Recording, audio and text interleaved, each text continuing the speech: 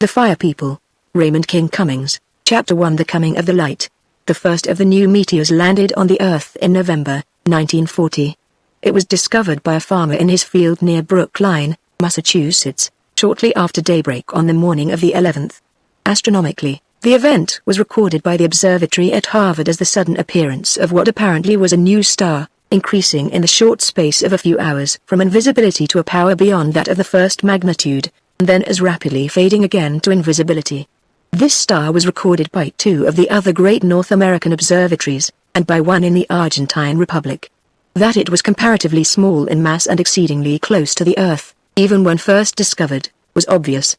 All observers agreed that it was a heavenly body of an entirely new order. The observatory at Harvard supplemented its account by recording the following, just before dawn of the 11th, of an extraordinarily brilliant meteor that flamed with a curious red and green light as it entered the Earth's atmosphere. This meteor did not burn itself out, but fell, still retaining its luminosity, from a point near the zenith, to the horizon. What the farmer saw was a huge fire burning near the center of his field. It was circular in form and about 30 feet in diameter. He was astonished to see it there, but what surprised him more was its peculiar aspect. It was still the twilight of dawn when he reached the field. He beheld the fire first from a point several hundred yards away. As he explained it, the light for it was more aptly described as a light than a fire extended in parallel rise from the ground directly upward into the sky. He could see no line of demarcation where it ended at the top. It seemed to extend into the sky an infinite distance. It was, in fact, as though an enormous searchlight were buried in his field, casting its beam of light directly upward. But more than all this, the farmer was struck by the extraordinary color of the light. At the base it was a deep, solid green. This green color extended upward for perhaps 50 feet, then it shaded into red. The farmer noticed, too, that the fire did not leap and dance with flames, but seemed rather to glow a steady light like the burning of colored powder. In the morning half-light it threw a weird, unearthly reddish-green glow over the field. The farmer approached to within 20 feet of the light. He looked to see what was burning, but could not determine, for the greenish base extended directly down into the ground. He noticed also that it gave out extraordinarily little heat. The morning was not exceptionally cold, yet he stood within 20 feet of the fire without discomfort. I was on the staff of the Boston Observer at this time. I reached Brookline about noon of the 11th of November, and went directly to the field where the fire was burning. Nearly 1,000 people were there, watching. By daylight the fire still held its green and red color, although its light was much less intense. It held its characteristic shape. Though clearly definable, under the rays of the sun it became quite transparent. Looking through it, I could see plainly the crowd of people on the farther side of the field. The effect was similar to looking through a faintly tinted glass, except that now I noticed that the light had a sort of crawling motion, like the particles of a heavy fog. The fire came from a hole in the ground. By daylight now the hole could be seen plainly. For some moments I stood silent, awestruck by this extraordinary spectacle. Then a man standing beside me remarked that there was no smoke. I had not thought of that before. But it was true indeed, the fire appeared phosphorescent. "Let's get up closer," said the man beside me. Together we walked within 10 feet of the outer edge of the fire. We could feel its heat now, although it was not uncomfortable except when it beat directly on our faces. Standing so close, we could see down into the hole from which the light emanated. Lying at the bottom of the hole, perhaps 10 feet below the surface, I saw the jagged top of an enormous gray sphere, burned and pitted. This was the meteor nearly 30 feet in diameter that in its fall had buried itself deep in the loam of the field. As we stood there looking down into the hole, someone across from us tossed in a ball of paper. It seemed to hang poised a moment, then it shriveled up, turned black, and floated slowly down until it rested on top of the sphere. Someone else threw a block of wood about a foot long into the hole. I could see it as it struck the top of the sphere. It lay there an instant, then it, too, turned black and charred, but it did not burst into flame. The man beside me plucked at my sleeve. "Why don't it burn?" he asked. I shook myself loose. "How should I know?" I answered impatiently. I found myself trembling all over with an unreasoning fear, for there was something uncanny about the whole affair. I went back to Brookline soon after that to send in the story and do some telephoning. When I got back to the field I saw a man in front of me carrying a pail of water. I fell into step beside him. "What do you suppose it'll do?" he asked as we walked along. "God knows," I answered. "Try it." But when we got down into the field we found the police authorities in charge. The crowd was held back now in a circle, 100 yards away from the light. After some argument we got past the officials, and, followed by 2 cameramen and a motion picture man who bobbed up from nowhere, walked out across the cleared space toward the light. We stopped about 6 or 8 feet from the edge of the hole. The heat was uncomfortably intense. "I'll make a dash for it," said the man with the pail. He ran forward a few steps, splashed the water into the light, and hastily retreated. As the water struck the edge of the light there came a roar like steam escaping under tremendous pressure. A great cloud of vapor rolled back over us and dissolved. When the air cleared I saw that the light, or the fire of this mysterious agency, was unchanged. The water dashed against it had had absolutely no effect.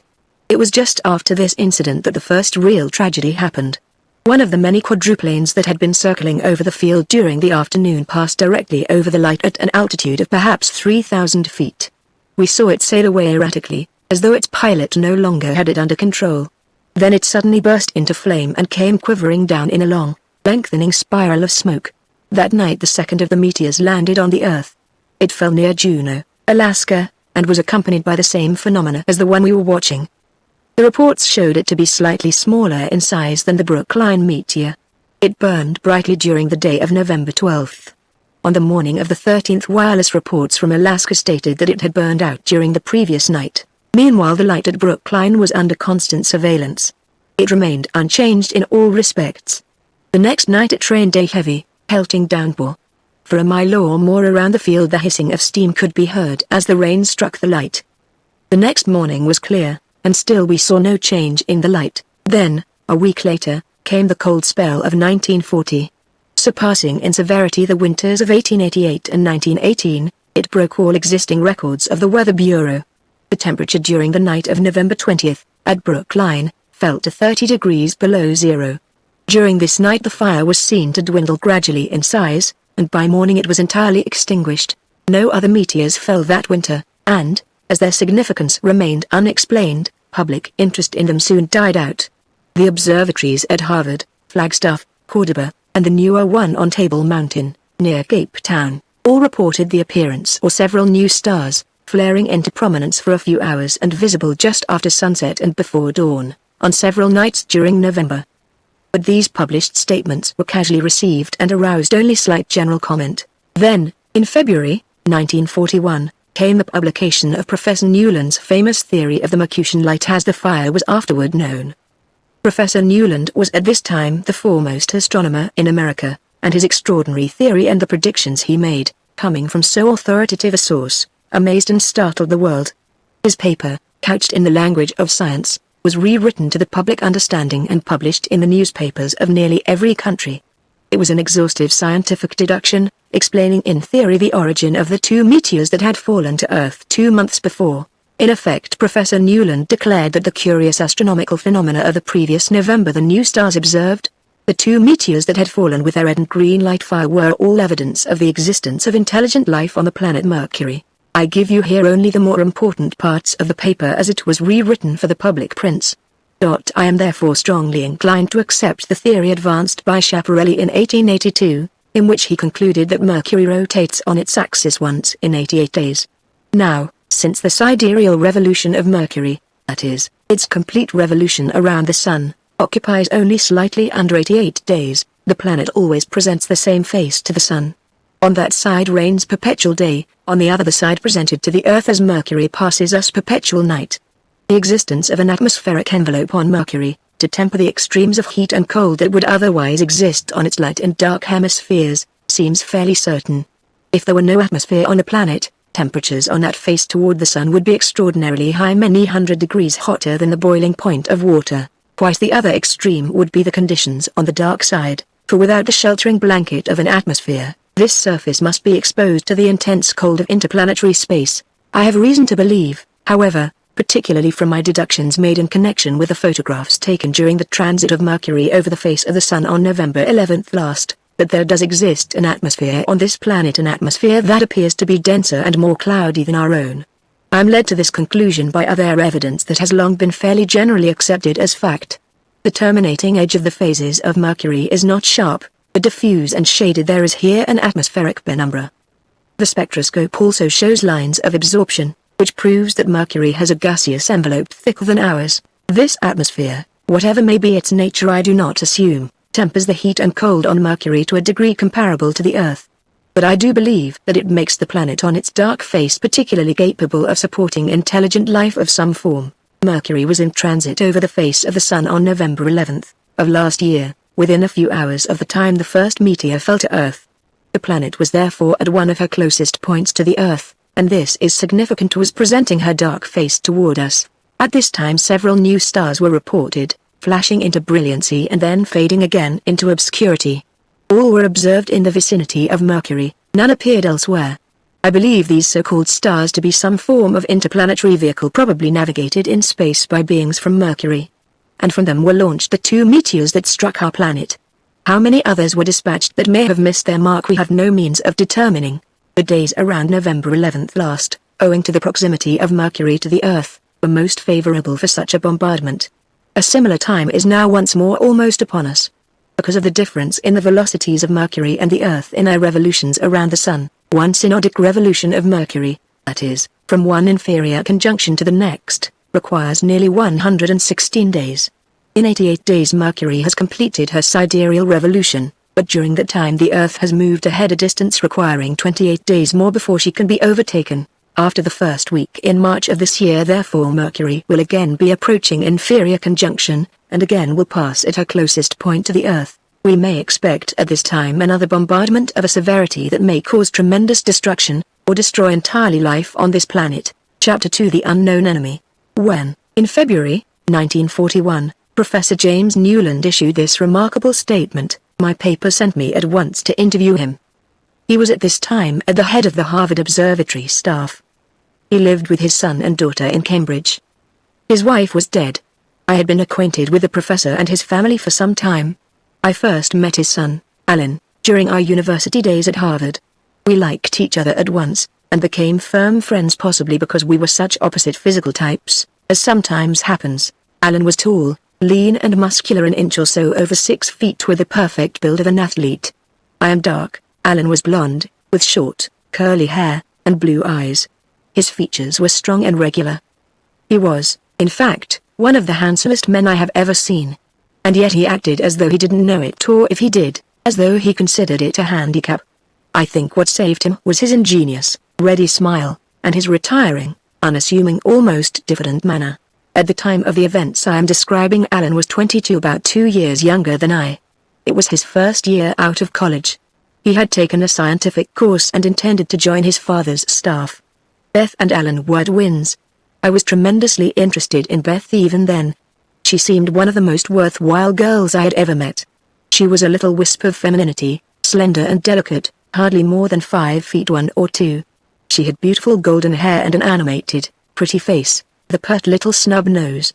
She was a graduate of Vassar, and planned to take up chemistry as a profession. She had the same scientific bent as her father and brother. I called upon Professor Newland the evening of the day his statement was published, and found all three discussing it. You want me to talk for publication, don't you, Bob Trevor?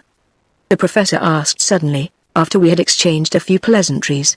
He was a wiry little man, about 60, smooth-shaven, with sparse grey hair, a rugged face of strong character, and a restless air of energy about him. He was an indefatigable worker, indeed. I am confident that, for any single continuous period of work without sleep, he could have run Alan and me into the ground and still have been comparatively fresh. You want an exclusive follow-up story from me tonight, don't you? He repeated. I admitted that I did. What you'll get won't be just what you expect. Look at this. He pulled one of the evening papers toward him vigorously. They think it is humorous. They read that. The item to which he pointed was a sprightly account of the weird beings that might shortly arrive from Mercury. They think it's a joke, some of them. There's another read that. The attitude of the press was distinctly an inclination to treat the affair from the humorous side. I had seen indications of that during the day at the office. Look here, Bob. The professor swept all the papers aside with his hand. You put it to them this way. Make them see this is not a prediction of the end of the world. We've had those before, nobody pays any attention to them, and rightly so. But this Mercutian light is more than a theory, it's a fact. We fought it last November, and we'll have to fight it again next month. That's what I want to make them realize. They'll think it is worth being serious about. Alan put in, If one of those lights drop into Boston or New York, especially if it happens to play in a horizontal direction instead of vertical. We went into the whole subject thoroughly, and the professor gave me a second signed statement in which he called upon the nations of the world to prepare for the coming peril. The actual characteristics of the Mercutian light we had discussed before several times. A good deal had been printed about it during the previous December without, as I have said, attracting much public attention. The two meteors had been examined. They were found to be of a mineral that could have originated on Mercury. They were burned and pitted like other meteorites by their passage through the Earth's atmosphere. Of the light itself Professor Newland had already given his opinion. It was, he said, some unknown form of etheric vibration. It radiated heat very slightly, but it had the peculiarity of generating intense heat in anything it touched directly. You'd better explain that, Father, said Beth, when we reached this point in our summary that evening. Heat is the vibration of molecules of matter, the professor began. I nodded. Make it clear when you write it up, Bob, Alan put in. It's like this. All molecules are in motion. The faster the motion, the hotter the substance, and vice versa. And this Mercutian light, Beth added, has the power of enormously increasing the molecular vibration of anything it comes in contact with, but it doesn't radiate much heat itself, Alan finished. Professor Newland smiled. The old man doesn't have much of a show, does he? Alan sat down somewhat abashed, but Beth remained standing beside her father, listening intently to everything he said. This light I conceive to be the chief weapon of warfare of the Mercutians, the professor went on. There has been some talk of those two meteors being signals. That's all nonsense. They were not signals, they were missiles. It was an act of aggression. I tried to get him to give some idea of what the inhabitants of Mercury might be like, for that was what my editor chiefly desired. At first he would say nothing along those lines. That is pure speculation, he explained. And very easy speculation, too.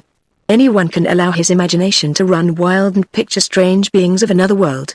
I don't predict they will actually land on the Earth, and I have no idea what they will look like if they do land.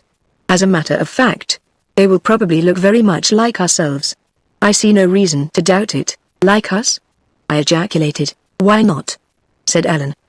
Conditions on Mercury are not fundamentally different from here. We don't have to conceive any very extraordinary sort of being to fill them. Here's what you can tell your paper, said the professor abruptly.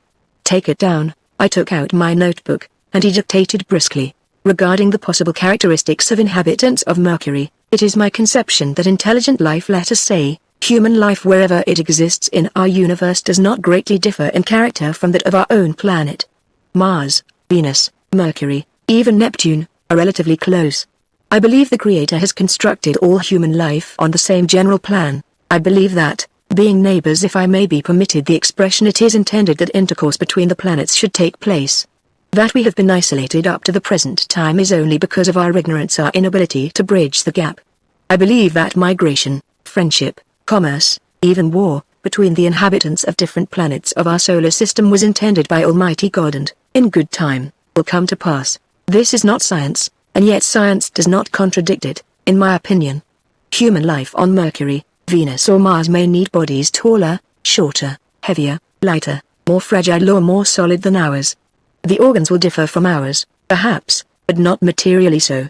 The senses will be the same. In a word, I believe that nearly all the range of diversity of human life existing on any of the planets exists now on this Earth, or has existed in the past, or will exist in the future through our own development, or at most the differences would not be greater than a descent into our animal kingdom would give us. Mercutians may have the sense of smell developed to the point of a dog, the instinct of direction of the homing pigeon, the eyes of a cat in the dark, or an owl in the light. I cannot conceive of them being so different that similar illustrations would not apply.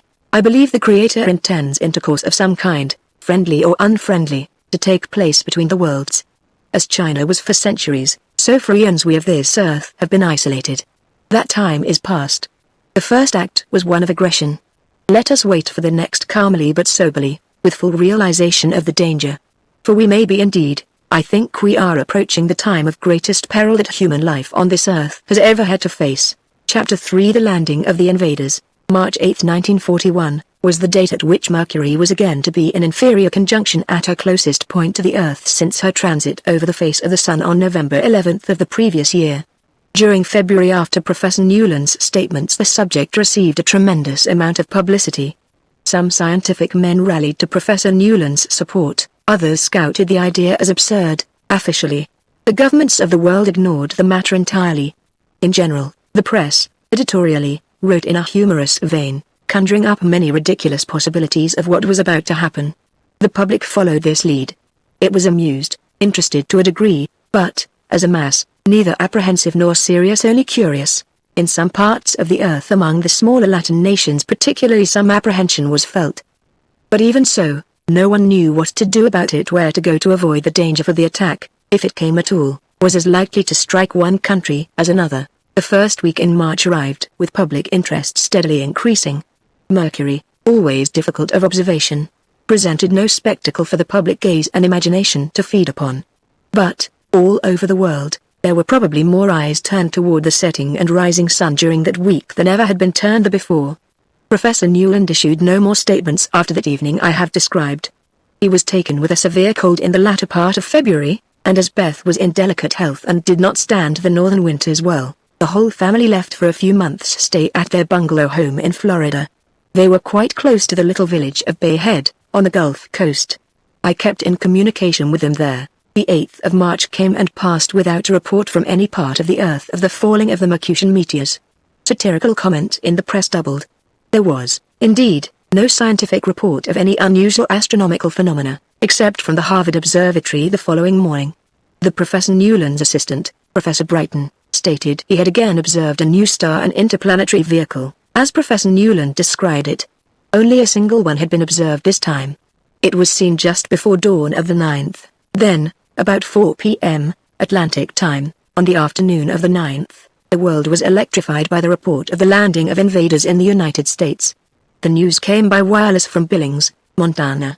An interplanetary vehicle of huge size had landed on the desert in the Shoshone River district of northern Wyoming, west of the Big Horn Mountains. This strange visitor, it was described as a gleaming, silvery object perhaps 100 feet in diameter, had landed near the little Mormon settlement of Byron. The hope that its mission might be friendly was dispelled even in the first report from Billings. The characteristic red and green light fire had swept the country nearby. A horizontal beam this time in the town of Byron was reported destroyed, and in all likelihood with the loss of its entire population.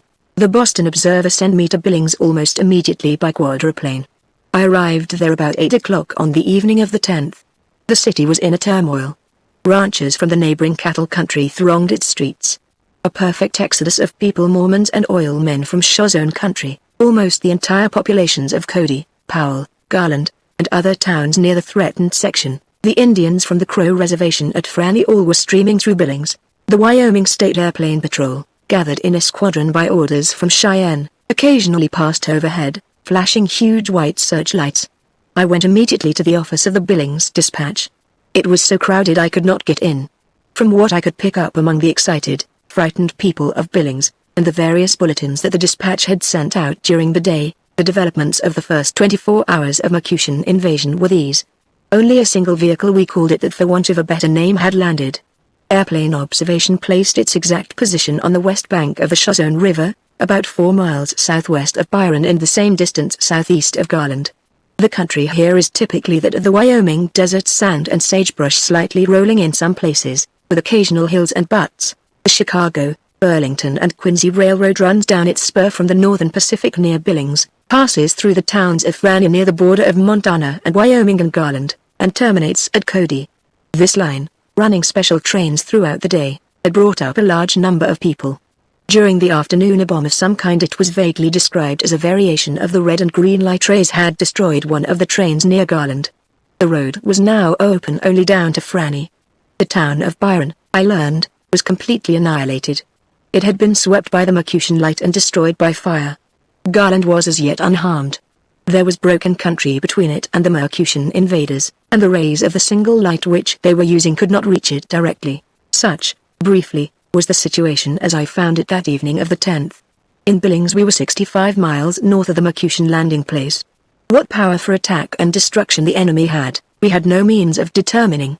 How many of them there were, how they could travel over the country, what the effective radius of their light fire was, the nature of the bomb that had destroyed the train on the C, E, and Q. Near the town of Garland, all those were questions that no one could answer. Billings was, during those next few days, principally a gathering place and point of departure for refugees. Yet, So curiously is the human mind constituted, underneath all this turmoil the affairs of Billings went on as before. The stores did not close, the Billings Dispatch sent out its reports, the Northern Pacific trains from east and west daily brought their quota of reporters, picturemen and curiosity seekers, and took away all who had sense enough to go. The C, B, and Q continued running trains to Franny, which was about 15 miles from the Mercutian landing place, and many of the newspaper men, most of those, in fact, did not have airplanes, went there. That first evening in Billings, Roland Mercer, a chap about my own age, who had brought me from the east in one of the Boston Observer's planes, and I decided on a short flight about the neighboring country to look the situation over.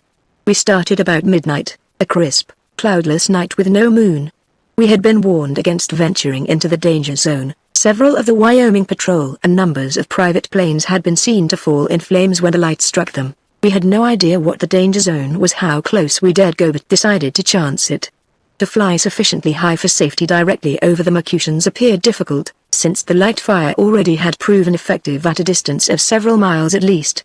We decided not to attempt that, but merely to follow the course of the C, B, and Q, southwest to Cody, then to circle around to the east, and thence back north to Billings, passing well to the east of the Mercutians. We started, as I have said, about midnight, rising from the rolling prairie back of Billings.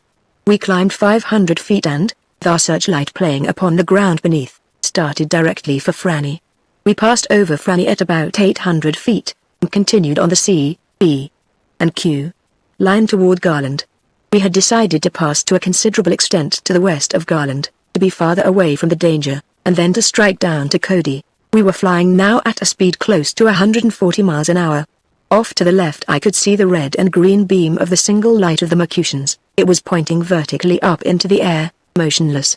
Something I do not know what made me decide to turn off our searchlight. I looked behind us. Some miles away, and considerably nearer the Mercutians than we were, I saw the light of another plane.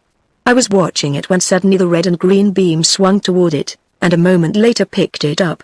I caught a fleeting glimpse of what I took to be a little biplane. It remained for an instant illuminated by the weird red and green flare, then the Mercutian light swung back to its vertical position. A second later the biplane burst into flames and fell. The thing left me shuddering. I turned our searchlight permanently off and sat staring down at the shadowy country scurrying away beneath us. Mercer had evidently not seen this tragedy. He did not look at me, but kept facing the front. We were now somewhat to the west of Garland, with it between us and the Mercutians. The few lights of the town could be seen plainly. The country beneath us seemed fairly level. To the west, half a mile away, perhaps, I could make out a sheer, perpendicular wall of rock. We seemed to be flying parallel with it and about level with its top. We were rising a little, I think, when suddenly our engines stopped. I remember it flashed through my mind to wonder how Mercer would dare shut them off when we were flying so low. The sudden silence confused me a little.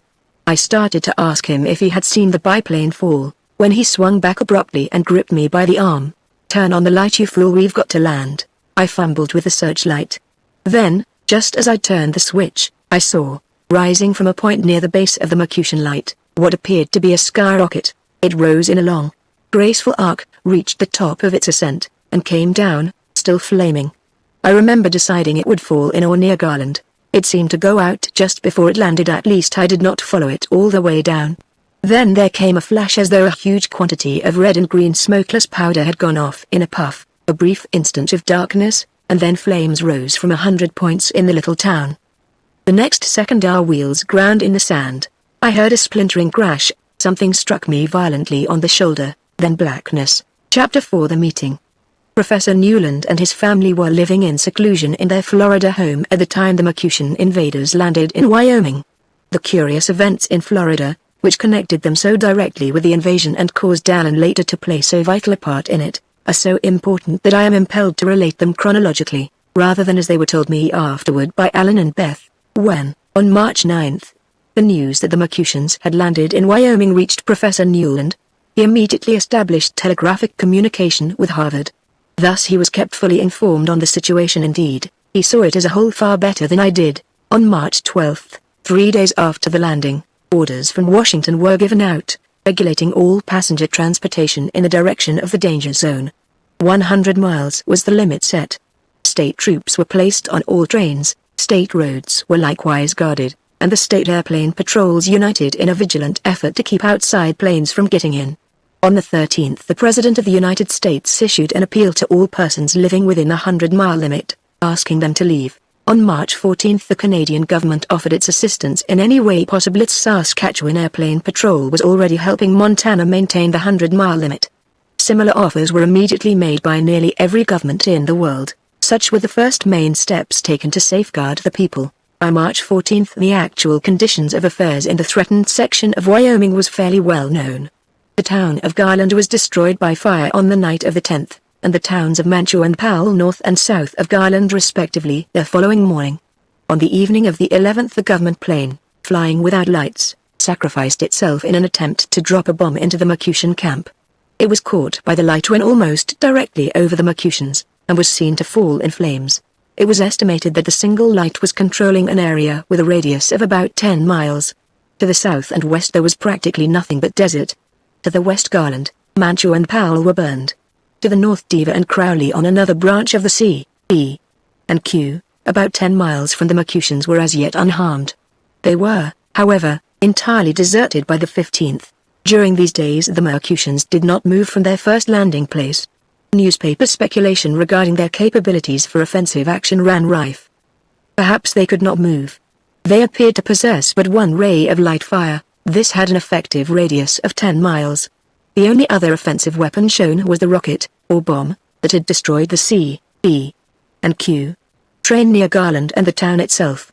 Reports differed as to what had set fire to the town of Powell. All these points were less than 10 miles away from the Mercutian base. Obviously, then, the danger was grossly exaggerated. The unknown invaders could safely and easily be shelled by artillery from a much greater distance. Mercury had passed inferior conjunction. No other Mercutian vehicles had been reported as landing anywhere on the Earth. A few days, and the danger would be over. Thus the newspapers of the country settled the affair. On March 14 it was announced that General Price would conduct the military operations against the Mercutians. Press dispatches simultaneously announced that troops, machine guns and artillery were being rushed to Billings. This provoked a caustic comment from the Preparedness League of America, to the effect that no military operations of any offensive value could be conducted by the United States against anybody or anything. This statement was to some extent true. During the 20 years that had elapsed since the World War, armament of all kinds had fallen into disuse. Few improvements in offensive weapons had been made. The military organization and equipment of the United States, and, indeed, that of many of the other great powers, was admittedly inadequate to cope with any very powerful enemy. Professor Newland telegraphed to the War Department at Washington on the 14th, stating that in his opinion new scientific measures would have to be devised to deal with this enemy, and that whatever scientific knowledge he had on the subject was at their disposal at their request. To this telegram the government never replied. It was a day or two after that, on the morning of the 16th. To be exact, that the next most important development in this strange affair took place. Alan Newland rose that morning at dawn and took his launch for a trip up one of the neighboring bayous. He was alone, and intended to fish for an hour or so and return home in time for breakfast. He went, perhaps, 3 miles up the winding little stream. Then, just after sunrise, he shut off the motor and drifted silently along. The bayou split into 2 streams here, coming together again a quarter of a mile farther on, and thus forming a little island. It was just past the point of this island that Alan shut off his motor. He had been sitting quiet several minutes preparing his tackle, when his eye caught something moving behind the dark green of the magnolia trees hanging over the low banks of the island. It seemed to be a flicker of red and white some 5 feet above the ground. Instinctively he reached for the little rifle he had brought with him to shoot at it, thinking it might be a bird, although he had never seen one before of such a color. A moment later, in the silence, he heard a rustling of the palmettos near the bank of the bayou.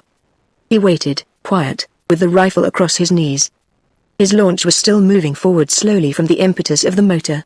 And then, quite suddenly, he came into sight of the figure of a girl standing motionless beside a tree on the island a few feet back from the water and evidently watching him. Alan was startled. He knew there was no one living on the island. There were, in fact, few people at all in the vicinity, only an occasional Negro shack or the similar shack of the poor white trash, and a turpentine camp, several miles back in the pines.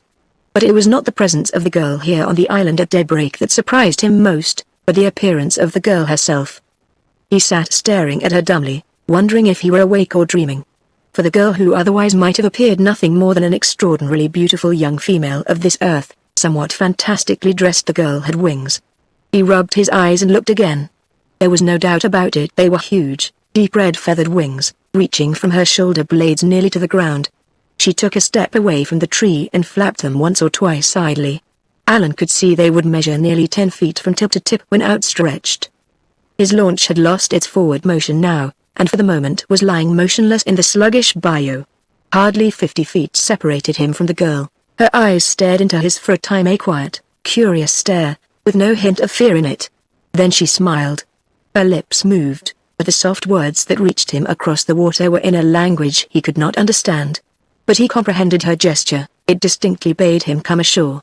Alan took a new grip on himself, gathered his scattered wits, and tried to think connectedly. He laid his rifle in the bottom of the launch. Then, just as he was reaching for an oar, he saw back among the tall cabbage palms on the island in an open space, a glowing, silvery object, like a house painted silver and shining under the rays of a brilliant sun. Then the whole thing came to him. He remembered the press descriptions from Wyoming of the Mercutian vehicle. He saw this white rectangle on the little Florida island as a miniature of that which had brought the invaders of Wyoming from space.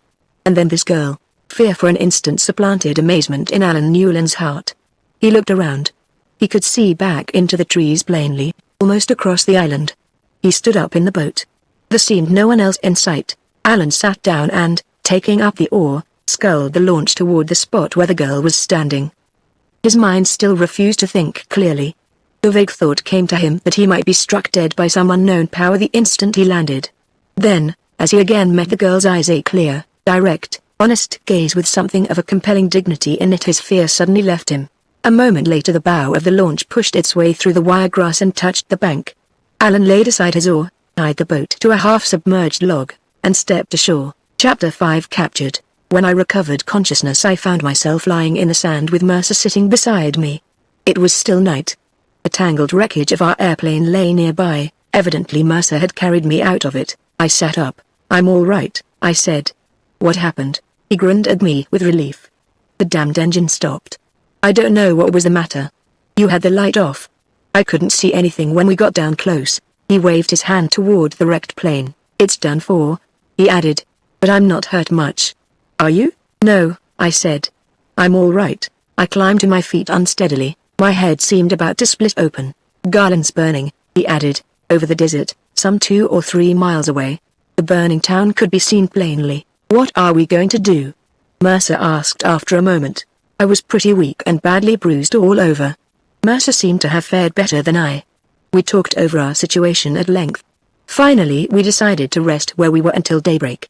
I would feel better then, and we could start back on foot for Mantua and Franny. I lay down again. My head was going round like a top and Mercer sat beside me. It was pretty cold, but we were warmly dressed and not uncomfortable. The fact that we were so close to the Mercutians, not much over 7 or 8 miles, worried us a little. But we reasoned that we were in no great danger. We could still see their light ray standing vertically in the air. Occasionally it would swing slowly to one side or the other. Once it swung toward us, but as its base was in a hollow, it was cut off by the higher ground between as it swung down, and we knew it could not reach us from that position. After a while I fell asleep. When Mercer woke me up it was dawn. "Let's get started," he said. "I'm hungry as the devil." I felt much better now. I was hungry myself, and stiff, and chilled. "You'll feel better walking," he added. "Come on. It'll take us a deuce of a while over this sand." We decided to strike for the railroad at its closest point to us. The state automobile road to Cody ran along near the railroad, and we planned to follow that up to Mantua. After a last look at our plane, which was hopelessly demolished, we started off, heading north of Garland. We had been walking along a few minutes when Mercer suddenly gripped me by the arm. I followed the direction of his glance. Another rocket was rising from the Mercutian base. It was still dark enough for us to see its flare as it rose and curved in a long, graceful arc. We stopped stock still and stood watching. The rocket arched over to the north. As it came down we lost sight of it. "That went into Mantua," said Mercer in a horrified whisper. A moment later we saw, in the direction of Mantua, that brief, silent, smokeless red and green flash. Then the sky lighted up a lurid red, and we knew Mantua was burning. We stood looking at each other for a time, too frightened and horrified for words. The thing was not like modern warfare. It was uncanny in its silent deadliness, and there seemed a surety about it that was appalling. "We're cut off," said Mercer finally. His face was white and his voice trembled. We were both pretty much unnerved, but after a moment we got ourselves together and talked calmly about what was best for us to do. We concluded finally to go ahead to the road. We calculated we were not over 2 miles from the nearest part of it. We would strike it about halfway between Garland and Mantua, and we thought it just possible we would find passing along it some refugees from the two towns. I couldn't quite see how meeting them could help us any, unless we encountered some vehicle that would give us a lift. However, the walking would be easier, and when we got to the road we could decide which way to go, north to Franny, or south around Garland to Powell. The sun was just rising when we started again. It took us nearly an hour to reach the road. As far as we could see it was deserted. We stopped here and held another consultation. "It's easily 12 miles up to Franny," I said, "and I don't believe more than 8 to Powell. Let's go that way. We can get down to Cody from there. I guess there are still people left in Powell." We started down the road toward Garland. It seemed the sensible thing to do. We were both famished by now and thirsty also. I had an idea that, since the fires in Garland were about burned out, there might be an isolated house unharmed, where we could find food and water. I sometimes wonder now at our temerity in venturing so calmly to face this unknown danger. We were in the enemy's country, an enemy whose methods of attacking us might at any moment prove 100 times more efficacious than they had so far. But we did not consider that then. There was, indeed, nothing else we could have done advantageously. This road we were on was the only one within 20 or 30 miles. To have struck west from our wrecked plane away from the Mercutians would have brought us to face 100 miles or more of desert over to the Yellowstone. It was now broad daylight and almost cloudless, as is usual in this locality. Half an hour of walking brought us nearly to the outskirts of Garland. There was less smoke all the time. We judged the fire must be pretty well burned out by now. Behind us the smoke of Mantua, a much larger town than Garland, rose in a great rolling cloud. We were walking along, wondering what we should find ahead, when suddenly behind Garland and off to the right we saw another huge cloud of smoke rising. "Powell!" ejaculated Mercer, coming to a dead stop in the road. "Good God, they've got Powell, too." There was no doubt about it, the town of Powell was also in flames. We sat down together then at the side of the road. We didn't quite know what else to do. We were both faint. Our situation seemed every moment to be getting worse. We appeared further from even comparative safety now than when we left our plane at dawn. There seemed nothing else to do now but go ahead into Garland, a distance of only half a mile. There we might find food and water, and, thus refreshed, we could start back north to cover the 15 miles to Franny. Garland, a few days before, was a town of about 500 inhabitants, but I do not suppose that, at the time of its destruction, there were more than a score or two of people remaining in it. We started off again, and within 20 minutes were among the smoldering houses of the town. It consisted practically of only one street, the road we were on, with the houses strung along it. The houses had been, most of them, small frame structures. They were nothing now but smoldering heaps of ashes with the chimneys left standing, like silent sentinels. As we passed on down the road we saw several twisted forms that we took for the remains of human beings. It is unnecessary for me to describe them. We hurried on, shuddering. Our objective was the lower end of the town, for there, perhaps a quarter of a mile off to one side with a branch road leading to it, we saw a single house and outbuildings left standing. We turned down this road and approached the house. It was a rather good-looking building of a bungalow type with a wide spreading porch. Beside it stood a long, low, rectangular building we took to be a garage. There was an automobile standing in the doorway, and behind it we caught the white gleam of an airplane wing. "We're all right now," cried Mercer. "There's a car, and there's a plane inside. One of them ought to run." At this unexpected good fortune we were jubilant. We could get back to Billings now in short order. We climbed up the porch steps and entered the house. We did not call out, for it seemed obvious that no one would be there after what had occurred in Garland so nearby. "There must be something to eat here," I said.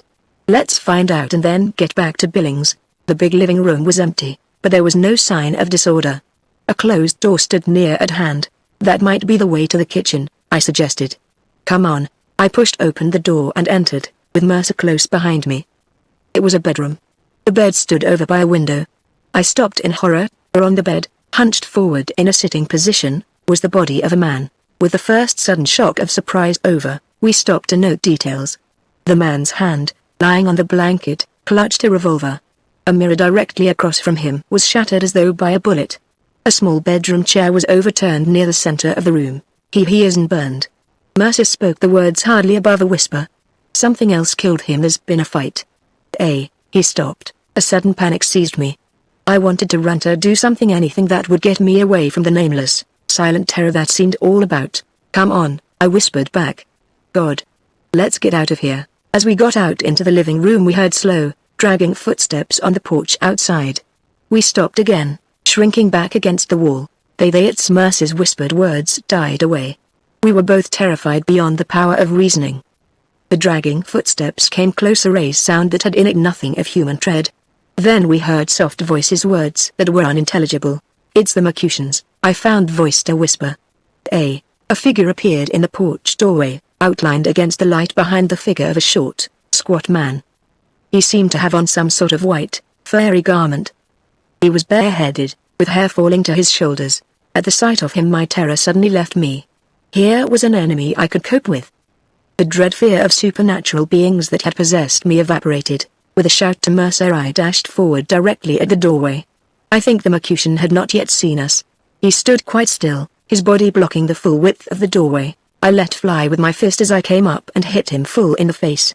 At the same instant my body struck his. He toppled backward and I went through the doorway. I tripped over him on the porch outside and fell sprawling. Before I could rise 3 other Magneons fell upon me and pinned me down. Mercer was right behind me in the doorway. I saw him pause an instant to see what was happening. There seemed to be 5 Magneons altogether. The one I had hit lay quite still. 3 others were holding me. The 5th stood to one side, watching Mercer, but apparently inactive. I saw Mercer hesitate. An expression of surprise came over his face. His body swayed. He took a single step forward, half-turned, and then fell in a crumpled heap. Chapter 6. Mila. The girl stood quiet beside the tree, watching Alan as he tied up his boat. She continued smiling. Alan stood up and faced her. He wondered what he should say, whether she could understand him any better than he could her. You speak English? He began hesitantly. The girl did not answer at once. She seemed to be trying to divine his meaning. Then she waved her hand, a curious movement, which he took to be a gesture of negation, her broadening smile disclosing teeth that were small, even, and very white. At this closer view Alan could see she was apparently about 20 years old, as time is reckoned on Earth. Her body was very slender, gracefully rounded, yet with an appearance of extreme fragility. Her slenderness, and the long, sleek wings behind, made her appear taller than she really was. Actually she was about the height of a normal woman of our own race. Her legs were covered by a pair of trousers of some silky fabric, grayish-blue in color. Her bare feet were encased in sandals, the golden cords of which crossed her insteps and wound about her ankles, fastening down the lower hems of the trousers. A silken, grey-blue scarf was wound about her waist, crossing in front. It passed up over her breast and shoulders, crossing again between the wings behind and descending to the waist. Her hair was a smooth, glossy black. It was parted in the middle, covered her ears, and came forward over each shoulder. The plaits were bound tightly around with silken cords. Each was fastened to her body in 2 places, at the waist and, where the plait ended, the outside of the trouser leg just above the knee. Her skin was cream-colored, smooth in texture, and with a delicate flush of red beneath the surface. Her eyes were black, her face small and oval, with a delicately pointed chin.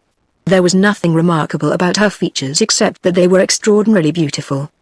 But in this point Alan noticed at once there was in her expression, in the delicacy of her face, a spiritual look that he had never seen in the woman before. It made him trust her, and even then, I think love her, too. Such was the strange girl as Alan saw her that morning standing beside the tree on the bank of the little Florida bayou. I can't talk your language, said Alan. He realized it was a silly thing to say. But his smile answered hers, and he went forward until he was standing close beside her. She did not appear so tall now, but he towered over her, the strength and bigness of his frame making her seem all the frailer by contrast. He held out his hand. The girl looked at it, puzzled. Won't you shake hands? He said, and then he realized that, too, was a silly remark. She wrinkled up her forehead in thought. Then, with a sudden comprehension, she laughed a soft little ripple of laughter and placed her hand awkwardly in his. As he released her hand she reached hers forward and brushed it lightly against his cheek. Alan understood that was her form of greeting. Then she spread her wings and curtsied low, making as charming a picture, he thought, as he had ever seen in his life. As she straightened up her eyes laughed into his, and again she spoke a few soft words wholly unintelligible. Then she pointed toward the sun, which was still low over the horizon, and then to the silver object lying back near the center of the island. "I know," said Alan. "Mercury." The girl repeated his last word immediately, enunciating it almost perfectly. Then she laid her hand upon her breast, saying, "Mila." "Alan," he answered, indicating himself. The girl laughed delightedly, repeating the words several times. Then she took him by the hand and made him understand that she wished to lead him back into the island. They started off, and then Alan noticed a curious thing. She walked as though weighted to the ground by some invisible load. She did not raise her feet normally, but dragged them, like a diver who walks on land in his heavily weighted iron shoes. After a few steps she spread her wings, and, flapping them slowly, was able to get along better, although it was obvious that she could not lift her body off the ground to fly. For a moment Alan was puzzled, then he understood. The force of gravity on Earth was too great for the power of her muscles, which were developed only to meet the pull of Mercury, a very much smaller planet. The girl was so exceedingly frail Alan judged she did not weigh, here on Earth, much over 100 pounds. But even that he could see was too much for her. She could not fly, and it was only by the aid of her wings that she was able to walk with anything like his own freedom of movement. He made her understand, somehow, that he comprehended her plight. Then, after a time, he put his left arm about her waist. She spread the great red wings out behind him, the right one passing over his shoulder, and in this fashion they went forward more easily. The girl kept constantly talking and gesturing. She seemed remarkably intelligent, and even then, at the very beginning of their acquaintanceship, she made Alan understand that she intended to learn his language. Indeed, she seemed concerned about little else, and she went about her task systematically and with an ability that amazed him. As they walked forward she kept continually stooping to touch objects on the ground, a stick, a handful of sand, a woodland flower, or a palmetto leaf. Or, again, she would indicate articles of his clothing, or his features. In each case Alan gave her the English word, and in each case she repeated it after him. Once she stopped stock still, and with astonishing rapidity and accuracy rattled off the whole list, some 15 or 20 words altogether, pointing out each object as she enunciated the word. Alan understood then, and he found out afterward it was the case that the girl's memory was extraordinarily retentive, far more retentive than is the case with any normal Earth person. He discovered also, a little later, that her intuitive sense was highly developed. She seemed, in many instances, to divine his meaning, quite apart from his words or the gestures which often were unintelligible to her with which he accompanied them. After a time they reached the Mercutian vehicle. It was a cubical box, the pyramid-shaped top, some 30 feet square at the base, and evidently constructed of metal, a gleaming white nearer like silver than anything else Alan could think of. He saw that it had a door on the side facing him, and several little slit-like windows, covered by a thick, transparent substance which might have been glass. As they got up close to it Alan expected the girl's companions to come out. His heart beat faster. Suddenly he raised his voice and shouted, "Hello, inside." The girl looked startled. Then she smiled and made the negative gesture with her hand. Alan understood then that she was alone. They went inside the vehicle. It was dark in there. Alan could make out little, but after a moment his eyes grew accustomed to the darkness. He noticed first that the thing was very solidly constructed. He expected to see some complicated mechanism, but there was little or nothing of the kind so far as he could make out in the darkness in this first hurried inspection. Fastened to one wall was an apparatus which he judged was for the making of oxygen. He looked around for batteries, and for electric lights, but could see nothing of the kind. All this time Alan's mind had been busily trying to puzzle out the mystery of the girl's presence here alone. Evidently she came in the most friendly spirit, and thus, quite evidently, her mission, whatever it was, must be very different from that of the invaders who had landed almost simultaneously in Wyoming. Whatever it was that had brought her, whatever her purpose, he realized it must be important.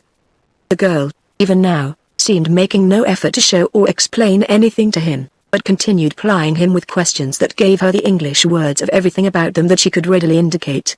Alan knew then that she must have something important to communicate, something that she wanted to say as quickly as possible.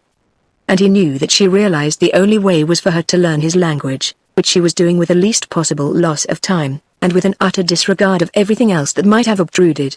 Alan decided then to take the girl back home with him. Indeed, it had never been in his mind to do anything else and let Beth care for her. Meanwhile he would do everything he could to help her get the knowledge necessary to make known what it was that had brought her from Mercury. That she had some direct connection with the Wyoming invaders he did not doubt. Alan had just reached this decision when the girl made him realize that she had the same thought in mind. She pointed around the room and then to herself, and he knew that she was insisting upon a general word to include all her surroundings. Finally Alan answered, "House." After pointing to him, she waved her hand vaguely toward the country outside the open doorway, and he understood she was asking where his house was. Alan's decision was given promptly. "We'll go there," he said. He put his arm about her and started out. By the way she immediately responded he knew she understood, and that it was what she wished to do. They got back to Alan's launch in a few moments. He seated her in the stern of the boat. She half reclined with her wings spread out a little behind her. So assiduous was she and so facile in her task of learning English, that before she would let him start the motor she had learned the names of many of the new objects in sight, and several verbs connected with his actions of the moment. There was a large tarpaulin in the launch, and this Alan wrapped about the girl's shoulders. He did not want her vivid red wings to be seen by anyone as they passed down the bayou. Finally they started off. Professor Newland's home was some 3 miles from the village of Bay Head, on the shore of a large bay which opened into the Gulf of Mexico. The bayou down which they were heading flowed into this bay near where the house stood. Their home was quite isolated, Alan thought with satisfaction. There was no other habitation nearer than Bay Head except a few Negro shacks. With the girl's wings covered he could take her home and keep her there, in absolute seclusion, without causing any comment that might complicate things. On the way down the bayou the girl showed extreme interest in everything about her. She seemed to have no fear, trusting Alan implicitly in his guidance and protection of her in this strange world. She continued her questions, she laughed frequently, with almost a childlike freedom from care. Only once or twice, he noticed, as some thought occurred to her. The laughter died away, her face suddenly sobered, and a faraway, misty look came into her beautiful eyes. Alan sat close beside her in the stern, steering the launch and occasionally pulling the tarpaulin back onto her shoulders when it threatened to slip off because of her impetuous gestures. They saw only a few Negroes as they passed down the bayou, and these paid no particular attention to them. Within an hour Alan had the girl safely inside the bungalow, and was introducing her, with excited explanations, to his astonished father and sister, who were just at that moment sitting down to breakfast. Chapter 7 The Mercutian Camp. As I saw merciful to the floor of the porch a sudden rage swept over me. I struggled violently with the 3 men pinning me down. They appeared very much weaker than I, but even though I could break their holds the 3 of them were more than a match for me. The man who was standing inactive, and who I realized had struck down Mercer in some unknown, deadly way, appeared to be the leader. Once, as one of my assailants made some move, the import of which the leader evidently understood, but which I did not, I heard him give a sharp command. It occurred to me then that if I offered too much resistance if it seemed I was likely to get away from them I might possibly be struck as swiftly as Mercer had been. So I gave up abruptly and lay still. They must have understood my motive, or perhaps they felt that I was not worth the trouble of taking alive, for immediately I stopped struggling they unhanded me and rose to their feet. I stood up also, deciding to appear quite docile, for the time being at any rate, until I could comprehend better with what I had to contend. The man who appeared to be their leader issued another command. One of the men with whom I had been struggling immediately stepped a few feet away, out of my reach. I knew he had been told to guard me. He kept just that distance away thereafter, following my movements closely and seeming never to take his eyes off me for a moment. I had opportunity now to inspect these strange enemies more closely. The leader was the tallest. He was about 5.5 feet in height, I judged, and fairly stocky. The others were all considerably short, not much over 5 feet, perhaps. All were broad-framed, although not stout to any degree approaching fatness. From their appearance, they might all have been fairly powerful men, the leader especially. But even the short struggle I had had with them showed me they were not. Their bodies, too, had seemed under my grip to have a flimsy quality, a lack of firmness, of solidity, entirely belied by their appearance. They were all dressed in a single rude garment of short white fur, made all in one piece, trousers and shirt, and leaving only their arms bare. Their feet were encased in buskins that seemed to be made of leather. Their hair was a reddish-brown color, and fell scraggling a little below the shoulder line. Their skin was a curious, dead white like the pallor of a man long in prison. Their faces, which had no sign of hair on them, were broad, with broad flat noses, and with abnormally large eyes that seemed to blink stolidly with an owl-like stare. Their leader was of somewhat different type. He was, as I have said, nearly 6 inches taller than the others, and leaner and more powerful looking. His hair was black, and his skin was not so dead white. His eyes were not so abnormally large as those of his companions. His nose was straight, with a high bridge. His face was hairless.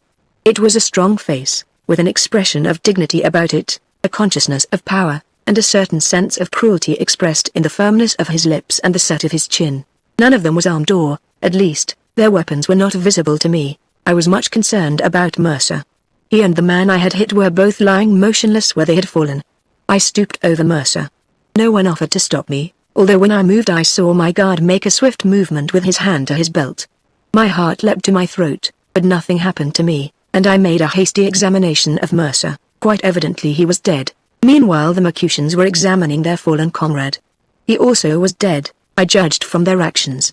They left him where he was lying, and their leader impatiently signed me toward the steps that led down from the porch to the roadway. We started off, my guard keeping close behind me. I noticed then how curiously hampered the Mercutians seemed to be in their movements. I have explained how Alan observed the effect of our Earth's gravity on Mila. It was even more marked with the Mercutians here. She had the assistance of wings, while they did not. The realization of this encouraged me tremendously. I knew now that physically these enemies were no match for me, that I could break away from them whenever I wished, but the way in which Mercer had been killed, that I could not understand. It was that I had to guard against. I was afraid to do anything that would expose me to this unknown attack. I tried to guess over how great a distance this weapon, whatever it was, would prove effective. I assumed only a limited number of feet, although my only reason for thinking so was my guard's evident determination to keep close to me. All this flashed through my mind while we were descending the steps to the roadway. When we reached the ground we turned back toward the garage, and with slow, plodding steps the leader of the Mercutians preceded me to its entrance, his companions following close behind me. They had evidently been here before, I could tell from their actions. I realized that probably they had all been inside the garage when Mercer and I first approached the house. It was quite apparent now that the Mercutians did not understand the use of either automobiles or airplanes. They poked around these as though they were some strange, silent animals. Inside the garage I was ordered to stand quiet, with my guard nearby, while the rest of them continued what appeared to be a search about the building. We passed by the house, and I realized that we were starting for the Mercutian base some 4 miles away. I remembered then that I was extremely hungry and thirsty. I stopped suddenly and endeavored to explain my wants, indicating the house as a place where I could get food. The leader smiled. His name was Tao. I had learned from hearing his men address him. I do not know why that smile reassured me, but it did. It seemed somehow to make these enemies less inhuman, less supernatural in my mind. Indeed, I was fast losing my first fear of them, although I still had a great respect for the way in which they had killed Mercer. Tao told his men to wait, and motioned me toward the house. The bodies of Mercer and the man I had struck down were still lying where they had fallen on the porch. We found food and water in the kitchen, and I sat down and made a meal, while Tao stood watching me. When I had finished I put several slices of bread and meat in my coat. He signified that it was unnecessary, but I insisted, and he smiled again and let me have my way. Again we started off. This walk of 4 miles of desert that lay between Garland and the point on the Shozone River where the invaders were established was about all I could manage, for I was almost exhausted. I realized then how great an exertion the Mercutians were put to, for they seemed nearly as tired as I. We stopped frequently to rest, and it was well afternoon when we approached the hollow through which the Shozone River ran. Several times I noticed where the Mercutian light had burned off the scrubby desert vegetation. As we got closer I could see it now in the sunlight, standing vertically up in the air, motionless. There were signs all about now where the light had burned. We were passing along a little gully. The country here was somewhat rough and broken up when something came abruptly from behind a rock. Its extraordinary appearance startled me, so I stared at it in amazement and fear. It came closer, and I saw it was one of the Mercutians. He was completely encased in a suit of dull black cloth, or rubber, or something of the kind. On his head was a helmet of the same material, with a mask over his face having 2 huge circular openings covered with a flexible, transparent substance. On his back was a sort of tank with a pipe leading to his mouth. He looked, indeed, something like a man in a diving suit, and still more like the pictures I had seen of soldiers in the World War with gas masks on. He pulled off his helmet as he came up to us, and I saw he was similar in appearance to the red-haired Mercutians who had captured me. After a short conversation with Tao he went back to his station by the rock, and we proceeded onward down the gully to the river bank. I saw a number of Mercutians dressed this way during the afternoon. They seemed to be guarding the approaches to the camp, and I decided later this costume was for protection against the effects of the light ray. The Shozone River was at this point about 200 feet wide, and at this season of the year a swift-moving, icy stream some 2 or 3 feet deep. There were small trees at intervals along its banks. All about me now I could see where they had been burned by the action of the light. The vehicle in which the invaders had arrived lay on the near side of the river, some 500 feet below where we came out of the gully. It was similar in appearance to the one Alan had found in Florida, only many times larger. It lay there now, with its pyramid-shaped top pointing up into the air, close beside the river, and gleaming a dazzling white under the rays of the afternoon sun.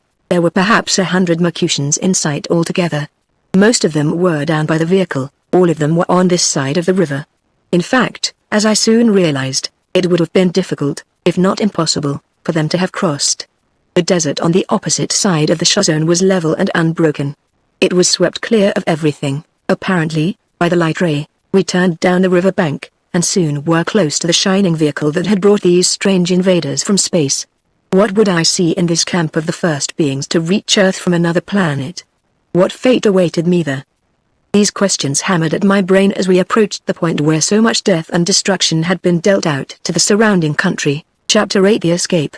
The Mercutians all regarded me curiously as we came among them. By the respect they accorded Tao, and his attitude toward them, I decided he was the leader of the entire party. I stopped, wondering what would happen next. The man guarding me was still close at hand. Tao spoke a few words to him and then moved away. My guard immediately sat down. I saw nothing was required of me at the moment, and sat down also. I had opportunity now to examine the strange things and people about me more in detail. The Mercutians all seemed to be of the same short, squat, red-haired type. Tao was, indeed, the only one I saw who had black hair, and he was the tallest, and by far the most commanding-looking figure of them all. They wore several different costumes, although the garment of white fur was the most common. A few were dressed in the black costume of the guard in the gully. Still others were garbed only in short, wide trousers and shirts of a soft leather, with legs bare from the knee down, and with leather buskins on their feet. The light tray was set up near the river, on a metallic structure supporting a small platform some 30 feet above the ground. A ladder up one side gave access to this platform from below. The light itself came from a cubical metallic box, perhaps 6 feet square, suspended above the platform in a balancing mechanism that allowed it to swing in all directions. All the metal of this apparatus, the projector, the platform and its framework, was apparently of the same kind. It had the appearance of burnished copper. The whole seemed fairly complicated, but not unlike a huge searchlight would appear if mounted that way. Coming out of the projector and running down to the ground were black wires, which led to a metallic box a few feet away. This box was rectangular in shape, 6 feet long, perhaps 2 feet broad, and the same in depth. I judged it to be the dynamo or battery from which the projector was supplied with the light ray. A short distance back from the river I saw what appeared to be a small mortar, which I assumed was for the sending of the light rockets, or bombs. Several other light ray projectors, sections of their supporting structures, and the unassembled parts of other apparatus, were lying scattered about the ground. A considerable number of the Mercutians were laboriously bringing out of the vehicle still more apparatus. It was obvious to me then that they were only just getting started in their offensive and defensive preparations. This I could easily understand when I had watched for a moment the activities going on. All of the apparatus which they were engaged in bringing out and assembling was of metal, and it was so extremely heavy here on Earth that they could hardly handle it. Standing on the platform beside the light ray projector were 2 men evidently in charge of it at the moment. They were dressed in black, with black gloves, although without helmets. I noticed that they had little pads over their ears, with wires running from them down to a small box at the waist. Once I saw one of them look up sharply, as though he had heard something, and, following the wave of his hand, I saw the tiny black-garbed figure of a man on the higher ground behind the gully through which we had come. I reasoned then that this was a lookout station there, and that he was directing the action of the light by some form of wireless telephony. For perhaps an hour I sat there, with my guard nearby watching me. I was sorry, now that I found myself in the midst of these enemies, that I had not made a determined effort to escape earlier in the day, when there would have been only 4 of them to cope with. I realized that I didn't know any more now about the power this guard had over me than I had at the beginning. He certainly looked inoffensive, sitting there, but the very calmness with which he watched me made me feel I would be taking a desperate chance in attempting to escape. I decided then to wait until nightfall and to watch a favorable opportunity to break away. Under cover of darkness, if once I could get out of their sight, I was satisfied they would never catch me. It was my plan to strike back to Garland.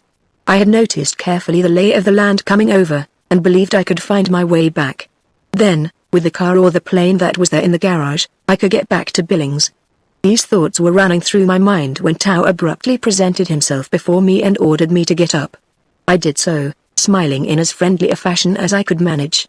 He then made me assist in the work of carrying the heavy pieces of apparatus.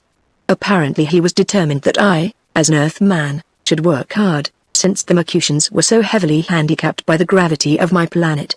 I concluded that it would be my best policy to help them all I could, that by so doing they might relax a little in their watchfulness, and thus enable me to get away that night. I signified to Tao my understanding of what he was after, and made them all see my entire readiness and ability to help.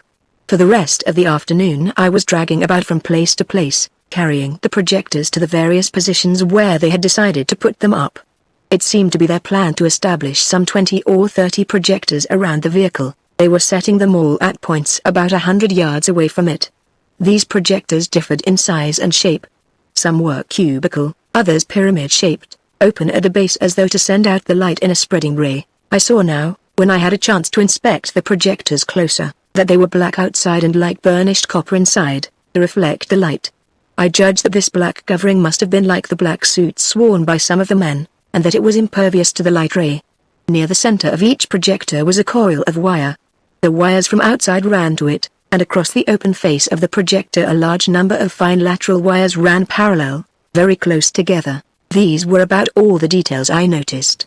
I wanted to remember them, although they conveyed very little to me, because I realized all this I was seeing might prove of immense help to the authorities when I got back to Billings. Night came, and I was still at work. Tao seemed tremendously pleased at what I was doing, and I noticed with satisfaction that his attitude toward me seemed gradually changing. My guard still followed me about, but he did not watch me quite so closely now. I thought, my help, that afternoon, was considerable. I was by far the strongest man in the camp, and, more than that, I was able to move about so much faster than they that I could do things in the few moments that would have taken them many times as long. Tao personally directed most of my efforts. He told me where to take the things, and I took them, smilingly, and always coming back to him for new orders. I moved so fast, indeed, that my guard had difficulty in keeping close to me. Several times I experimented and found that I could get away from him quite a little distance without a protest, either from him or from Tao. As it began to grow dark, they lighted up the camp. This was accomplished by little metallic posts that had been set around at intervals. Each had a tiny coil of wire suspended at its top, which became incandescent and threw out a reddish-green light. Around each light was a square black wire cage some 3 feet in diameter.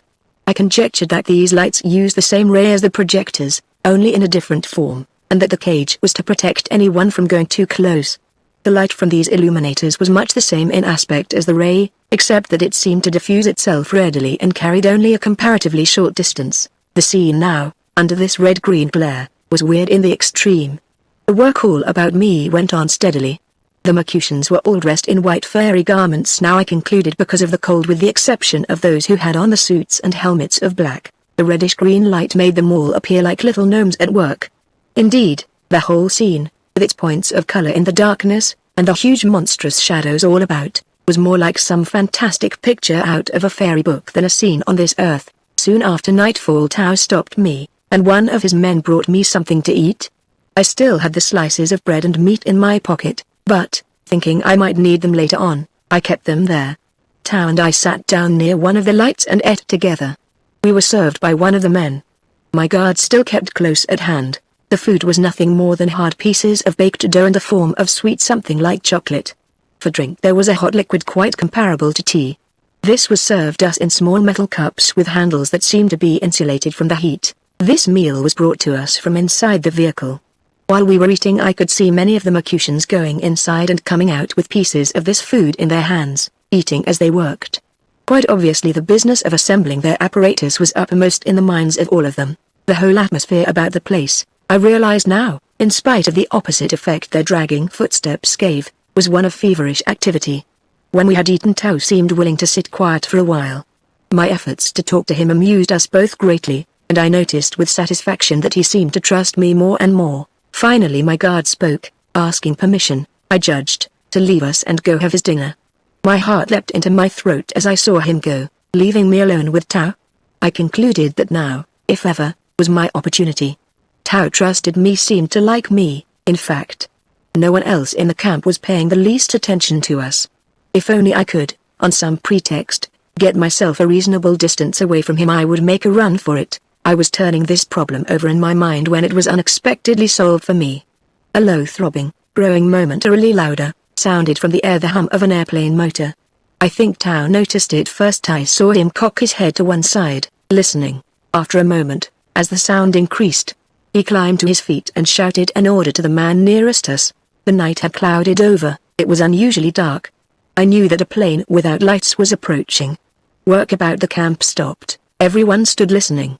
I looked up at the light ray platform. The two men there were swinging the light back and forth, sweeping the sky. Suddenly the sound ceased. The plane's motor had been shut off. Almost at the same instant the light ray picked up the plane. It was several thousand feet in the air and almost over our heads, coming down in a spiral. A moment more and the light ray swung away. The plane burst into flame, and I knew it was falling. An explosion sounded near at hand. The camp was in chaos immediately. I faced about to look at Tao. He had disappeared. I waited no longer. Turning back from the river, I ran at full speed. Chapter 9 Futile Attacks. There seemed to be no pursuit. In a few moments I was clear of the camp and hidden in the darkness of the desert. I ran perhaps half a mile, then I slowed down to a walk, completely winded. Turning, I could see behind me the lights of the camp. I doubted if even now they had missed me. The bomb dropped by the airplane and the plane itself falling almost in their midst must have plunged them for the time into confusion. I kept on walking rapidly. The desert here was almost pathless. Occasionally I would cross a wandering wagon track, but none of them seemed going in my direction. After a time I was not sure what my direction was. All about me was a luminous darkness and silence. I found myself now almost exhausted from my exertions of the day. I decided to go possibly a mile farther to be well away from the Mercutians and then to lie down and sleep until daylight. In about 15 minutes more I concluded I had gone far enough, and, lying down on the sand, was soon fast asleep. When I awoke it was daylight, with the sun just rising. With returning consciousness I looked about me in sudden fear, but there was no one in sight. I ate the bread and meat I had in my pocket, and, feeling much refreshed, but thirsty, I started again for Garland. I made the town soon after noon that day. The little automobile was still standing in the garage, and I started it without trouble. Before I left I went up to the porch of the house. The bodies of Mercer and the Mercutian were still lying there. I dragged Mercer's body down the steps and put it into the back seat of the car, then I started off. I stuck to the main road, and went through Mantua at top speed, apprehensive that some of the Mercutians might be there. This town, like Garland, was completely burned. Only the chimneys were left standing amid piles of ashes. At Franny I took on 2 passengers. There was much curiosity on the part of those I met along here, but I was unwilling to explain, deciding it best to wait and tell my whole story to the military authorities at Billings. It was early afternoon when I got back to Billings. This was March 12th. I turned Mercer's body over to the police, who promptly took me in charge. I gave them a brief outline of what had occurred.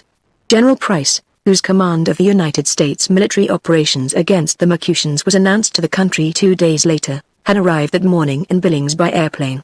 I demanded to see him, and when my business was explained to him he granted me an immediate interview. General Price was a man about 50, a kindly gentleman of the old Southern type, yet of thoroughly military demeanor. I told him everything that had happened to me in detail, as complete as I possibly could. Mercer's body was examined that same afternoon. It was found to have been drilled completely through the chest by a hole about the diameter of a lead pencil. This hole did not seem to have been made by the passage of any foreign object, but had more the aspect of a burn. I understood then Mercer had been killed by a tiny light ray projector, with a short, effective radius, aimed probably like a revolver. What I was able to tell General Price about the Mercutians naturally was invaluable to him. He asked me then to remain close to him during the forthcoming operations. We arranged that I was on honor to give nothing out to my paper without his approval. The situation, as it appeared during the next few days, was not one of grave danger. We were able to gauge now with fair probability of correctness the offensive strength of our enemies. They had no means of transportation, could only move from their present position slowly and with extreme difficulty. The possibility of the vehicle itself moving occurred to us, but, as I pointed out, the task of replacing their heavy apparatus in it, and then reassembling the apparatus in a new position, made such a step impractical. The only weapon the Mercutians had displayed so far was the light ray in its several forms. This seemed effective for 10 miles at most. That the Mercutians could be attacked by our artillery and destroyed seemed certain. By the 20th, General Price had mobilized some 10,000 men. They encamped on the prairie near Billings. The artillery was moved down to a point near the Wyoming state line, about 15 miles directly north of the Mercutian camp. 6 days before this, 48 hours after I had returned to Billings, observation planes had reported the establishment of 2 more light rays, similar in appearance to the first. During the succeeding days others rapidly appeared. By the 20th there were probably 30 of them altogether. The report stated that all were set up within a space seemingly of a few hundred yards. They were of different diameters, some projected in parallel rays, others spread out fan-shaped. These latter appeared not to carry so far. The first one that had appeared, it was judged, had the longest effective radius of them all. During these days and nights preceding the 20th the light rockets had been fired with increasing frequency, but none was observed to carry over 6 or 8 miles. By this time the burned area for a circle of 10 miles all around the Mercutian camp was entirely depopulated, and no additional destruction was reported. On the night of the 20th, firing by directions from captive balloons, the United States artillery began its bombardment from the Montana-Wyoming line. After sending over some 20 shells, the firing ceased. It was learned then that they had proven utterly ineffective. The diverging rays of the Mercutian light had thrown a barrage around their position. The shells striking the light had all exploded harmlessly in the air. Subsequent bombardments made that night met with no better success. The fact became obvious then that to artillery fire the Mercutians were impregnable. For several days no further military operations were attempted, with the exception of an occasional shell futilely thrown against the light rays. The newspapers during these days were full of discussion, scientific and otherwise, as to how this strange enemy of mankind could be destroyed or dislodged. This was like no other warfare in history. The newspaper statements gave the inference that General Price was entirely at a loss how to proceed. As a matter of fact, the press was quite correct in that assumption, and, since the Mercutians were making no offensive moves, General Price decided to do nothing until he was better informed. I was fortunate enough to be present the next day at a conference the General had with several scientific men who had come to Billings to meet him. It was the opinion of these men of science that no artillery fire could penetrate the light barrage the Mercutians had thrown about them. No airplane attack was practical, and to attack them from the ground with infantry would be absurd. On the other hand, it seemed obvious that the Mercutians could make no offensive move either. They had probably already done all the damage that they could. If matters were allowed to remain as they now were, thus avoiding the useless sacrifice of men, inevitably the time would come when the food supply the Mercutians had brought with them would be exhausted. Meanwhile, if the invaders decided to move in their vehicle to another location, they could not do so suddenly without abandoning their apparatus. Any lessening in the number of light rays in operation could be taken as an indication that a move of this kind was in preparation, and the warning would give General Price time to execute any attack that in the meantime might be planned. It was decided then to remain comparatively inactive and await developments from the opposite side. During the 3 months that followed this decision, artillery bases were located at intervals on a circumference of about 15 miles around the Mercutian center. These were all on desert country. Lines of communication between them were established, and the air above was thoroughly patrolled night and day. The 10,000 men under General Price it was not thought necessary or advisable to augment. They were deployed around this circumference in front of the artillery, nearer the 10-mile limit. Machine gun outposts, manned by volunteers exclusively, were established in Garland, Mantua and other points within the area controlled by the light. These were for the purpose of preventing, or reporting, any possible movements on foot of the Mercutians. During this time, the government was, naturally, subjected to much harsh criticism for its waiting attitude. It was suggested that armored tanks, relics of the World War, could be put into commission. These, under cover of darkness, could be used to rush the Mercutian position. This obviously was an absurd plan, since the light ray would instantly raise the temperature of the metal composing the car to such a height that the men inside would be killed, not to mention the fact that all explosives in the car would be instantly detonated. Another suggestion was that a night raid be made upon the outposts of the camp by a few men armed with machine guns fired from the shoulder, in an effort to capture one of the Mercutians garbed in a suit impervious to the light. With this suit, even one man with a machine gun would probably be able to clean out the Mercutian camp. This plan evoked much favorable comment. This black material, once in our possession, could be analyzed and possibly be duplicated in quantity by us. It seemed the logical way of making progress, but, unfortunately, conditions around the Mercutian camp at present were not the same as that night when I escaped. At that time it would have been feasible. Now it was impossible, for all the invaders were within the small circle of projectors, and the ground outside this circle was never free from the diverging rays of the light. Also, as one newspaper article replied, even with such a suit of armor a man with a machine gun could do little, for the light would instantly render useless the gun itself. So the controversy went on, and General Price waited, knowing that each day must bring the enemy nearer starvation. Such was the condition of affairs in the latter part of June. Then, one morning, I received a telegram from Alan Newland in Florida. I had been corresponding with him at intervals, but he had never given me a hint of what had happened down there. The telegram read: "Important Mercutian development here. Keep absolutely secret. Join us here at once." Answer: I wired him immediately. 3 days later I was at Bay Head, Chapter 10 Mila's story. When I reached the little Florida town, Alan was there to meet me. He would have none of my eager questions, took me at once by launch to their bungalow. No one was on the porch when we landed, and we went immediately into the living room. There I found Beth and Professor Newland talking to this extraordinary girl from another world, of whose existence, up to that moment, I had been in complete ignorance. She was dressed especially for my coming, they told me afterward, exactly as she had been that morning when Alan found her. They wanted to confound me, and they succeeded. I stood staring in amazement while Beth quietly introduced me. And Mila spread her wings, curtsied, and replied in a quaint, soft little voice, "I am honored, sir." Then she laughed prettily and, extending her hand, added, "How do you do, Bob my friend?" When I had partially recovered from my astonishment, Mila put on the big blue cloth cape she wore constantly to cover her wings.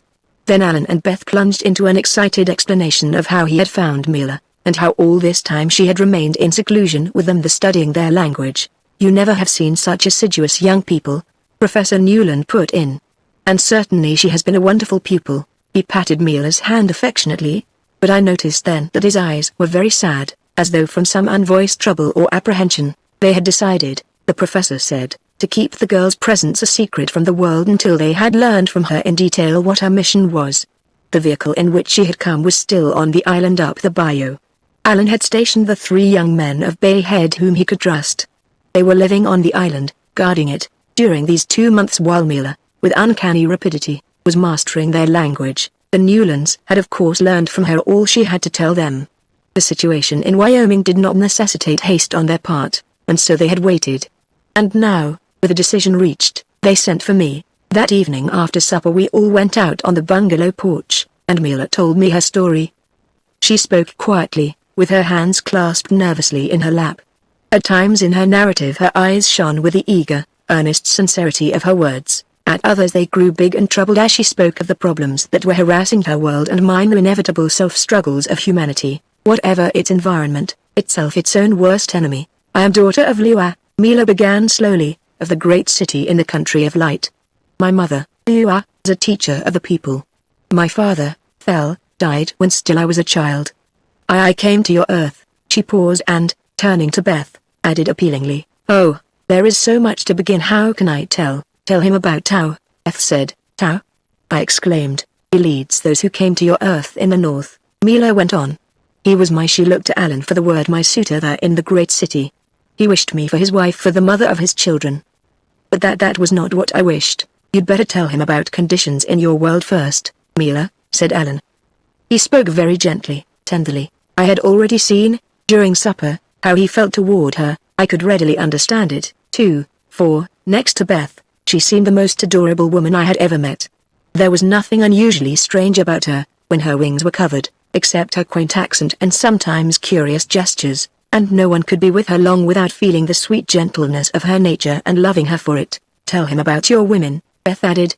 I noticed the affectionate regard she also seemed to have for Mila, and I noticed, too, that there was in her face that vague look of sorrow that was in her father's. The habitable world of Mercury, Mila then went on to tell me, was divided into 3 zones: light, twilight and darkness.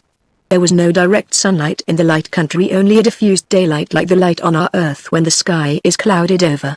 The people of the light country, Mila's people, were the most civilized and the ruling race. In the twilight zone around them, grading back to the dark country, various other peoples dwelt, and occasionally warred with their neighbors for possession of land in the light.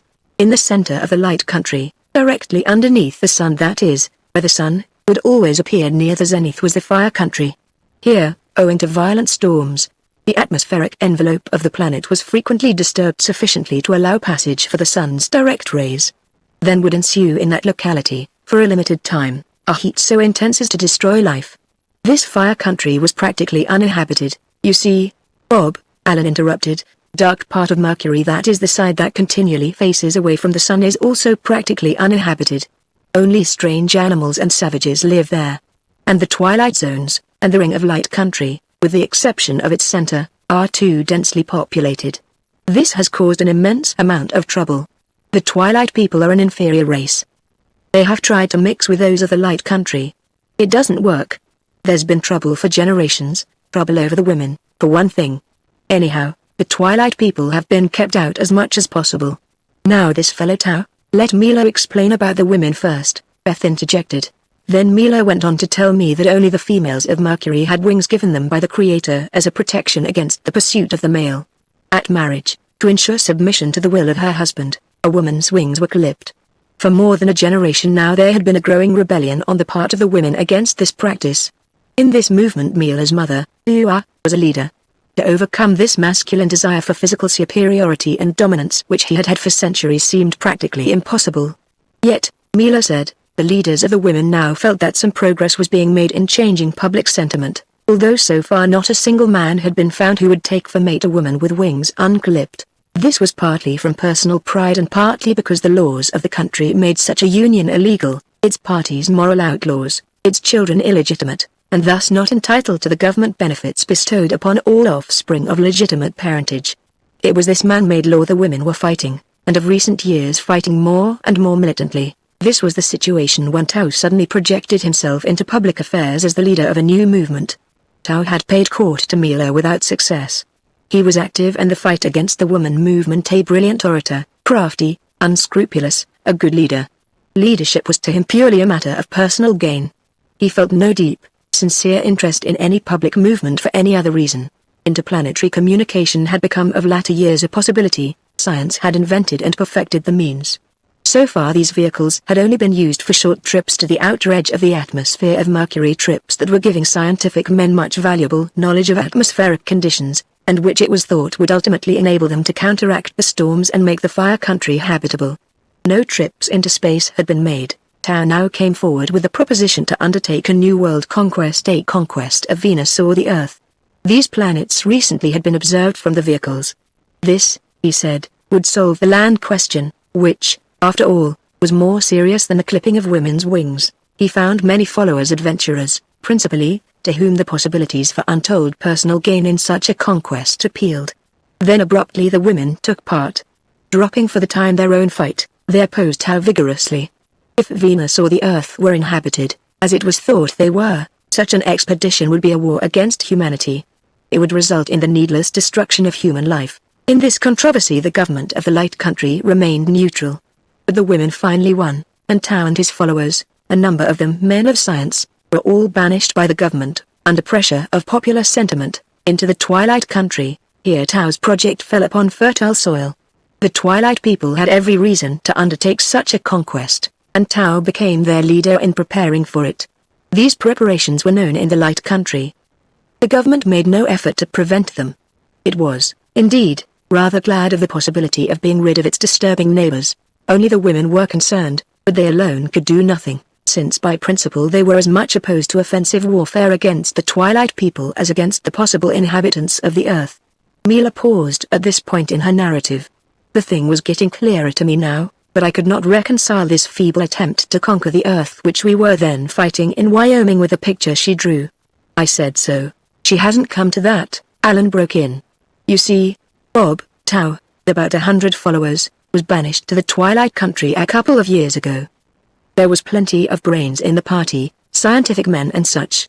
They had only one vehicle, but they have been at work ever since building a lot of others. This expedition of Tao to Wyoming with only about 100 of the Twilight people with him is not intended to be an offensive operation at all.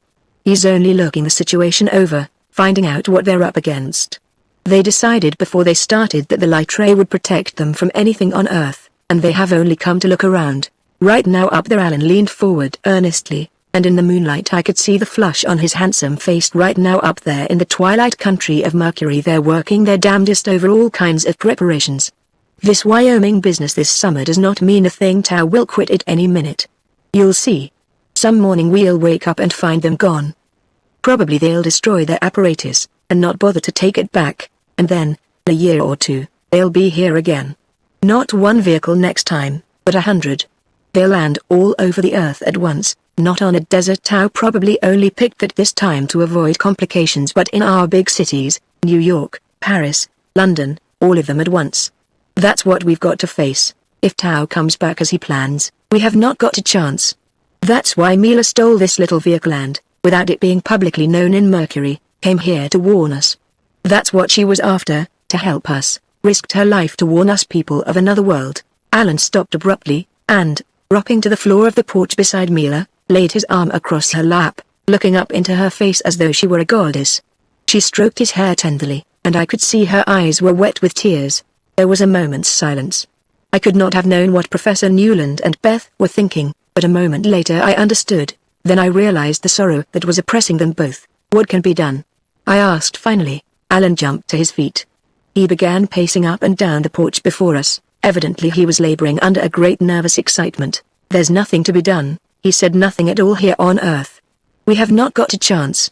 It's up to the thing has got to be fought out up there on Mercury to keep them from returning. Alan paused again. When he resumed his voice was pitched lower, but it was very tense. I'm going there.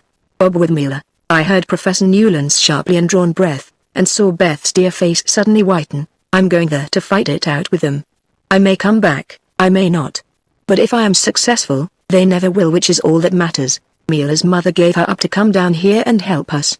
It is a little thing to go back there to help us, also. If I can help her people with their own problems, so much the better. He pulled Mila to her feet beside him and put his arm protectingly about her shoulders. And Mila is going back to her world as my wife, her body unmutilated, the first married woman in Mercury with wings as God gave them to her. Chapter 11 To Save the World. 2 days later Alan and Mila were quietly married in Bay Head. She still wore the long cloak, and no one could have suspected she was other than a beautiful stranger in the little community. When we got back home Alan immediately made her take off the cloak. He wanted us to admire her wings, to note their long, soft red feathers as she extended them, the symbol and the tangible evidence of her freedom from male dominance. She was as sweet about it all as she could be, blushing, as though to expose the wings, now that she was married, were modest. And by the way she regarded Alan, by the gentleness and love in her eyes, I could see she would never be above the guidance, the dominance, of one man. At least, the day before their marriage Alan had taken me up the bayou to see the little silver car in which Mila had come. I was intensely curious to learn the workings of this strange vehicle. As soon as we were inside I demanded that Alan explain it all to me in detail. He smiled. That's the remarkable part of it, Bob, he answered. Mila herself didn't thoroughly understand either the basic principle or the mechanism itself when she started down here, good lord. And she ventured. Tao was already on the point of leaving when she conceived the idea. He had already made one trip almost to the edge of the Earth's atmosphere, you know, and now was ready to start again. That first trip was last November, I said. Tell me about that. What were those first light meteors for? As far as I can gather from what Mila says, Alan answered, Tao wanted to make perfectly sure the light ray would act in our atmosphere. He came. There were several vehicles they had ready even then without other apparatus than those meteors, as we called them. Those he dropped to Earth with the light ray stored in them. They did discharge it properly. They seemed effective. The thing was merely a test. Tao was satisfied, and went back to arrange for this second preliminary venture in which he is engaged now. I understand, I said. Go on about Mila. Well, she and her mother went before the scientific society. She calls it the men who own and control these vehicles in the light country. They called it suicide. No one could be found to come with her.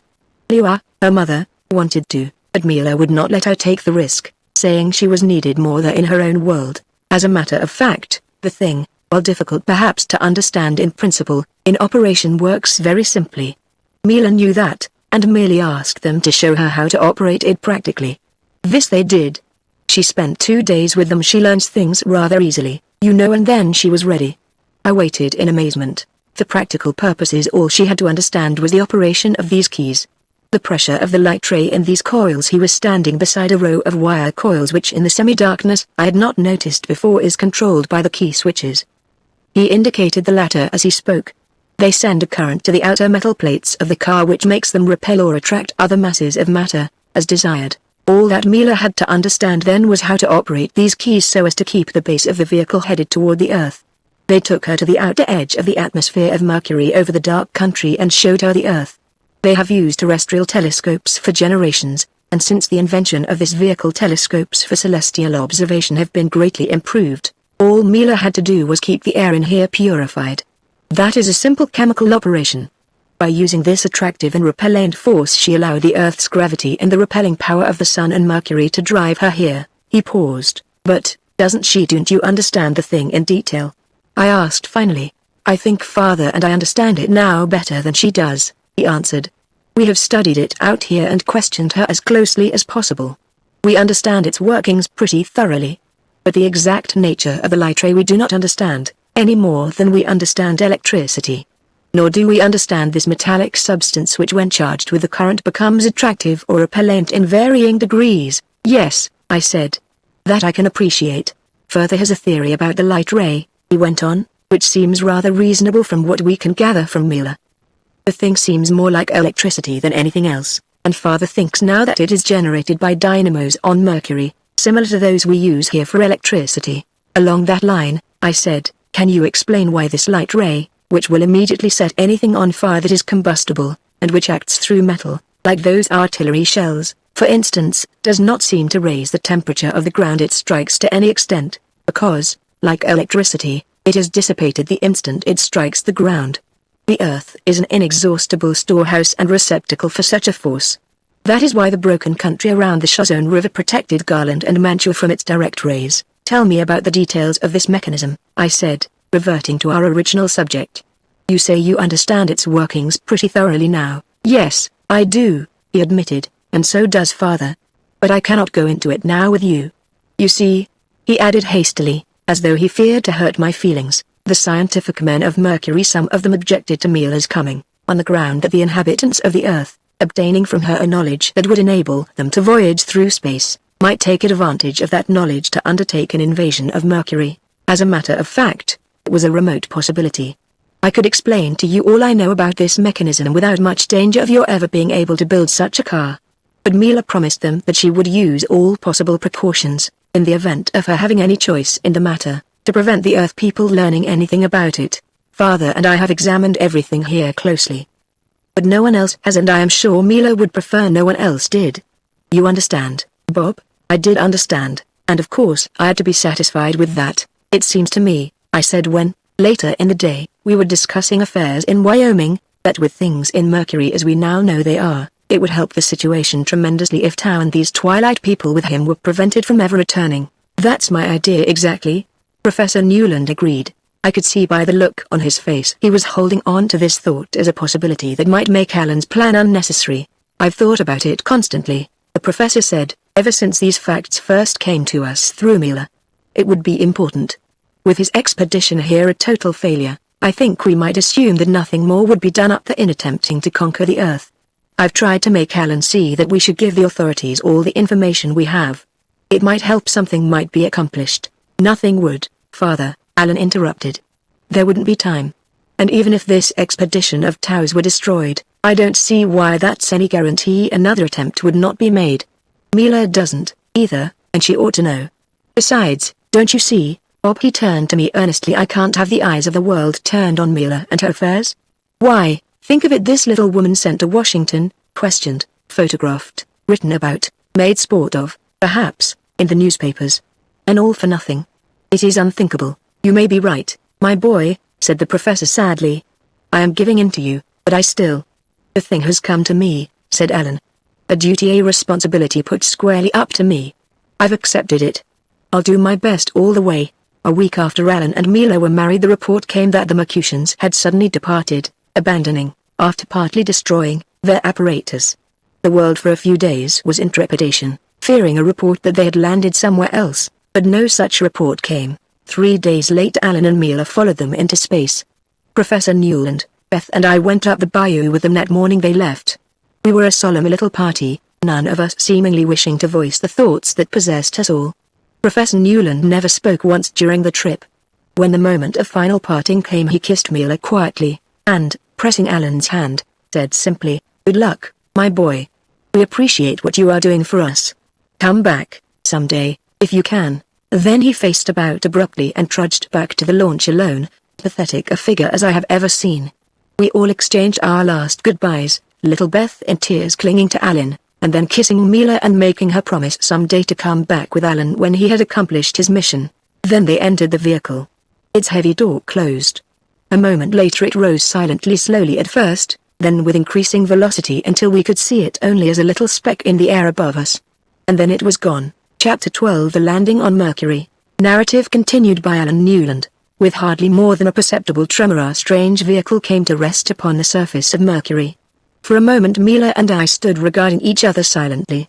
Then she left her station at the levers of the mechanism and placed her hands gently on my shoulders. "You are welcome, my husband, here to my world." I kissed her glowing, earnest face. We had reached our journey's end. My work was about to begin. Upon my own efforts now depended the salvation of that great world I had left behind. What difficulties, what dangers, would I have to face, here among the people of this strange planet? I thrilled with awe at the thought of it, and I prayed God then to hold me firm and steadfast to my purpose. Mila must have divined my thoughts, for she said simply, "You will have great power here, Alan, and it is in my heart that you will succeed." We slid back one of the heavy metallic curtains and looked out through the thick glass of the window. It was daylight, a diffused daylight like that of a cloudy midday on my own earth. An utterly barren waste met my gaze. We seemed to have landed in a narrow valley. Huge cliffs rose on both sides to a height of 1,000 feet or more. These cliffs, as well as the floor of the valley itself, shone with a brilliant glare, even in the half-light of the sunless day. They were not covered with soil, but seemed rather to be almost entirely metallic, copper in color. The whole visible landscape was devoid of any sign of vegetation, nor was there a single living thing in sight. I shuddered at the inhospitable bleakness of it. "Where are we, Mila?" She smiled at my tone. It was my first sight of Mercury except vague, distant glimpses of its surface through the mist coming down. "You do not like my world?" She was standing close beside me, and at her smiling words raised one of her glorious red wings and spread it behind me as though for protection. Then, becoming serious once more, she answered my question. "We are fortunate, Alan. It is the Valley of the Sun, in the Light Country. I know it well. We are very close to the great city." I breathed a sigh of relief. "I'll leave it all to you, little wife. Shall we start at once?" Her hand pressed mine. "I shall lead you now," she said. "But afterward it will be who leads me, who leads us all." She crossed to the door fastenings. As she loosed them I remember I heard a slight hissing sound. Before I could reach her she slid back the door. A great wave of air rushed in upon us, sweeping us back against the wall. I clutched at something for support, but the sweep of wind stopped almost at once. I had stumbled to my knees. "Mila!" I cried in terror. She was beside me in an instant, wide-eyed with fear, which even then I could see was fear only for me. I struggled to my feet. My head was roaring.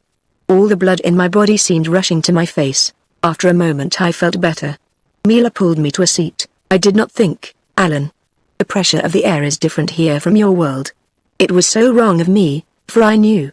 It was so when I landed there on your Earth. I had never thought to ask her that, nor had she ever spoken of it to me.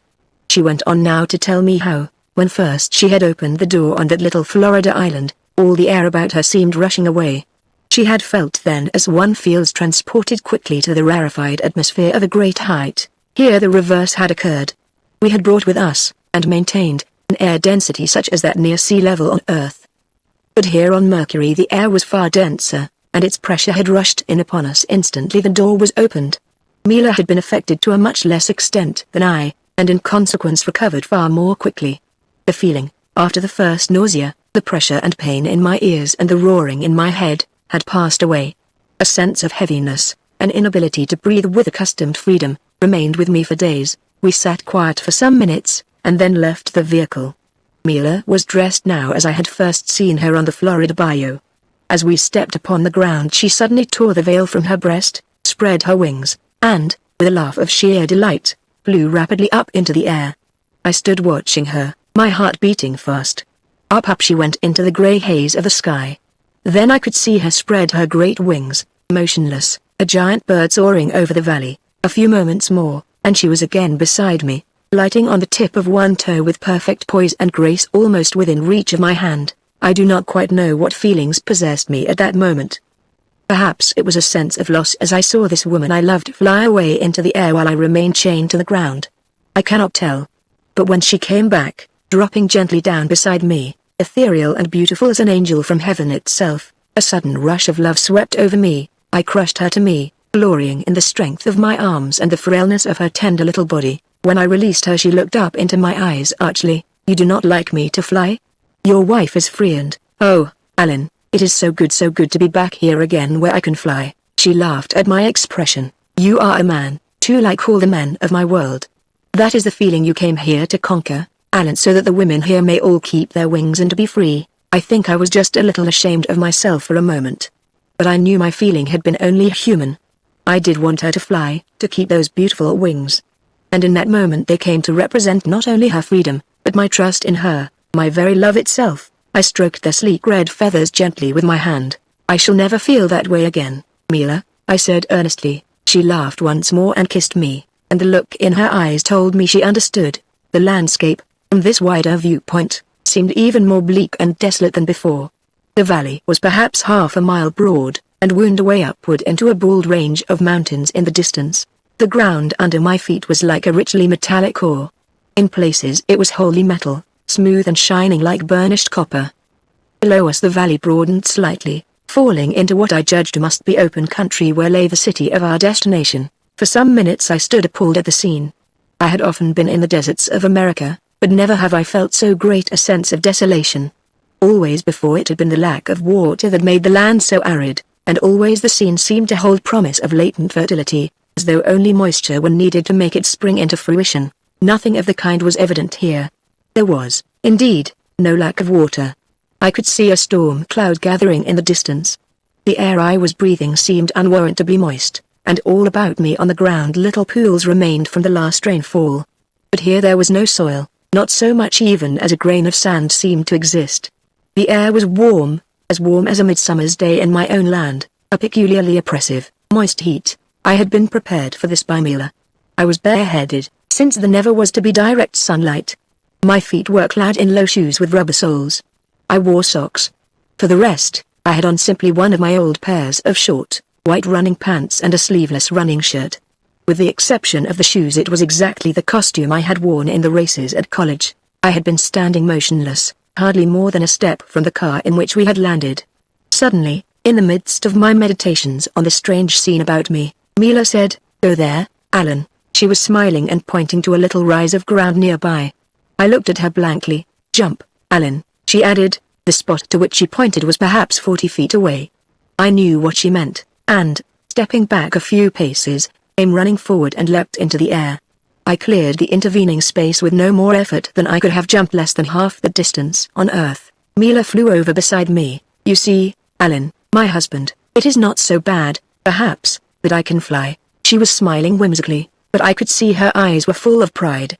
"There is no other man on Mercury who could do that, Alan," she added. I tried successive leaps then, always with the same result.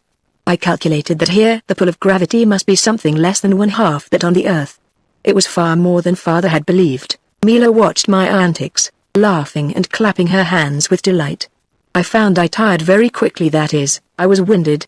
This I attributed to the greater density of the air I was breathing. In 5 minutes I was back at Mila's side, panting heavily. "If I can ever get so I breathe right," I said. She nodded. "A very little time, I think." I sat down for a moment to recover my breath. Mila explained then that we were some 10 miles from the fertile country surrounding the city in which her mother lived, and about 15 miles from the outskirts of the city itself. I give these distances as they would be measured on Earth. We decided to start at once. We took nothing with us. The journey would be a short one, and we could easily return at some future time for what we had left behind. We needed no food for so short a trip, and plenty of water was at hand. Only one thing: Mila would not part with the single memento she had brought from Earth to her mother. She refused to let me touch it, but insisted on carrying it herself, guarding it jealously. It was Beth's little ivory hand mirror, We started off.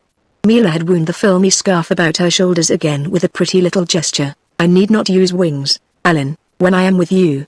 We shall go together, you and I on the ground, and then, as I started off vigorously, she added plaintively from behind me, if you will go slow, my husband, or wait for me. I altered my pace to suit hers. I had quite recovered my breath now, and for the moment felt that I could carry her much faster than she could walk. I did gather her into my arms once, and ran forward briskly, while she laughed and struggled with me to be put down.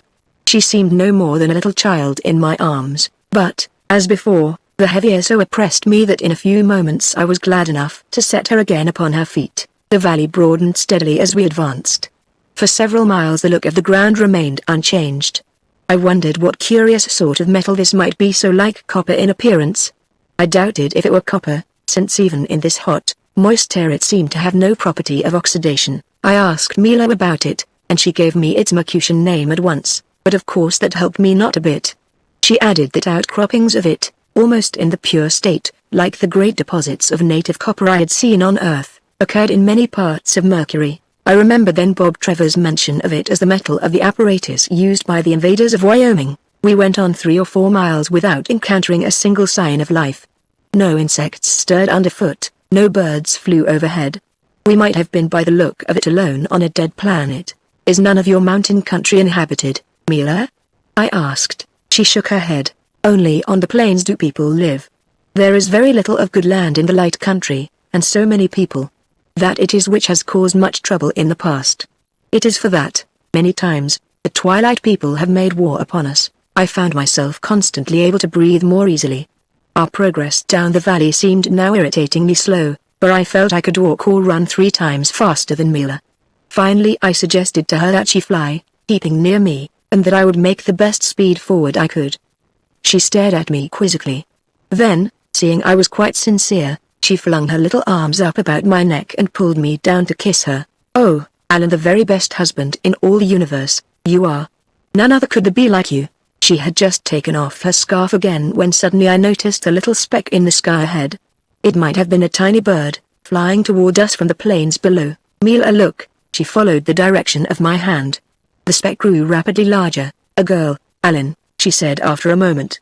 Let us wait. We stood silent, watching. It was indeed a girl, flying over the valley some 200 or 300 feet above the ground. As she came closer I saw her wings were blue, not red like Mila's. She came directly toward us. Suddenly Mila gave a little cry. Annina. Annina. Without a word to me she spread her wings and flew up to meet the oncoming girl. I stood in awe as I watched them. They met almost above me, and I could see them hovering with clasped hands while they touched cheeks in affectionate greeting. Then, releasing each other, they flew rapidly away together, smaller and smaller, until a turn in the valley hid them entirely from my sight. I sat down abruptly. A lump was in my throat, a dismal lonesomeness in my heart. I knew Mila would return in a moment, that she had met some friend or relative, yet I could not suppress the vague feeling of sorrow and the knowledge of my own incapacity that swept over me. For the first time then I wanted wings, wanted them myself, that I might join this wife I loved in her glorious freedom of the air. And I realized, too, for the first time, how that condition Mila so deplored on Mercury had come to pass.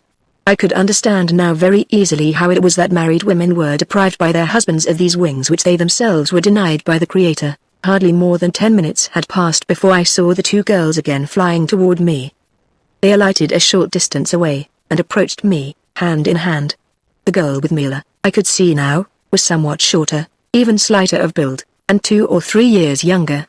Her face held the same delicate, wistful beauty. The 2 girls strongly resembled one another in feature. The newcomer was dressed in similar fashion to Mila, sandals on her feet, and silken trousers of a silvery white, fastened at the ankles with golden cords. Her wings, as I have said, were blue, a light blue that, as I afterward noted, matched her eyes. Her hair was the color of spun gold. She wore it in 2 long, thick braids over her shoulders and fastened at the waist and knee. She was, in very truth, the most ethereal human being I had ever beheld.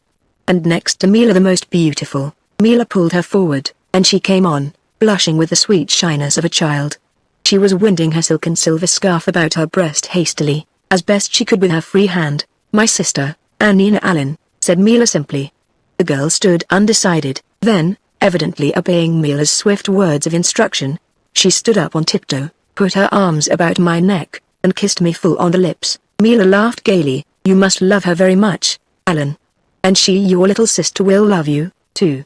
She is very sweet. Then her face sobered suddenly. Tao has returned, Alan. And he has sent messengers to our city. They are appealing to our people to join Tao in his great conquest. They say Tao has here with him, on Mercury, a captive Earthman, with wonderful strength of body, who will help in the destruction of his own world. Chapter 13 The Captive Earthman. As we came out of the valley I had my first view of the great city. It occupied a huge, mound-shaped circular mountain which rose alone out of the wide plain that spread before me. As far as I could see extended a rich muddy soil partially covered with water. A road led out of the valley, stretching across these wet fields toward the base of the mountain.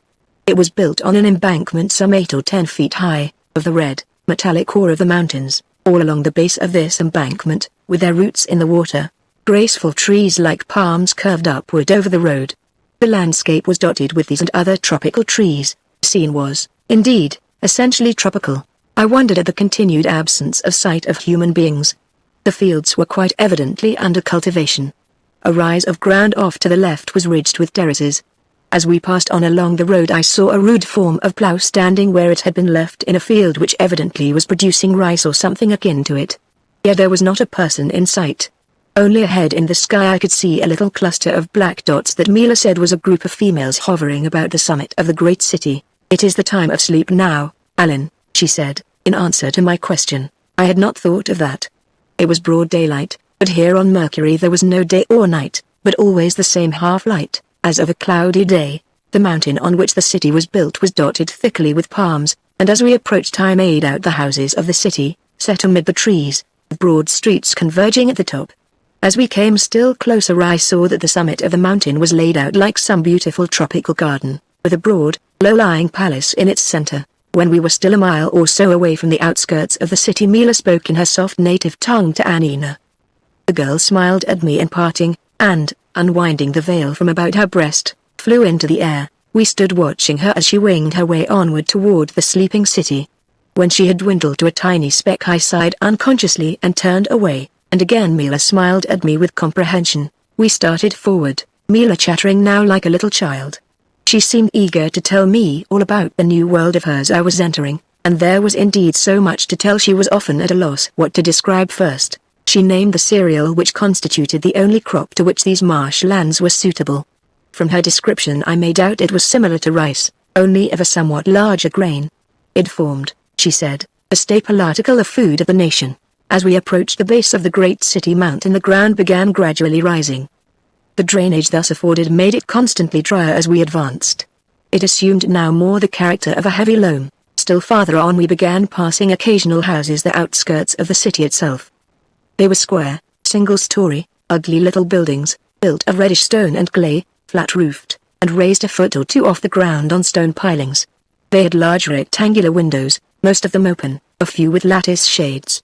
The doorways stood open without sign of a door. Access to the ground was obtained by a narrow board incline. Interspersed with these stone houses I saw many single-room shacks, loosely built of narrow boards from the palm trees, and thatched with straw. In these, Mila explained, lived poorer people, worked in the rice fields for the small landowners. We reached the base of the mountain proper, and I found myself in a broad street with houses on both sides. This street seemed to run directly to the summit of the mountain, sloping upward at a sharp angle. We turned into it and began our climb into the sleeping city. It was laid out regularly, all its principal streets running from the base of the mountain upward to its summit, where they converged in a large open space in which the castle I have already mentioned was situated. The cross streets formed concentric rings about the mountain, at intervals of perhaps 500 feet down its sides small circles near the top, lengthening until at the base the distance around was, I should judge, 10 miles or more. We climbed upward nearly to the summit. Then Mila turned into one of the cross streets. I had found the climb tremendously tiring, though Mila seemed not to notice it unduly, and I was glad enough when we reached this street which girdled the mountain almost at the same level. We had gone only a short distance along it, however, when Mila paused before a house set somewhat back from the road on a terrace. "My home," she said, and her voice trembled a little with emotion. "Our home it shall be now, Alan, with Liu and Anina, our mother and sister." A low, bushy hedge separated the street from a garden that surrounded the house. The building was of stone, 2 stories in height. It was covered with a thick vine bearing a profusion of vivid red flowers. On its flat roof were tiny palm trees, a pergola with trellised vines, and still more flowers, most of them of the same brilliant red. The whole was surrounded by a waist-high parapet. One corner of the roof was covered with thatch, a little nest where one might be sheltered from the rain, and in which I could see a bed of palm fiber. At one side of the house a tremendous cluster of bamboo curved upward and over the roof. A path of chopped coconut husks led from the street to a short flight of steps in the terrace at the front entrance. We passed along this path and entered through the open doorway directly into what I judged was the living room of the dwelling. It was some 30 feet long and half as broad, with a high ceiling and stone floor. Its 3 windows fronted the garden we had just left. In its farther wall a low archway led into an adjoining room. The furniture consisted only of 2 or 3 small tables and several low, wide couches, all of bamboo. A woman and the girl Annina rose as we entered. Annina ran toward us eagerly. The elder woman stood, quietly waiting. She was about 40 years of age, as tall as Mila, but heavier of build. She was dressed in loose silk trousers, gathered at waist and ankle, and a wide sash that covered her breast. Her hair was iron grey, cut short at the base of the neck. From her shoulders I saw hanging a cloak that entirely covered her wings. As she turned toward us I saw a serious, dignified, wholly patrician face, with large, kindly dark eyes, a high, intellectual forehead, and a firm yet sensitive mouth. She was the type of woman one would instinctively mark for leader. Mila ran forward to greet her mother, falling upon her knees and touching her forehead to the elder woman's sandaled feet. As she rose I could see there were tears in the eyes of them both. Then Mila presented me.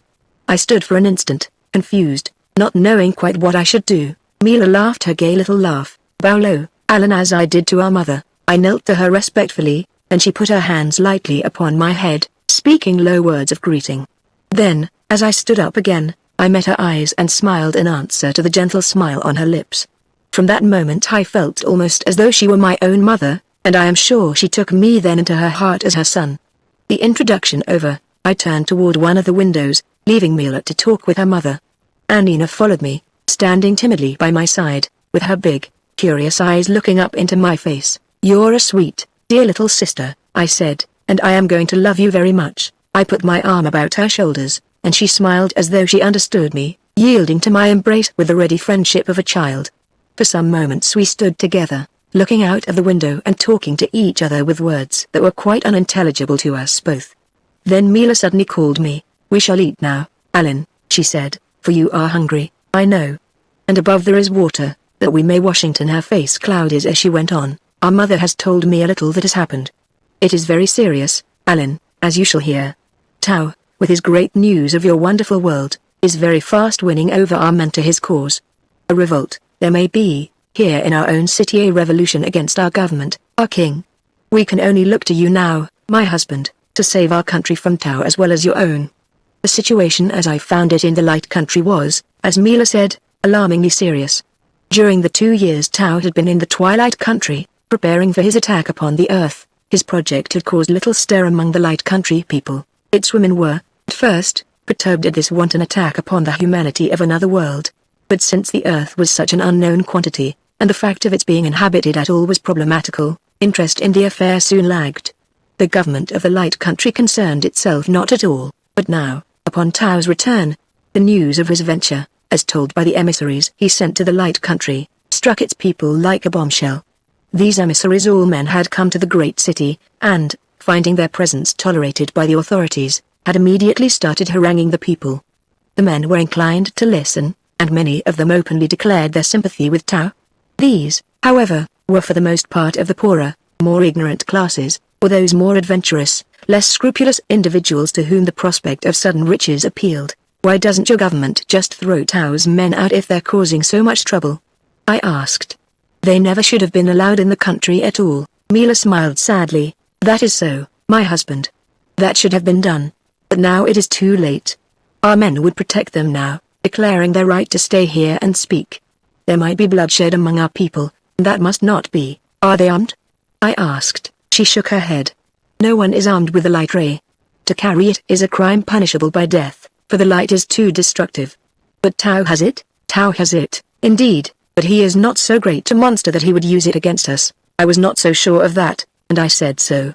You don't mean to tell me, Mila, that your government has allowed Tao to prepare all this destructive armament without itself arming? Again she shook her head. We have been preparing, too, and all our young men can be called if occasion comes. But that must never be. It would be too terrible. Mila and I occupied, that first night on Mercury, a broad wooden bed built low to the floor, with a mattress of palm fiber. At first I could not sleep, but lay thinking over the many things she had told me. The light in the room, too, was strange. Lattice covered the windows, but it was like trying to sleep at midday, and the heat and heaviness of the air oppressed me.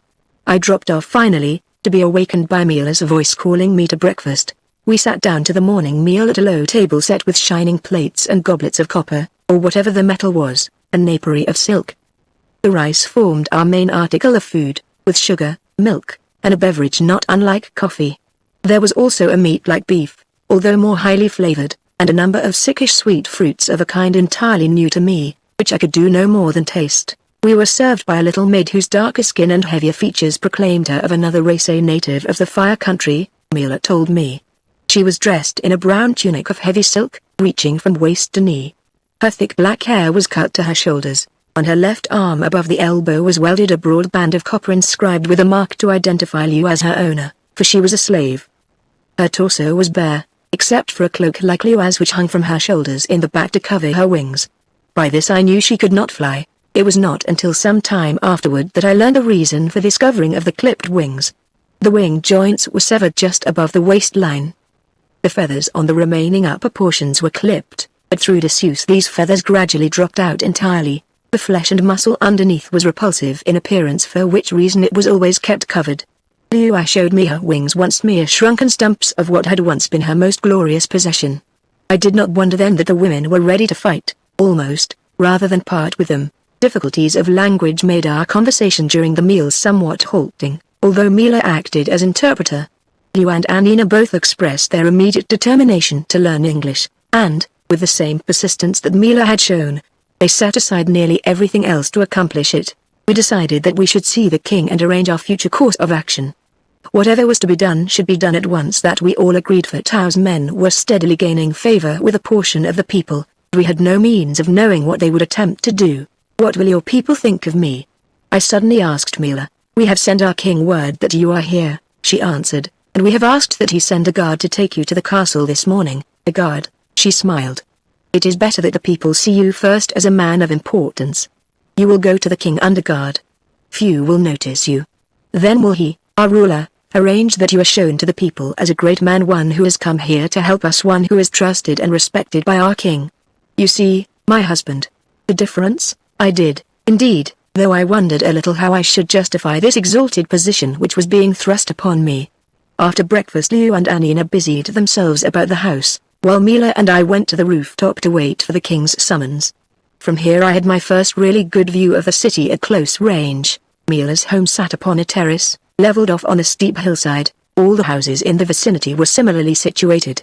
Behind us the mountain rose steeply, in front it dropped away, affording an extended view of the level, palm-dotted country below. The slope of hillside rising abruptly behind us held another house just above the level of the rooftop we were on. As I sat there looking idly about, I thought I saw a figure lurking near this higher building. I called Mila's attention to it, the obscure figure of a man standing against a huge palm trunk. As we watched, the figure stepped into plainer view. I saw then it was a man, evidently looking down at us. I stood up. There was no one else in sight except a woman on the roof of the other house holding an infant. Something about the man's figure seemed vaguely familiar. My heart leapt suddenly. Mila, I whispered, surely that is no one of your world. Her hand clutched my arm tightly as the man stepped forward again and waved at us. I crossed the rooftop, Mila following.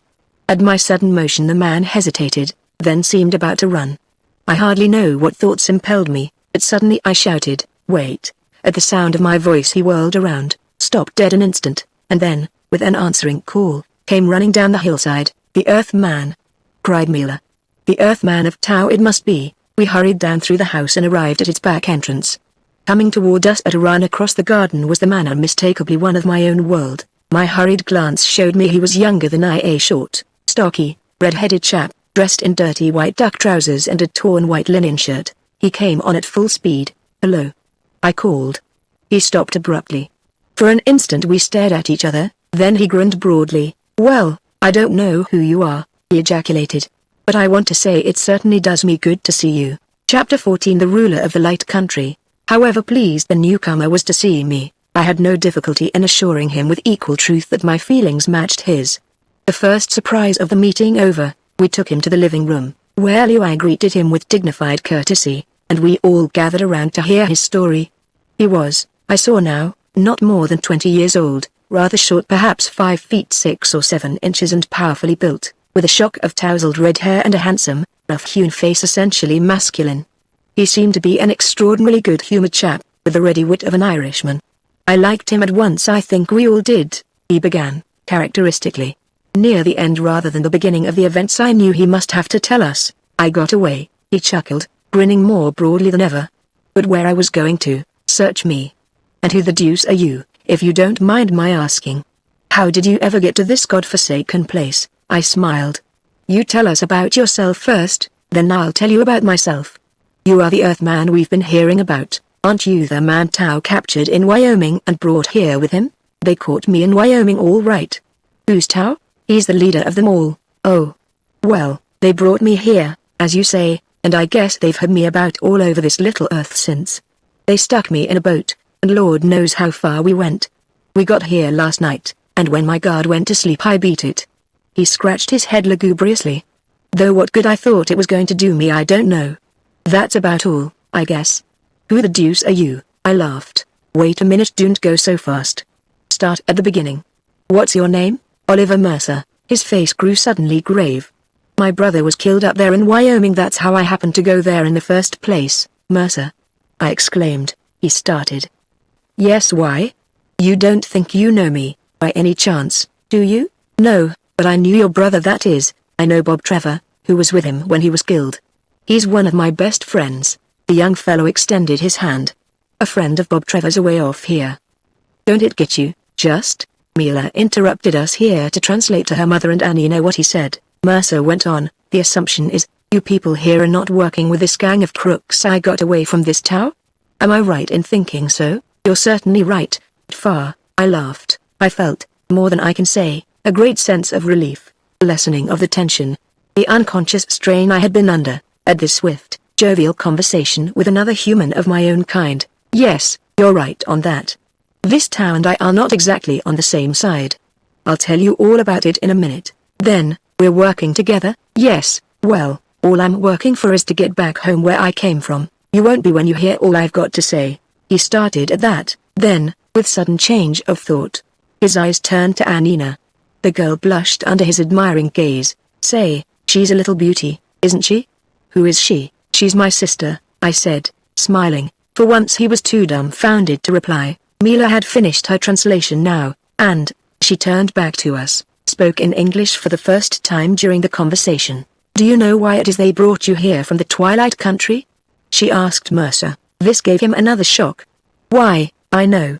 That is, say, how do you happen to talk English? Is it one of your languages here, by any chance?" Mila laughed gaily. "Only we three, in all this world, speak English." "I know it because," I interrupted her, "suppose I tell him our whole story, Mila?" "Then, that's certainly what I want to hear," said Mercer emphatically. "And especially why it is that I'm not supposed to want to get back to where I belong." My explanation must have lasted nearly an hour, punctuated by many questions and exclamations of wonder from young Mercer. I told him the whole affair in detail, and ended with a statement of exactly how matters stood now on Mercury. "Do you want to hurry back home to Earth now?" I finished. "Duck out of this?" "I should say not. Why, we've got a million things to do here." His eyes turned again toward Anina. "And, say about letting those girls keep their wings. I'm strong for that. Let's be sure and fix that up before we leave." It was not more than half an hour later when the king's guards arrived to conduct us to the castle. Meanwhile young Mercer had discovered he was hungry and thirsty. As soon as he had finished eating we started off, he and I, with Liu and Mila. The guards led us away as though we were prisoners, forming a hollow square. There were some 30 of them with us in the center. We attracted little attention from passers-by. The few who stopped to stare at us, or who attempted to follow, were briskly ordered away. Occasionally a few girls would hover overhead, but when the guards shouted up at them they flew away obediently. The king's castle was constructed of metal and stone. A long, low, rambling structure, flanked by 2 spires or minarets, giving it somewhat an oriental appearance. Each of these minarets was girdled, halfway up, by a narrow balcony. The first room into which we passed was small, seemingly an antechamber. From it, announced by 2 other guards who stood at the entrance, we entered directly into the main hall of the building. At one end of it there was a raised platform. On this, seated about a large table, were some 10 or 12 dignitaries, the king's advisers. They were, I saw, all aged men, with beardless, seamed faces, long snowy white hair to their shoulders, and dressed in flowing silk robes. The king was a man of 70-odd, kindly-faced, gentle in demeanor. He bore himself with the dignity of a born ruler, and yet his very kindliness of aspect and the doddering gravity of his aged counselors seemed to explain at once most of the trouble that now confronted him. We stood beside this table. They courteously made way for Liu to sit among them, and all its occupants immediately turned to face us. Our audience lasted perhaps an hour and a half altogether. I need not go into details. I was right in assuming that the king desired to help us prevent Tao from his attempted conquest of the earth. This was so, but only insofar as his actions would not jeopardize the peace of his own nation. He sadly admitted his error in allowing Tao's emissaries into the Light Country. But now they were there, he did not see how to get them out. His people were daily listening to them more eagerly, and, what was worse, the police guards themselves seemed rather more in sympathy with them than otherwise. A slight disturbance had occurred in the streets the day before, and the guards had stood apathetically by, taking no part. Above all else, the king stoutly protested, he would have no bloodshed in his country if he could prevent it. In the neighboring towns of the Light Country, the nearest of which was some 40 miles away from the great city, the situation was almost the same. Reports brought by young women flying between the cities said that many Tao also had sent emissaries who were fast winning converts to his cause. Do all these people who believe in Tao expect to go to our earth when it is conquered? I asked Mila. How can they, so many of them, hope to benefit in that way? Aren't they satisfied here? Mila smiled sadly. No people can ever be satisfied, all of them. That you must know, my husband. They have many grievances against our ruler. Many things they want which he cannot give. Tao may promise these things, and if they believe his promise it is very bad, he might come over here and try to make himself king, Mercer said suddenly. If it's like that, maybe he could do it, too, with this grand earth conquest getting ready. Tell the king that, see what he says. He says that he realizes and fears it, Mila answered. But he thinks that first Tao will go to your earth, and he may never come back. So much may happen, so he's just going to wait, I explained. Well, we're not just going to wait. Ask the king what our status is. Ask him about me, Mercer put in. Are those Tao men going to grab me the minute I show my face on the street, or will he protect me? Mila translated this to the king, adding something of her own to which he evidently agreed. It is as I thought, she said. He believes he can present you to the people as men of earth who are our guests, and that they will accept you in friendly spirit, most of them. The king spoke to one of his advisers, who abruptly left the room. He will call the people now, Mila went on, and will speak to them from the tower, all who can leave their tasks to come. You will stand there with him. He will ask that we of the Light Country allow you to remain here in peace among us. And this captive earth man of Tao's, she laid her hand lightly on Mercer's shoulder, he will ask, too, that he be given sanctuary among us. Our people still are kindly, most of them, and they will see the justice of what he asks. I suggested then that Mila tell the king that we had determined, if we could, to frustrate Tao in his plans, and showed her how to point out to him that such an outcome would, if successful, make his throne secure and ensure peace for his nation. He asked me bluntly what it was I thought I could do. The vague beginnings of a plan were forming in my mind. Tell him, Mila, I think we can rid the Light Country of Tao's emissaries, send them back without causing any disturbances among the people. Ask him if that would not be a good thing. The king nodded gravely as this was translated. He asks you how? Mila said next, tell him, Mila, that there are some things that might happen of which he would be very glad, but which it might be better he did not know. You understand? Make him see that we will be responsible for this, that he needn't have anything to do with it or know anything about it. Then, if we do anything wrong against your laws, he will be perfectly safe in stopping and punishing us. Mila nodded, and began swiftly telling this to the king. As she spoke I saw his eyes twinkle, and a swift little series of nods from the aged men about the table made me know that I had carried my point. During the latter part of this talk I had noticed the growing murmur of voices outside the castle. The old man who had left the room at the king's order came back. The people now are gathering, Mila said. In a moment we shall go up into the tower, The king's counselors now rose and withdrew, and a few moments later the king, without formality, led the four of us through the castle and up into the tower. We climbed a little stone staircase in the tower and came into a circular room some 60 feet above the ground. A small doorway from this room gave access to the narrow balcony which girdled the tower. The sounds of the gathering crowd came up plainly from the gardens below. We waited for a time, and then, at a sign from the king, stepped together upon the balcony. The gardens below were full of people gathered among the palms and moving about for points of vantage from which to obtain a view of the balcony. Most of them were men and older women. The girls were, nearly all of them, in the air, flying about the tower and hovering near the balcony, staring at us curiously. The women were, for the most part, dressed as I have described you. The men wore knee-length trousers of fabric or leather, and sometimes a shirt or leather jacket, although a difference of costume that made evident the rank of the wearer was noticeable in both sexes. All were bareheaded, with the exception of the king's guards, who were thus plainly distinguishable, standing idly about among the crowd. As we stepped out into view of the people, a louder murmur arose, mingled with a ripple of applause.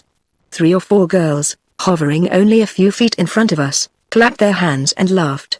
The king placed Mercer and me on either side of him, and, standing with his hands on our shoulders, leaned over the balcony rail and began to speak. A silence fell over the crowd. They listened quietly, but with none of that respect and awe with which a people usually faces its king. Mila whispered to me. He is telling them about your Earth, and that you came here to visit us in friendly spirit. There were some murmurs of dissent as the king proceeded, and once some bolder individual shouted up a question, at which a wave of laughter arose. As it died away, and the crowd appeared to listen to the king's next words, a stone suddenly came whirling up from below, narrowly missing the king's head. A sudden hush fell over the people at this hostile act, then a tumult of shouting broke loose, and a commotion off to one side showed where the offender was standing. Mercer wheeled toward me, his face white with anger. Who did that? Did you see him? Which one was it? The king began to speak, as if nothing had occurred, and an instant later several more stones whistled past us. The commotion in the crowd grew more violent, but it was evident that a great majority of the people were against this demonstration. It is better we go inside, Mila said quietly. The king was shouting down to his guards now. They stood apathetically by, taking no part. Another stone hurtled past us, striking the tower and falling at our feet. The king abruptly ceased his shouting and left the balcony. As he passed me and I glanced into his frightened face, I felt a sudden sense of pity for this gentle, kindly old man, so well-meaning, but so utterly ineffective as a ruler. I was about to pull Mila back into the room when a girl flew up to the balcony railing. As she balanced herself upon it, I saw it was Anina. She said something to Mila, who turned swiftly to me. She is right, my husband. We must not leave the matter like this. They can have no confidence in you, our women, most of all if you do not do something now. A sign of your strength now would make them respect you. Perhaps one of those who threw the stones you could punish. I knew she was right. Most of the crowd was with us. If we retreated now, those against us would grow bolder. Our appearance on the street might at any time be dangerous. But if now we proved ourselves superior in strength, the popular sentiment in our favor would be just that much stronger. At least, that is the way it seemed to me. I did not need to ask Mercer's opinion, for at Mila's words he immediately said, "That's my idea. Just give me a chance at them." He leaned over the balcony. "How are we going to get down there?" "It's too far to drop." Mila spoke to Anina, and they both flew away. In a moment they were back with 2 other girls. All 4 clung to the outside of the balcony railing, and formed the cross with their joined hands. Into this little seat of their arms I clambered. My weight was too great for them to have lifted me up, but they fluttered safely with me to the ground, landing in a heap among the people, who had cleared a space to receive us. As soon as I was upon my feet the girls flew back for Mercer, and in a moment more he was beside me. "If we only knew who threw those stones," I said. I stood erect, and my greater height enabled me to see over the heads of the people easily. Mila laid her hand on my arm. "One of them I know. His name is Bar, a bad character. He has caused much trouble in the past." She then told me hastily that she and Anina would fly up and seek him out. Mercer and I were to follow them through the crowd on the ground. The throng was pushing close about us now, although those nearest us tried to keep away as best they could. Mila and Anina flew up over our heads, and, side by side, Mercer and I started off. The people struggled back before our advance, striving to make a path for us. At times the press of those behind made it impossible for them to give us room. We did not hesitate, but shoved our way forward, elbowing them away roughly. Suddenly, Some 20 feet ahead of us, I saw Mila and Anina come to the ground, and in a moment more we were with them again. The crowd was less dense here, and about us there was a considerable open space. Mila pointed out a man leaning against the trunk of a palm tree nearby and glaring at us malevolently. "That is he," she said quietly. "A very bad man this bar whom many would like to see punished." Mercer jumped forward, but I swept him back with my arm. "Leave him to me," I said. "You stand here by the girls. If I need you, I'll shout." The man by the tree was a squat little individual, some 5 feet 3 or 4 inches tall, and extraordinarily broad. He was bareheaded, with black hair falling to his shoulders. He was naked to the waist, exposing a powerful torso. His single garment was the usual knee-length trousers. I thought I had never seen so evil a face as his, as he stood there, holding his ground before my slow advance, and leering at me. His cheekbones were high, his jowls heavy, his little eyes set wide apart. His nose was flat, as though it had once been broken. I went straight up to him, and he did not move. There were certainly 300 people watching us as I stood there facing him. "You threw a stone at your king," I said to him sternly, although I knew perfectly well he could not understand my words. "You shall be punished." I reached out suddenly and struck him in the face as smartly as I could with the flat of my hand. He gave a roar of surprise and pain, and as soon as he could recover from my blow lunged at me with a snarl of rage. As he came I turned and darted swiftly away. I heard a shout of surprise from Mercer. "It's all right," he called. "Wait." I ran about 20 feet, then turned and waited. The man came on, head down, charging like a mad bull. When he was close upon me I gathered my muscles and sprang clear over his head, landing well behind him. He stopped and looked around confusedly, evidently not quite sure at first what had become of me. Mercer gave a shout of glee, and, to my great satisfaction, I heard it taken up by the crowd, mingled with murmurs of surprise and awe. I stood quiet, and again my opponent charged me. I eluded him easily, and then for fully 10 minutes I taunted and baited him this way, as a skillful toreador taunts his bull. The crowd now seemed to enjoy the affair hugely. Finally I darted behind my adversary and, catching him by the shoulders, tripped him and laid him on his back on the ground. A great roar of laughter went up from the onlookers. The man was on his feet again in an instant, breathing heavily, for indeed he had nearly winded himself by his exertions. I ran over to Mercer. "Go on," I said, "show them what you can do." The commotion of this contest had drawn many other spectators about us now. They kept a space clear, pushing back hurriedly before our sudden rushes. At my words Mercer darted forward eagerly. His first move was to leap some 20 feet across the open space. This smaller opponent seemed to give the Mercutian new courage. He shouted exultantly and dashed at Mercer, who stood quietly waiting for him at the edge of the crowd. Mercer's ideas evidently were different from mine, for as his adversary came within reach he stepped nimbly aside and hit him a vicious blow in the face. The man toppled over backward and lay still. I ran over to where Mercer was bending over his fallen foe. As I came up he straightened and grinned at me. "Oh, shucks," he said disgustedly. "You can't fight up here, it's too easy." Chapter 15 The Mountain Conclave. "It is reasonable," Mila said thoughtfully. "And that our women will help as you say, of that I am sure." We were gathered in the living room after the evening meal, and I had given them my ideas of how we should start meeting the situation that confronted us. We had had no more trouble that day. After the encounter in the King's Garden Mercer and I had followed the two girls swiftly home. We were not molested in the streets, although the people crowded about us wherever we went. Why did none of Bar's friends come to his rescue up there in the garden? I asked Mila. Surely there must have been many of them about. They were afraid, perhaps, she answered. And they knew the people were against them. There might have been serious trouble, but that is not their way to fight in the open. Her face became very grave.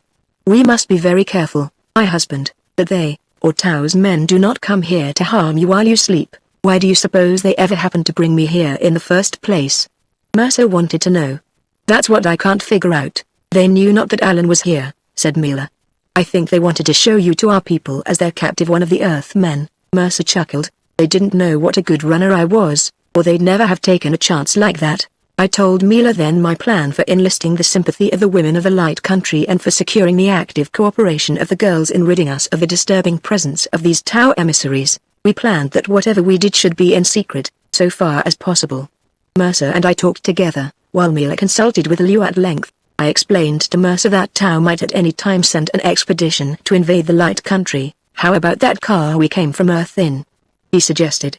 He could sail over in that, Couldn't he if he should want to come over here? I knew that was not feasible. In the outer realms of space, the balancing attractions of the different heavenly bodies made it easy enough to head in any specified direction, but for travel over a planet's surface it was quite impractical. Its rise and fall could be perfectly governed, but when it was directed laterally the case was very different. Just where it would go could not be determined with enough exactness. Mila turned back to us from her consultation with Liu. In the mountains, high up and far beyond the Valley of the Sun, she said, lies a secret place known only to our women. Our mother says that she and I and Anina can spread the news among our virgins to gather her tomorrow at the time of sleep. Only to those we know we can trust will we speak, and they will have no men to whom to tell our plans. Tomorrow they will gather up there in the clouds, among the crags, unseen by prying eyes. And you and our friend Dolly, she smiled as she used the nickname by which he had asked her to call him. You two, we will take by the method you have told us. We will arrange, up there in secret, what it is we are to do to help our world and yours. This, in effect, was our immediate plan of procedure. Nearly all the next day Mercer and I stayed about the house, while the three women went through the city quietly, calling forth all those they could reach to our conclave in the mountains. They returned some time after midday. Mila came first, alighting with a swift, triumphant swoop upon the roof where Mercer and I were sitting. One glance at her face told me she had been successful. They will come, my husband, she announced.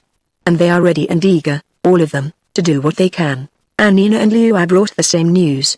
When we were all together again, Mercer and I took them to the garden behind the house and showed them what we had done while they were away. It was my plan to have the girls carry Mercer and me through the air with them. For that purpose we had built a platform of bamboo, which now lay ready in the garden. Mila clapped her hands at sight of it. That is perfect, my husband. No difficulty will there be in taking you with us now. The platform was 6 feet wide by 10 long. It rested upon a frame with 2 poles of bamboo some 40 feet in length running lengthwise along its edges. These 2 poles thus projected in front and back of the platform 15 feet each way. Running under them crosswise at intervals rather shorter bamboo lengths which projected out the sides a few feet to form handles. There were 10 of them on a side at intervals of 4 feet. I found it difficult to realize the difference between night and day, since here on Mercury the light never changed.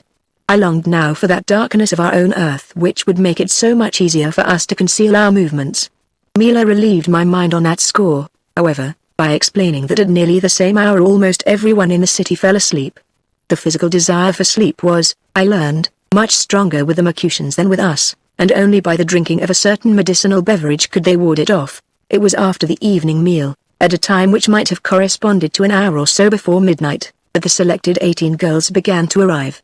Mila brought them into the living room with us until they were all together. It was a curious gathering, this bevy of Mercutian maidens. They all seemed between the ages of 16 and 23, fragile, dainty little wisps of femininity, yet having a strength in their highly developed winged muscles that was truly surprising. They were dressed in the characteristic costume I have described, with only a slight divergence of color or ornamentation. They were of only 2 types: jet black dresses, black eyes, and red feathered wings like Mila, or the less vivid, more ethereal Anina, blue-eyed, golden-haired, with wing feathers of light blue. When they had all arrived we went into the garden behind the house. In a moment more Mercer and I were seated side by side on the little bamboo platform. Mila and Anina took the center positions so that they would be near us. The other girls ranged themselves along the sides, each grasping one of the handles. In another moment we were in the air.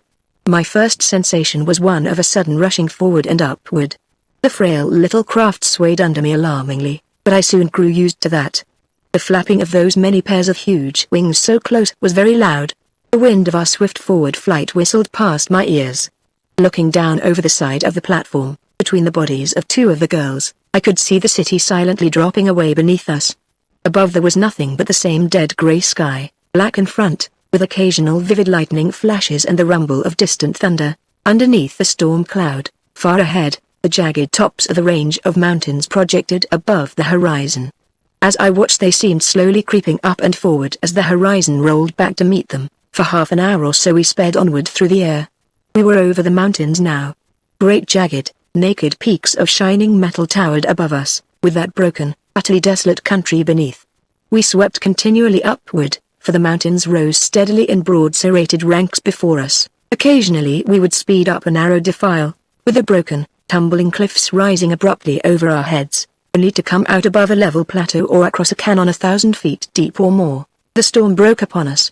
We entered a cloud that trapped us in its wet mist and hid the mountains from our sight. The darkness of twilight settled down, lighted by flashes of lightning darting almost over our heads. The sharp cracks of thunder so close threatened to split my eardrums. The wind increased in violence. The little platform trembled and swayed. I could see the girls struggling to hold it firm. At times we would drop abruptly straight down 100 or 200 feet, with a great fluttering of wings. But all the time I knew we were rising sharply. Mercer and I clung tightly to the platform. We did not speak, and I think both of us were frightened. Certainly we were awed by the experience. After a time I have no idea how long we passed through the storm and came again into the open air with the same grey sky above us. We were several thousand feet up now, flying over what seemed to be a tumbling mass of small volcanic craters. In front of us rose a sheer cliff wall, extending to the right and left to the horizon. We passed over its rim, and I saw that it curved slightly inward, forming the circumference of a huge circle. The inner floor was hardly more than 1,000 feet down, and seemed fairly level. We continued on, arriving finally over the mouth of a little circular pit. This formed an inner valley, half a mile across and with sheer side walls some 500 feet high. As we swung down into it I noticed above the horizon behind us a number of tiny black dots in the sky, other girls flying out from the city to our meeting. I have never beheld so wild, so completely desolate a scene.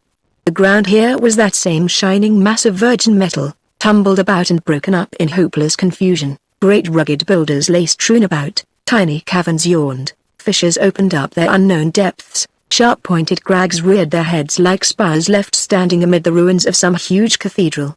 There was, indeed, hardly a level spot of ground in sight. I wondered with vague alarm where we should land, for nowhere could I see sufficient space, even for our small platform. We were following closely the line of cliff wall when suddenly we swooped sharply downward and to the right with incredible speed. My heart leapt when, for an instant, I thought something had gone wrong. Then the forward end of the platform tilted abruptly upward. There was a sudden, momentary fluttering of wings, a scrambling as the girls' feet touched the ground. We settled back and came to rest with hardly more than a slight jar. Mila stood up, rubbing her arms, which must have ached from her efforts. "We are here, Alan, safely, as we planned." We had landed on a little rocky niche that seemed to be in front of the opening of a small cave mouth in the precipitous cliffside. I stood up unsteadily, for I was cramped and stiff, and the solid earth seemed swaying beneath me. I was standing on what was hardly more than a narrow shelf, not over 15 feet wide and some 30 feet above the base of the cliff. Mercer was beside me, looking about him with obvious awe. "What a place!" he ejaculated. We stepped cautiously to the brink of the ledge and peered over. Underneath us, with the vertical wall of the cliff running directly down into it, spread a small pool of some heavy, viscous fluid, inky black, and with iridescent colors floating upon its surface. It bubbled and boiled lazily, and we could feel its heat on our faces plainly. Beyond the pool, not more than 100 yards across, lay a mass of ragged boulders piled together in inextricable confusion. Beyond these a chasm with steam rising from it, whose bottom I could not see a crack, as though the ground had suddenly cooled and split apart. Across the entire surface of this little cliff-bound circular valley it was the same, as though here a tortured nature had undergone some terrible agony in the birth of this world. The scene, which indeed had something infernal about it, would have been extraordinary enough by itself. But what made it even more so was the fact that several hundred girls were perched among these crags, sitting idle, or standing up and flapping their wings like giant birds, and more were momentarily swooping in from above. I had, for an instant, the feeling that I was Dante, surveying the lower regions, and that here was a host of angels from heaven invading them. During the next hour fully 1,000 girls arrived. There were perhaps 1,500 altogether, and only a few stragglers were hastily flying in when we decided to wait no longer. Mila flew out around the little valley, calling them to come closer. They came flying toward us and crowded upon the nearer crags just beyond the pool, clutching the precipitous sides, and scrambling for a foothold wherever they could. 100 or more found place on the ledge with us, or above or below it, or wherever a slight footing could be found on the wall of the cliff, and they were all settled, and the scrambling and flapping of wings had ceased. Mila stood up and addressed them. A solemn, almost sinister hush lay over the valley, and her voice carried far. She spoke hardly above the ordinary tone, earnestly, and occasionally with considerable emphasis, as though to drive home some important point. For nearly half an hour she spoke without a break, then she called me to her side and put one of her wings caressingly about my shoulders. I did not know what she said, but a great wave of hand clapping and flapping of wings answered her. She turned to me with glowing face. I have told them about your wonderful Earth, and Tao's evil plans, and just now I said that you were my husband and I, a wife, can still fly as well as they. That is a very wonderful thing, Alan. No woman ever, in this world, has been so blessed as I. They realize that and they respect me and love you for it. She did not wait for me to speak, but again addressed the assembled girls. When she paused, a chorus of shouts answered her. Many of the girls in their enthusiasm lost their uncertain footholds and fluttered about, seeking others. For a moment there was confusion. I have told them briefly what we are to do, Milo explained. First, rid the great city of Tao's men, sending them back to the Twilight Country, and do this in all our other cities where they are making trouble. Then, when our nation is free from this danger, we will plan how to deal with Tao direct, for he must not again go to your Earth. And when all that is done, I have said you will do your best to make our men believe as you do, so that never again will our women marry only to lose all that makes their virginity so glorious. Chapter 16 The Fire Planet. I think I should explain now a little about the physical conformation of Mercury, the lay of the land, so to speak, in order that the events I am about to describe may be more readily understood. It has already been made clear by Bob Trevor, I believe, that Mercury revolves on its axis only once during the time of its revolution around the Sun. Thus, just as a similar condition always makes our moon present very nearly the same face to us, so Mercury presents always the same portion of its surface to the Sun. It will be understood, therefore, that, theoretically, there must be on Mercury but one spot where the Sun always is directly overhead. It could not be seen, however, owing to the dense clouds. This spot approximates the center of the region known as the Fire Country. So far as I could learn, it was here that human life on the planet began. Certainly it was the first region where civilization reached any height. When Columbus was discovering America, great cities flourished in the Fire Country, cities of untold wealth and beauty, now fallen into ruins like the great cities of our own Aztec and Inca civilizations. The Fire Country was then like the equatorial regions of Earth, a dense, tropic jungle, hotter than most temperatures we have to bear, but still, by reason of its thick enveloping atmosphere of clouds, capable of supporting life in comparative comfort. Its inhabitants were dark-skinned, but rather more like our Indians than Negroid races. Then, several centuries ago, the exact time is uncertain, and no written records are kept on Mercury, came the great storms. Their cause was unknown, some widespread atmospheric disturbance. These storms temporarily parted the clouds in many places, allowing the direct rays of the Sun to fall upon the planet's surface. The resulting temperature destroyed all life, withered all vegetation, with its scorching blast. The inhabitants of the Fire Country were killed by hundreds of thousands, their cities deserted, their land laid a desert waste. These storms, which it appears began suddenly, have returned periodically ever since, making the region practically uninhabitable. Its surviving races, pushed outward toward the more temperate zone, were living, at this time I am describing, in a much lower state of civilization than the people of the Light Country, a civilization of comparative savagery. In the Light Country they were held as slaves. This region, thus very aptly known as the Fire Country, embraces a circular area directly underneath the Sun. So far as I could learn, it extended outward roughly to those points where if it had been visible the Sun would have appeared some halfway between zenith and horizon. Lying outside the circle, in a larger, concentric ring, is the zone known as the Light Country. Entirely free from the equatorial storms, no direct rays of sunlight have ever penetrated its protecting cloud blanket. Here exists the highest state of civilization on the planet. Beyond the Light Country, in another concentric ring, lies the Twilight Country. It forms a belt about the planet, beginning roughly at those points at which the Sun would appear only a short distance above the horizon, and extending back to where the Sun would be below the horizon. In this region, as its name implies, there is never more than twilight. It is lightest at the borders of the Light Country, and fades into night at its other side. Still farther, beyond the Twilight Zone, lies the region of perpetual night and cold, the Dark Country. This area embraces the rest of the planet, comprising something less than half of its entire surface. Here is eternal night, a night of Stygian darkness, unlighted even by the stars, since the same atmosphere makes them invisible. The Dark Country, so far as it has been explored, which is very little, is a rocky waste and a sea of solid ice that never melts. Near the borders of the Twilight Country a few people like our Eskimos exist, savages with huge white faces, and great, staring eyes. There are a few fur-bearing animals and birds. But except for this fringe of life the Dark Country is thought to be uninhabited, its terrible cold making life in any form impossible, so much, in general, for the main geographical features of Mercury. The great city stands about halfway between the borders of the Fire Country and the edge of the Twilight Zone. This level marshland, the barren, metallic mountains, and a sort of semi-tropic jungle, partly inundated by water, comprise nearly all the area of the Light Country. From the great city, through the watery jungle, extends a system of little winding bayous, a perfect maze of them, with hundreds of intercommunicating branches which it would be almost impossible to traverse without losing all sense of direction. Beyond these bayous, into which their sluggish currents flow, lies the narrow sea. On its further shore begins the Twilight Country, much of it a barren, semi-frigid waste, with a little level, tillable land, vast rocky mountain ranges, and a few forests. In spite of its inhospitable character, the Twilight Country is fairly densely populated, and, I realized when I got into it, civilized life is exceedingly difficult to maintain there. I understood then why the Twilight people were so envious of land in the Light Country, and, in truth, I could not blame them for that, or for looking toward our Earth with longing. But just as the Light Country people had defended their borders with implacable determination, so was I determined that they should not invade my world, either. And I was ready to stake my life and even the lives of those I loved here on Mercury in the attempt to prevent them. Chapter 17 The Fight at the Bayou. Mila proceeded to explain our plan in detail to these 1,500 enthusiastic allies.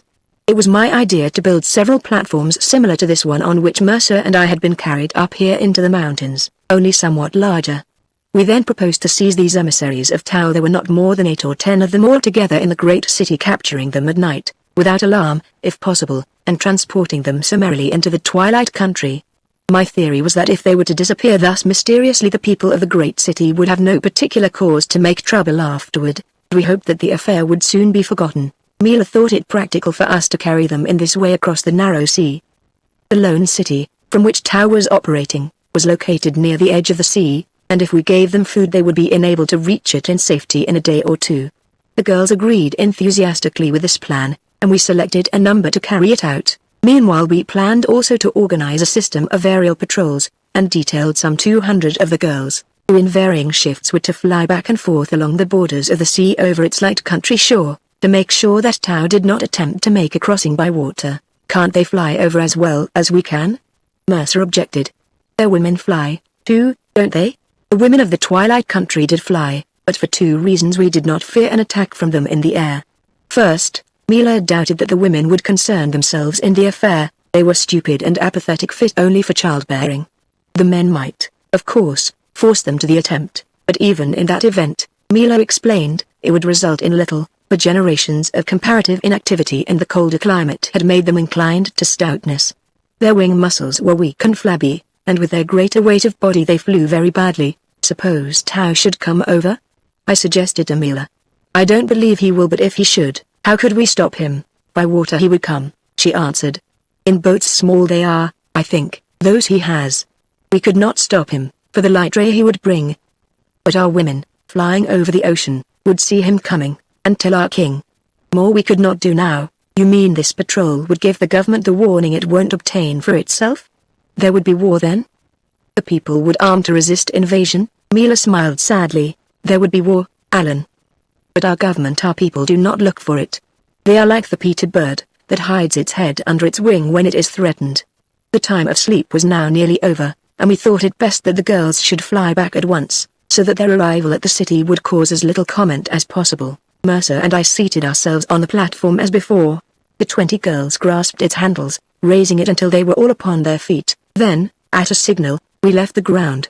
The trip back seemed shorter than coming up. The girls all left the valley together, flying up helter-skelter, and circling about us as we flew steadily onward. Near the great city the girls spread out, so as to approach it from different directions and thus attract less attention. Although the time of sleep was not yet over and we knew that few would be stirring about the city, when we reached home we greeted Liua, and dismissed the girls, arranging that they were to come back again that evening, 50 of them this time, to carry the larger platform we were to build. We then had breakfast, and after telling Liua the result of the meeting, at which she was greatly pleased, we went immediately to bed, for we were worn out. It was about noon, I suppose, when we awoke. Mercer and I spent the afternoon building the platform on which to carry Tau's Mene framework with 50 handles instead of 20. Mila and Anina disappeared for the whole afternoon. I did not know what they were doing at the time. Later I found out Anina was devoting it to learning English. During the evening meal we planned it all. Tao's men were living in a house near the edge of the city, the house Tao had occupied before he was banished to the Twilight Country. It had no other occupants at this time. We had learned where they kept their boats in one of the bayous nearby, and in it we intended to take them to the sea, where we would meet the girls, who would then fly with them to the Twilight Country. But we could not figure out how to capture them without alarming the city. We were sure they were unarmed. They had been carefully searched by the authorities when they entered the country. But they would tend to our two. Mercer voiced the problem most emphatically. 10 men in a house, he declared. Maybe we can catch them all asleep. But even if they are, how are we going to get them out? There'd be a row, and we don't want any noise. Besides, there's always this confounded daylight here. If we tied them up, somebody might see us when we got outside. How do we get them out of that house without any rumpus, and down to that boat? That's what I don't see. I do that, said Anina suddenly. She had spoken in English, and we looked at her in amazement. She lisped the words in her soft, sweet voice, haltingly, like a little child. Then she turned to Mila and poured out a torrent of her native language. Mercer stared at her in undisguised admiration. As Mila explained it, Anina proposed that she go into Tao's house alone, and decoy his men down to the boat where we could capture them. But how will she get them there? I exclaimed. What will she tell them? She says she can make them think she is one of those few of our women who sympathize with their cause, Mila explained. And she will say that the Earthman who escaped from them she has seen lurking about their boat. Perhaps he plans to steal it. She will go there with them, and they can recapture him. They might not all go, said Mercer. We want to get them all. It is Anina's thought that they will all go, for they fear this Earthman much and all would go to make sure of him. I could not feel it was right for us to let Anina do so daring a thing, and Mercer agreed with me heartily. But Anina insisted, with a fire in her eyes and flushed cheeks that contrasted strangely with her usually gentle demeanor. In the end Mercer and I gave in, for we could think of no better plan, and Mila was confident Anina would not be harmed. It was about what would correspond with 10 o'clock in the evening on Earth when the girls began to arrive. We waited until all 50 of them had come in. Mila named a place on the shore of the sea known to them all. They were to take the platform starting in about 2 hours, and the city would be quiet and that they would wait for us to join them in the boat. We 4 started out together, but soon Anina left us to make her way to Tao's house alone.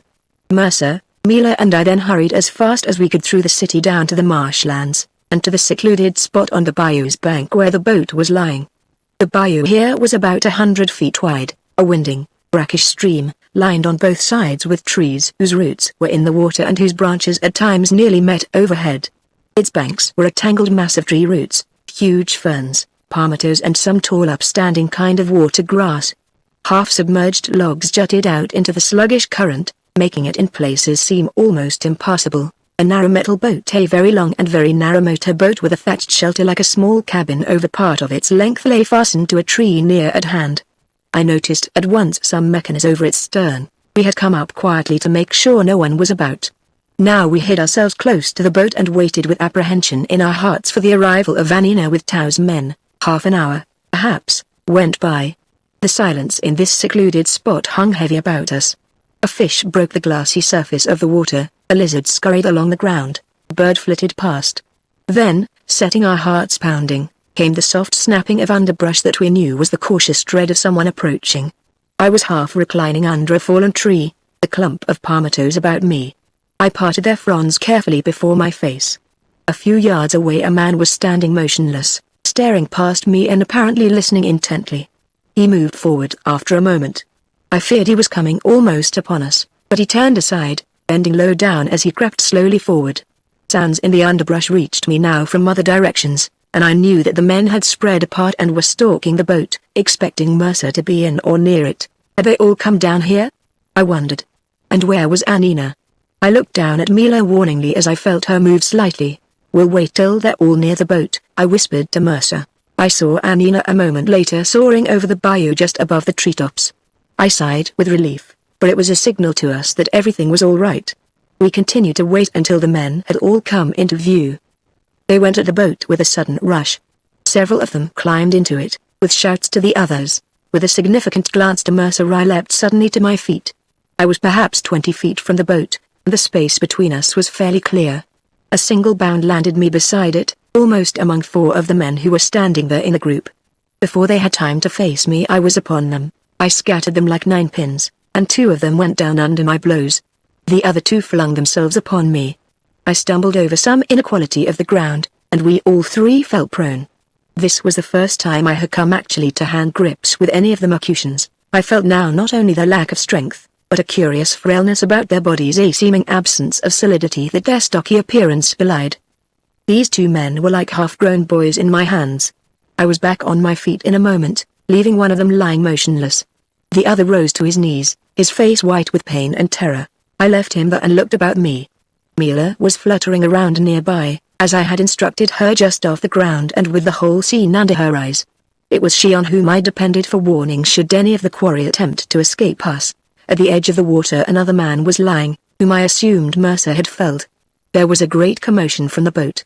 I ran toward it. A man was standing beside it, an old man with snow-white hair.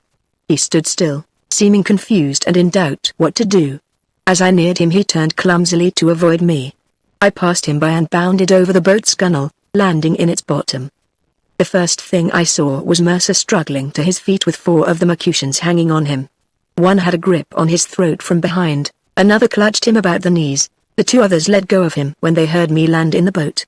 One had evidently had enough, for he dived overboard. The other waited warily for my onslaught. As I got within reach I hit at his face, and my blow went wild. He hit me full in the chest, but it was the blow of a child. At that instant I heard Mercer give a choking cry, and out of the corner of my eye saw him go down again. I could waste no more time upon this single antagonist. The man had his hands at my throat now. I seized him about the waist and carried him to the gunwale. He clung to me as a rat might cling to a terrier, but I shook him off and dumped him in the water. I turned to Mercer just as he was struggling to his feet again, and in a moment more between us we had felled his 2 assailants. Mercer's face was very white, and I saw blood streaming from the wound on his head, but he grinned as he faced me. "Have we got them all?" he gasped. He dashed the blood away from his eyes with the flat of his hand. I fell damn it right at the start, and hit my head. "Where are they all?" "Have we got them?" Mila alighted in the boat beside us. "2 are running," she said. "They are together. Hasten." We jumped out of the boat. Mila flew up, and we followed her guidance through the dense woods. We could make much better speed, I knew, than the Mercutians. "We'll get them all, Ollie," I shouted at Mercer. "They're not far ahead. See up, the Mila's evidently over them now." We came up to them after a few hundred yards. It was the old man, and one of those whom I had first encountered. They did not wait for us to attack them, but stopped stock still, flinging their arms wide in token of surrender. Mila came down among us, and we went back to where we had lain hidden in the palmettos. There we had left a number of short lengths of rope. While we were tying the arms of these 2 prisoners behind them and fettering their ankles so they could not run, Anina joined us. "2 in water," she cried, and then added something to Mila. 2 were in the water. Now they are in the woods, running. Anina will show you. Mila stood guard in the boat over our first 2 prisoners, while Mercer and I rounded up the others. It was half an hour or more before we had them all trussed up, but none of the 10 escaped. We were a long time reviving 2 of those we had injured, but finally we had them all lying or sitting in the boat. Mercer's head had stopped bleeding. He washed it, and I found his injury no more than an ugly scalp wound. "I fell and cut it on something," he explained lugubriously. "Couldn't see for the blood in my eyes. But we got him, didn't we?"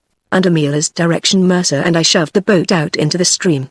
I need not go into details regarding the propelling mechanism of this craft.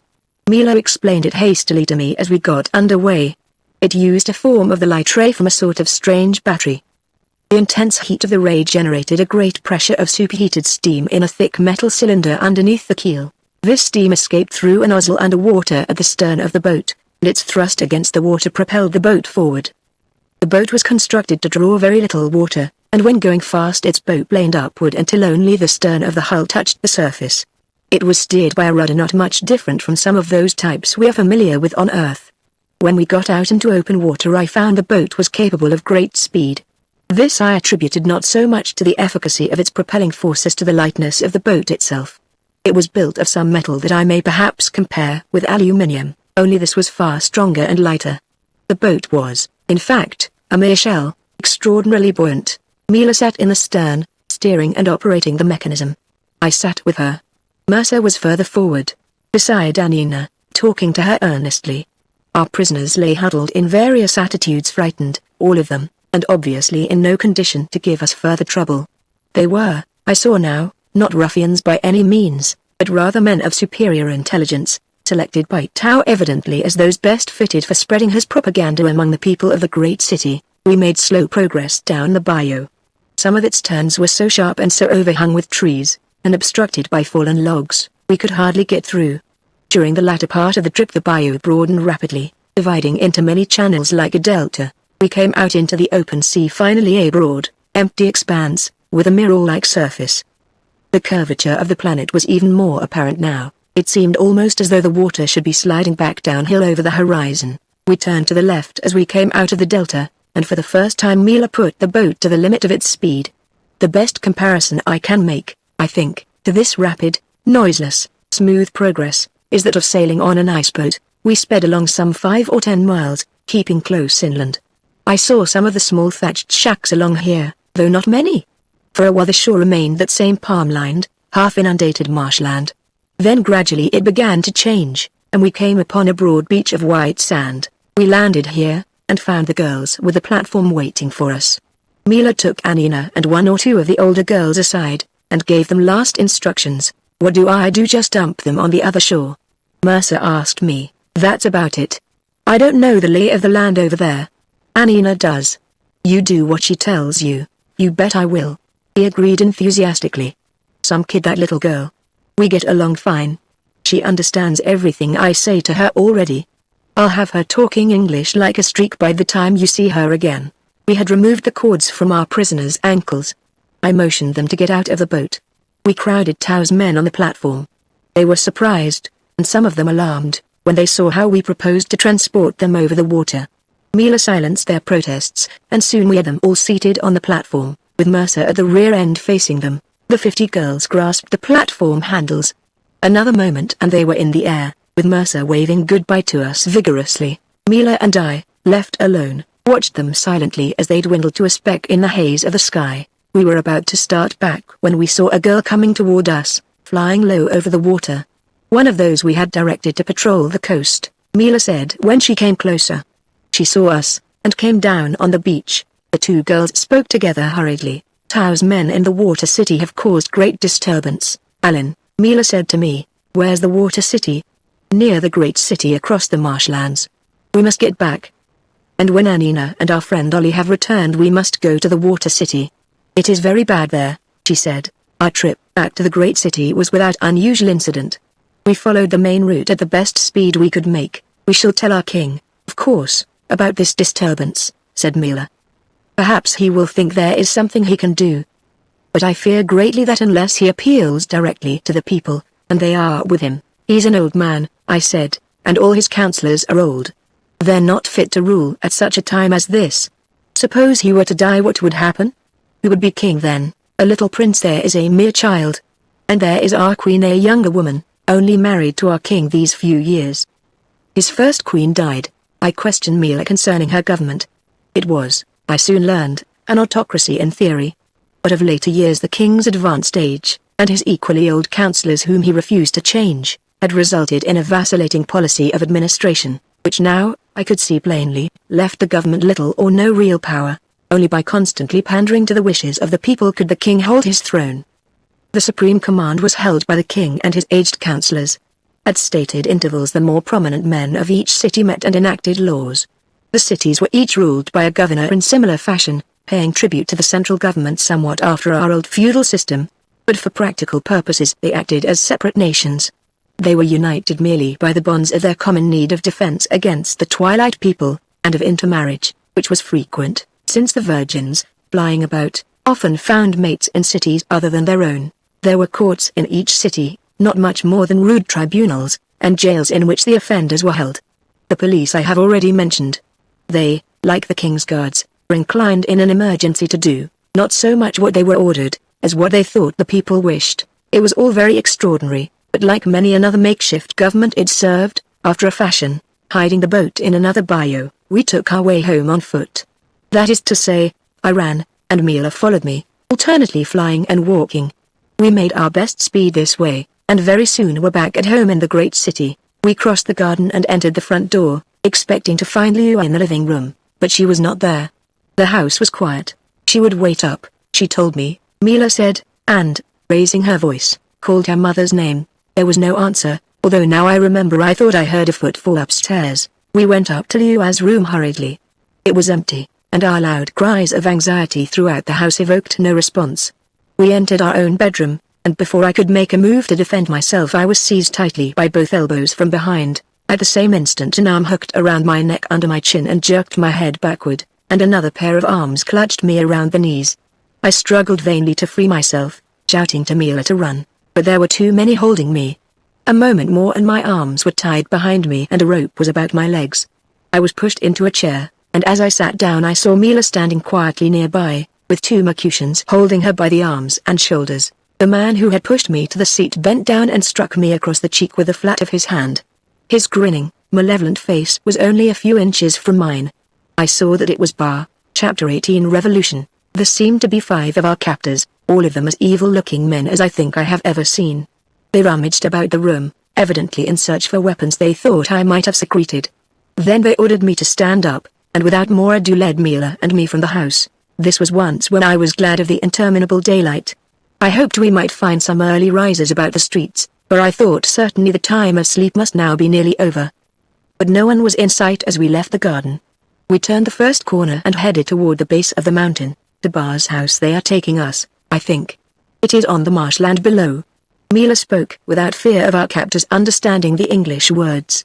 We took advantage of this until after a moment we were roughly ordered to be quiet. Liua, we thought, must have been taken away before we arrived. We would find her at Bar's house when we arrived there.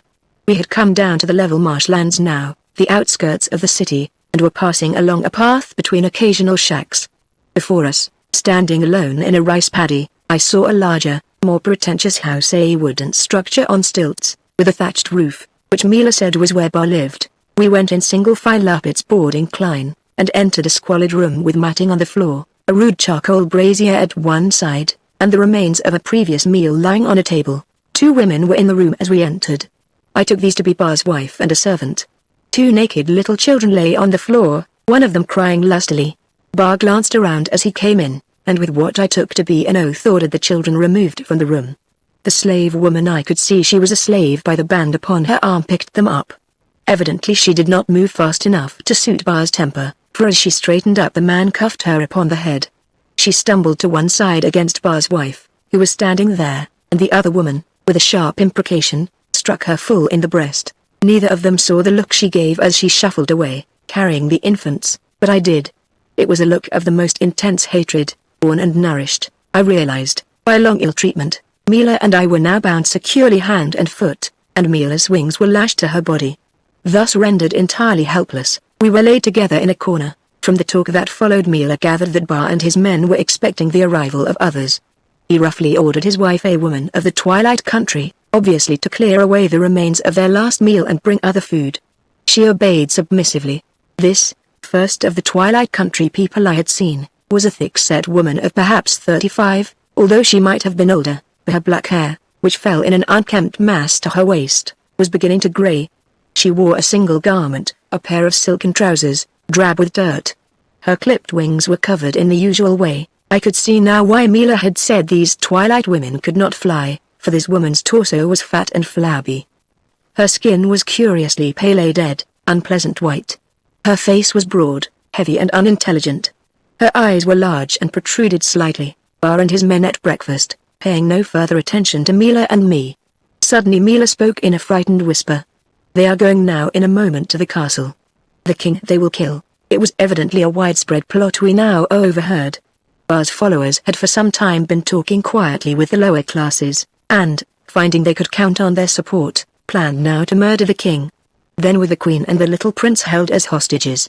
They expected that the men of science, threatened also with a revolt of the peons, would release the light ray. The light ray once in his control, Bar could make himself king. It seemed an absurd hope, but such was the plan they were now discussing.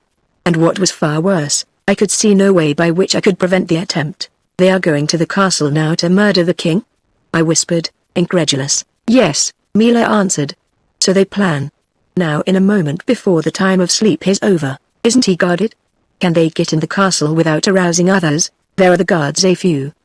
but Bar has promised them great wealth, and they will stand aside and let him pass.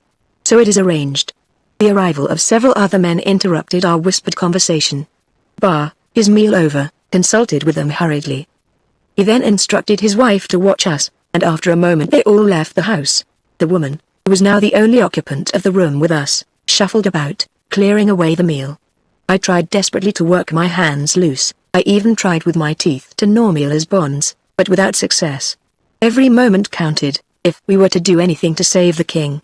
I wondered again where Lua was, perhaps in another part of the house here, bound as we were. Mila, I whispered, ask for food.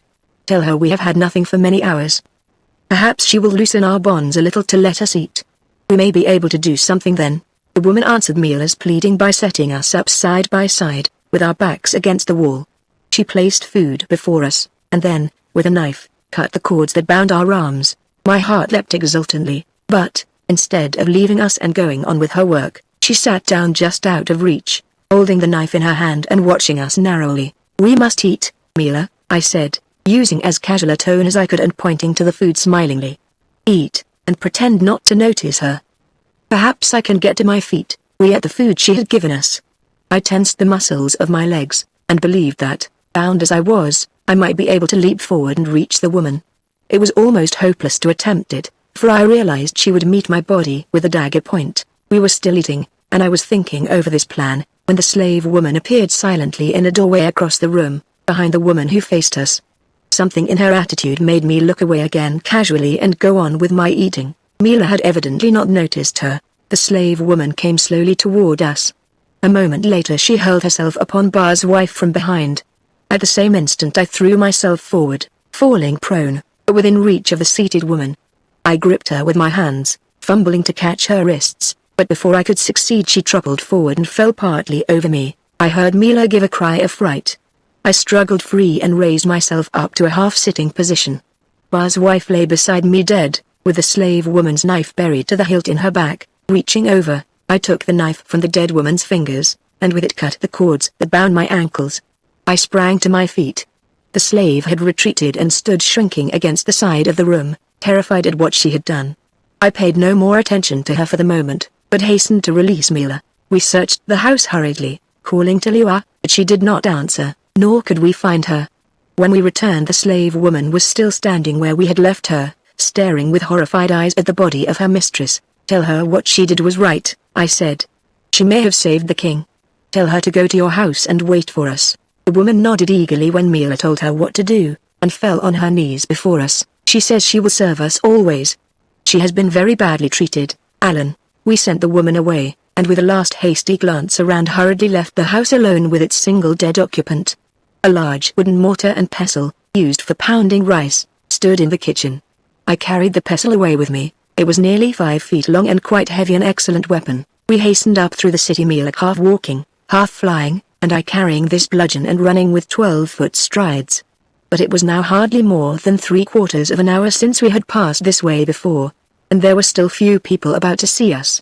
Bar and his men had started some 20 minutes before us, I figured, and we must reach the castle before them. I made extraordinary progress over the level country.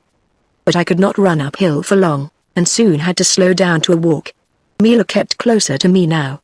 We approached the castle grounds. Where will the guards be, Mila? We must avoid them if we can. They might try to stop us. Mila did not know where they would be, but under the circumstances, as Bar had told his men, she believed the guards would disappear from the vicinity. This conjecture proved to be correct. The guards, not wishing to be concerned in the affair at all, had simply disappeared. We saw nothing of Bar and his men on the way up the mountain, although I had hoped we might overtake them. As we passed hurriedly through the palm gardens surrounding the castle, I saw its huge front doors were closed. Mila, we can't get in that way. A side entrance or some other way. I know, she said. There is a smaller door below, and others on the side. We hastened on. Suddenly I gripped Mila by the arm. What's that over the sea, beyond the grove? There seem to be furtive figures lurking among the palms. Those cannot be Bar's men. Mila, there are too many. What can it? We had reached a little doorway under the front terrace. There was no time to investigate these advancing figures. Bar and his men might already be inside the castle. I slid through the doorway, every muscle tense. Mila had brought the knife from Bar's shack, and with it clenched in her hand was close beside me. I wanted to make her stay outside, where she could fly away if danger threatened. She pleaded to follow me, and I let her come. I needed her, since I had no idea of the interior arrangements of the building. We passed along a dim hallway and up a narrow flight of stone steps. Not a sound came to us. The interior of the castle was silent as a tomb. At the top of the steps we came almost directly into the inner patio of the building. Across a bed of tall flowers, nodding gently in a little morning breeze that swept down from above, I saw the head and shoulders of a man standing in the center of the courtyard. The lower part of his body was hidden by the flowers. I tried to duck out of sight, but he had seen me. He was not over 40 feet away. I stepped back, believing I could reach him in a single leap, but Mila held me. "Not you, Alan." He would cry out. The noise would bring others. She raised her knife, and her eyes blazed into mine. Never have I thought to kill a human. But now I, a woman, must kill. "Stand quiet, Alan." She flew swiftly up and poised over the man. He had started toward us. Evidently he was, so far, as anxious for silence as we, for he made no sound. I saw now he was one of those who had come to Bar's shack. His naked shoulders, his thick neck, and bullet head were all that showed above the flower stems as he plowed his way through them directly toward me, but the hand he swung aloft to aid his progress held a knife. He glanced up at Mila, poised in the air above him, and saw the weapon in her hand. At this new enemy he stopped, confused. Mila swooped down at him, and he struck at her with his knife, but she avoided it with an incredibly swift turn, and a second later had passed him and was crossing the courtyard. Round and round she flew, her great wings flapping audibly, a giant bird circling its prey. The man turned continually to face her. Several times she swooped toward him, and as swiftly avoided his blow. From every side she threatened. The man stood now bewildered, striking wild in a frenzy, as one strikes at a darting wasp. At last, with an agonized cry, he turned and ran. Instantly she dropped upon him. There was a flash of her white arm, the man's body crumpled and lay still among the flowers. Mila was back beside me. Her breast was heaving, her eyes were full of tears, she trembled. "A terrible thing, Alan, my husband, for a woman to do, but it had to be." I pressed her hand with silent understanding. "Come, Alan," she said. "They will have heard his cry. The others, we must meet them, too. We must get to the king." A vibrant scream rang out from the silence of the house, a man's voice, shrill with agony then suddenly stilled. "Good God, Mila. The king, where is he? Take me there." She pulled me back through the doorway. A man scurried past. I leapt at him and struck him a glancing blow with a heavy wooden pestle. He stumbled to his knees. Without thought of giving quarter, I hit him again before he could rise. He sank back, senseless or dead. Mila was ahead of me, and I ran after her along a hallway. The sound of scurrying footsteps sounded from overhead. A woman screamed. A broad, curving stairway fronted us. I passed Mila halfway up, and, reaching the top, ran full into another man who darted from a doorway close by. The impact of my heavier body flung him backward to the floor. I leapt over him with a shout of warning to Mila, and ran on into the room. A man was standing stock still in its center. It was Bar. He flung his knife at me as I appeared, but it went wild. Two other men were coming toward me from opposite sides of the room. I swung the bludgeon about me viciously, keeping them away. Suddenly Bar shouted a command, and before I could reach any one of them they had scurried away like rats. A low bed with a huge canopy of silk stood against the wall. A woman knelt on the floor beside it, and against her knees huddled a little half-grown boy. I heard Mila's voice shouting in her own language. The sound of men running came from below. Then Mila's half-hysterical laughter, and then the words, "They are running away, Alan, all of them. I have been calling you to bring me the light ray. And they are running away." I turned to the bed, pushing its curtains aside, and then hurriedly closing them again with a shudder. Mila was beside me. "The king is dead, Mila. No, you must not look." Her eyes widened, her hand went to her breast. "There is one who needs you." I pointed to the woman on the floor. She was staring at us, unseeing, one arm flung about the child protectingly, holding him partially under one of her long, sleek red wings. The fingers of her other hand clutched convulsively at the bed coverings. She was moaning softly with a grief and terror all the more intense because it was restrained. "There is one who needs you, Mila," I repeated. "Comfort her, for we have come too late." The castle now was in thorough confusion. Several waiting maids rushed into the room, stared at their mistress and the little prince, and, seeing what had happened, stood silently wringing their hands in fright. or fled aimlessly through the halls. One of the king's counselors had come in, stopping, bewildered, at the scene that met him. "Tell him what has occurred, Mila," I said. There came now faintly to my ears from outside the castle sounds of a gathering crowd, murmurs and vague muffled shouts. The cries grew louder. A rain of missiles struck the castle. A stone came through a nearby window, falling almost at my feet. All at once I remembered the lurking figures we had seen among the palms in the garden. "Mila," I cried. "Hear that, outside. A crowd is gathering. The men we saw out there. People whom Ba has, Mila. Ask him, for God's sake, to tell us how we can get weapons. Where are the other counselors? Send for them. We must do something now, at once. This is revolution, Mila, don't you understand? Revolution." I felt so impotent. Here in this crisis I could talk to no one but Mila, could issue no direct commands, could understand the words of no one but her. Suddenly, from over our heads, a great, solemn, deep-throated bell began tolling. "What is that? What does that mean?" A girl rushed into the room. "It is the bell of danger," said Mila quickly. "The girls are ringing it to arouse the city. Up here then will the people hurry to find out what it is that threatens." "They're outside now," I retorted. "Order all the king's counselors here at once. Find out if any guards are about the place. Send them here. Where is the head of the city's police? Send him here to me. Tell him to call out all his men." What was I saying? I had forgotten the one vital thing, Mila. The light ray. These men of science who guard it, where are they? Send for their leader. Get him here to me at once. We must have the ray. Mila stood very quietly beside me. Her face was white, her eyes blazed, but she seemed calm and unfrightened. "He will come," she said, "and armed with a ray. The bell will bring him. Your other commands I will see are obeyed." The old counselor, who had been standing by, dazed, came slowly forward at Mila's call. The king's counselor. And all the others were like him. The king was dead, and here was the little prince huddled in his mother's arm. Realization had been slow in coming, but now it broke upon me like a great light. I flung the bludgeon away from me, and stood erect. "Mila," I cried, tell them all their king is dead. It is I who command now. There is no one else, and I have the power. Tell them that. It is I, the man from Earth, who commands." Chapter 19. The New Ruler. The solemn bell continued pealing out its knell. The shouts and tumult outside were growing louder. Mila spoke hurriedly to the old man, then turned to leave the room. "Your commands shall be obeyed, my husband," she said quietly. I felt again that sudden sense of helplessness as I saw her leave. "Be careful, Mila. Order everyone in the castle to the roof. Here. Tell the queen before you go. Send everyone up there with me. The mob may come in. We'll make our stand up there." I understood Ba's plot better now.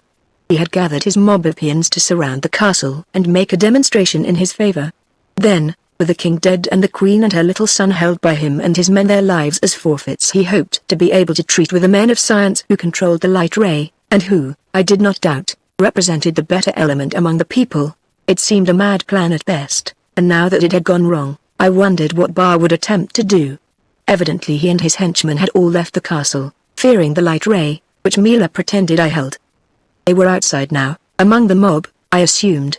Would the mob attempt to enter? Mila hurried away to send everyone inside the building to its roof. The queen, following Mila's commands unquestioningly, took the little prince by the hand and, signing to me to follow, led me upstairs. There was only one stairway leading to the roof, I found with satisfaction, and it was narrower, an excellent place for defense. The roof was broad and flat, flanked at the ends by two towers which rose considerably above it. It was a frightened little group who gathered about me, the queen and her son, two of the king's counselors, and perhaps half a dozen young girls whom I took to be the queen's attendants. Others came up each moment. I sat the queen down on a little white stone bench in the center of the garden, and bowed before her respectfully. Then I smiled upon them all. I think they were reassured and trusted me, and I found my commands were obeyed without question. The queen was a woman of perhaps 35, tall and slender, with black hair and eyes. She was dressed in a single garment of heavy white silk, a dress that fell ungathered at the waist from above her breast under the arms to her ankles. It was, I judged, her sleeping robe. Her hair hung in two long braids over her shoulders, her feet were encased in sandals. She was unquestionably a beautiful woman. I remember my vague surprise, as I saw her, with her son by her side, and her long sleek wings unmutilated. And then I saw that her wings were fastened together in two places by little metal chains. She, then, like other married women, was not permitted to fly, although the beauty of her wings was unspoiled. I sent 2 of the old men to stand by the head of the stairs. Mila had given me her knife, and I handed it now to one of them, trying to make him understand that he was to bar the passage of anyone who should not be allowed up. He shuddered, but he took the knife and stood where I indicated. The crowd in the garden below had seen us on the roof now, and the tumult of shouts was doubled. I went to the parapet and looked over. The garden was full of a struggling, confused mass of people. Those nearest the castle were mostly peons. I noticed men and a few women armed with various implements of agriculture, and any sort of rude weapon they could obtain. They were standing about in little groups or rushing excitedly to and fro in aimless, uncommanded activity. Many of them held stones in their hands, which occasionally they cast at the building. It was one of those mobs that gather ready for trouble, is swayed in almost any direction by any chance leadership, and most frequently accomplishes nothing. I felt a sudden sense of relief. The garden was rapidly filling up with men and women of the more intelligent classes, who mingled with the others, learned what had occurred, for I did not doubt but that the knowledge of the king's death had spread about, and then stood waiting to see what would happen. The air was full of excited girls flying over the castle. A few alighted for a moment on the roof, but I did not fear them. Where was Bar? I could not hope to distinguish him among the crowd, but still I saw no sign of his leadership. Had he seen the failure of his plan and, fearing the results of his regicide, fled the vicinity? I hoped so fervently. As I showed myself at the parapet, a great shout arose. Some of the men I knew at once. It was those who had heard I possessed the light ray, scattered in terror at my appearance. I determined then, if no issue were raised that would demand my using this supposed weapon, I could continue to command the situation. I stood there a moment looking down. At the edge of the crowd I saw a few figures whom I took to be members of the city's police. They were standing idle, taking no part in what was going on. There seemed nothing I could do until Mila returned. If only I could speak to the crowd. I wondered if I dared descend among them and disperse the mob of peons. I went to the head of the stairway. 3 or 4 of the king's councillors were standing there. There was no one on the stairs. Evidently everyone living in the castle was now on its roof, some 30 of them altogether. The crowd outside quite evidently had no present intention of entering the building. The mob of peons Bar had gathered were greatly in the minority now, and I felt that matters were steadily improving.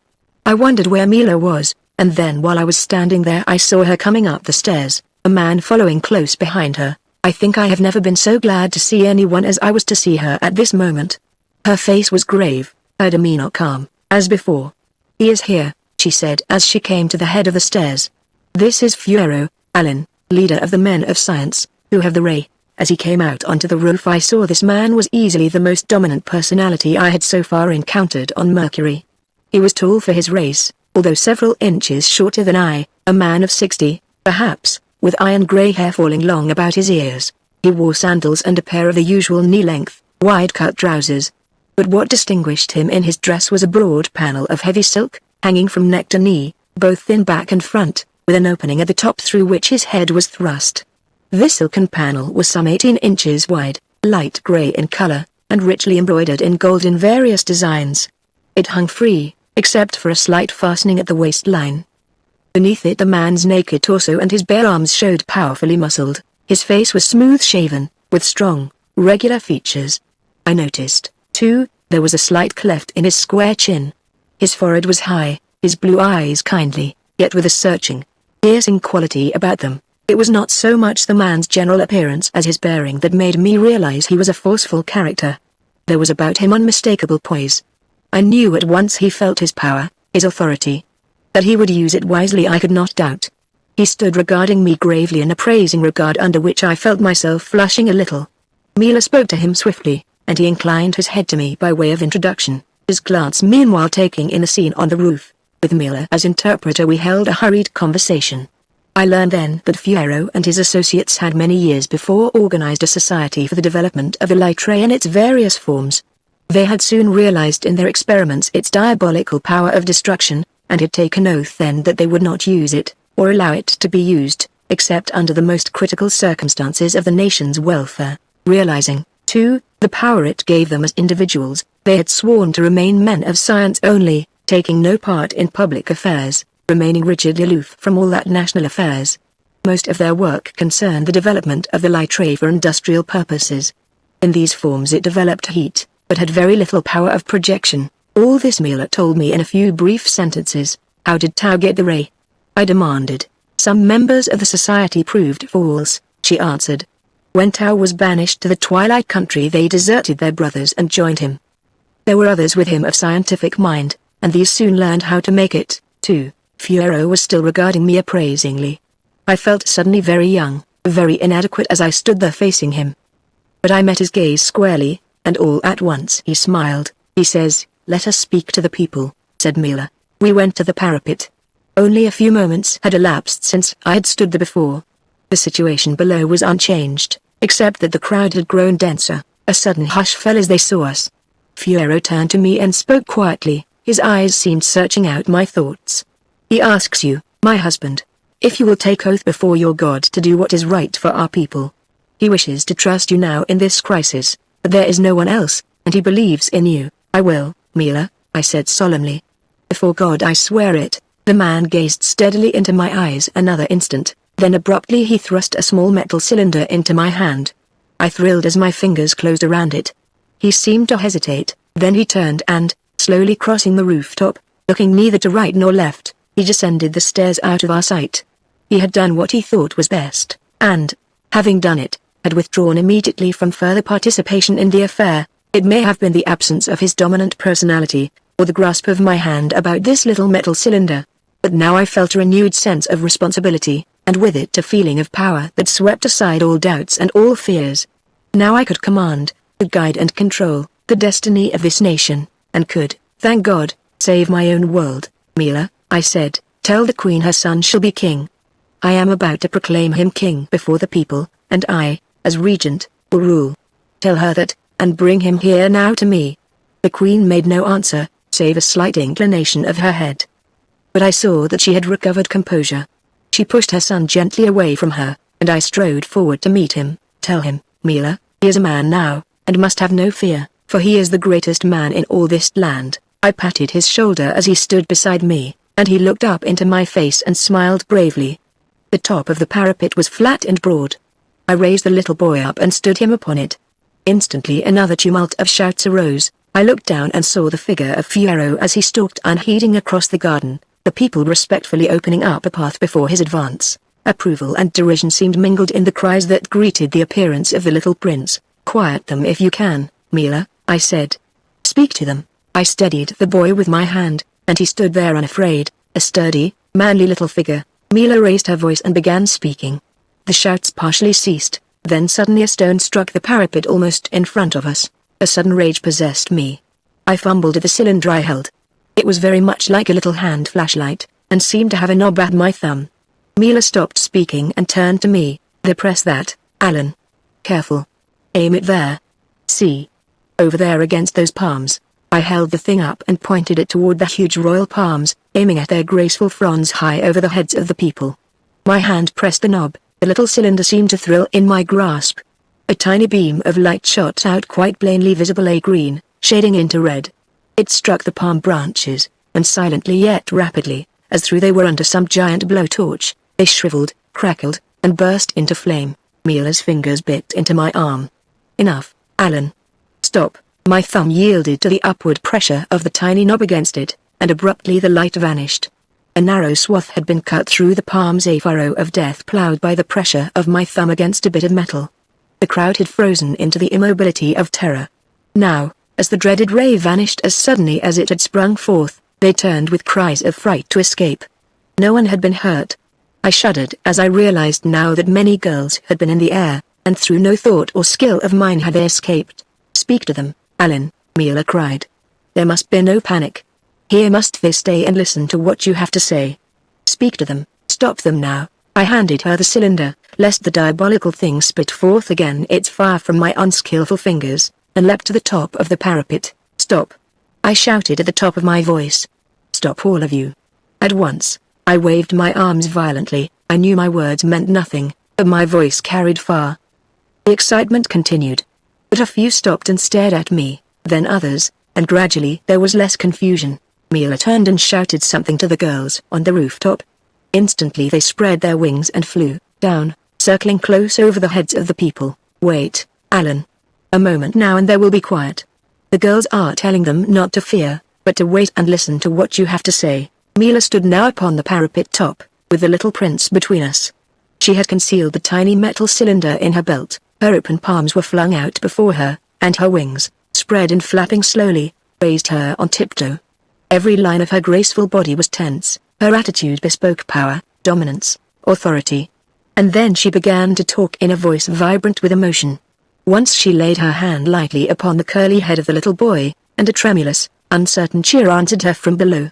"I have told them of the king's death, Alan," she said a moment later, "and that here is their little king standing before them. And now, of you what shall I say? Tell them that until the king is older, I the man from earth shall rule them as regent. Tell them if they obey me all will be well, for I shall rule them wisely." I stood while Mila translated this amid dead silence from the crowd. As she finished I raised myself to full height and stared down at them threateningly. "But if there is trouble if anyone defies my authority then, Mila, tell them I shall use the light ray, for I shall brook no interference." The silence from below continued. I spread my hands out before me and smiled. "But there will be no trouble. I am with the light country, heart and soul. Its interests are my interests, for I have married one of its women, and now I too am one of its people. Tau shall be overthrown. Tell them that, Mila. The Twilight people never again shall threaten our cities. If more land is wanted by our people of the light country, tell them they shall have it. All the land they desire shall be theirs.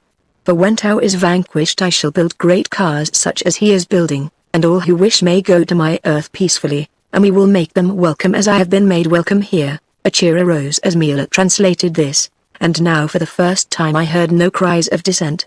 "Say to them again I shall rule them wisely. Say I shall look to them all of them, rich and poor alike, for help in what we have to do. All must help me, for I am only one, and I need them all.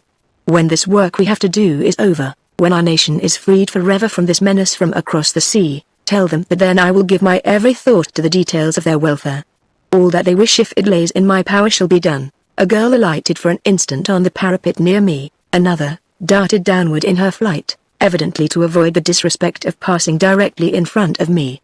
The thought flashed through my mind that I might mention the virgins and promise them reversal of the law they so abhorred, but I felt it would be impolitic to raise that question at such a time as this. "Tell them now to leave the grounds," quietly, I concluded. "When I wish them again they will be sent for. All that I do will be known through public proclamation." I lifted the little prince in my arms, and then, with the cheers of the people ringing in my ears, jumped backward with him to the roof below. Thus, by swift moving circumstances which could not have been foreseen, was I made ruler of the light country. The crowd dispersed quietly. We sent the queen and her waiting maids back to her apartments, the aged councillors to theirs, and soon Mila and I were alone in one of the castle rooms. Now that the nervous excitement under which I had been laboring was over, I felt utterly exhausted. I dropped wearily into a seat, and Mila sat on the floor at my feet with her arms on my knees. I stroked her glossy black hair idly. "I'm tired, girl. I'm all in. Aren't you?" We had not slept since the afternoon before, and so much had happened since. Suddenly I remembered you are, Mila, your mother.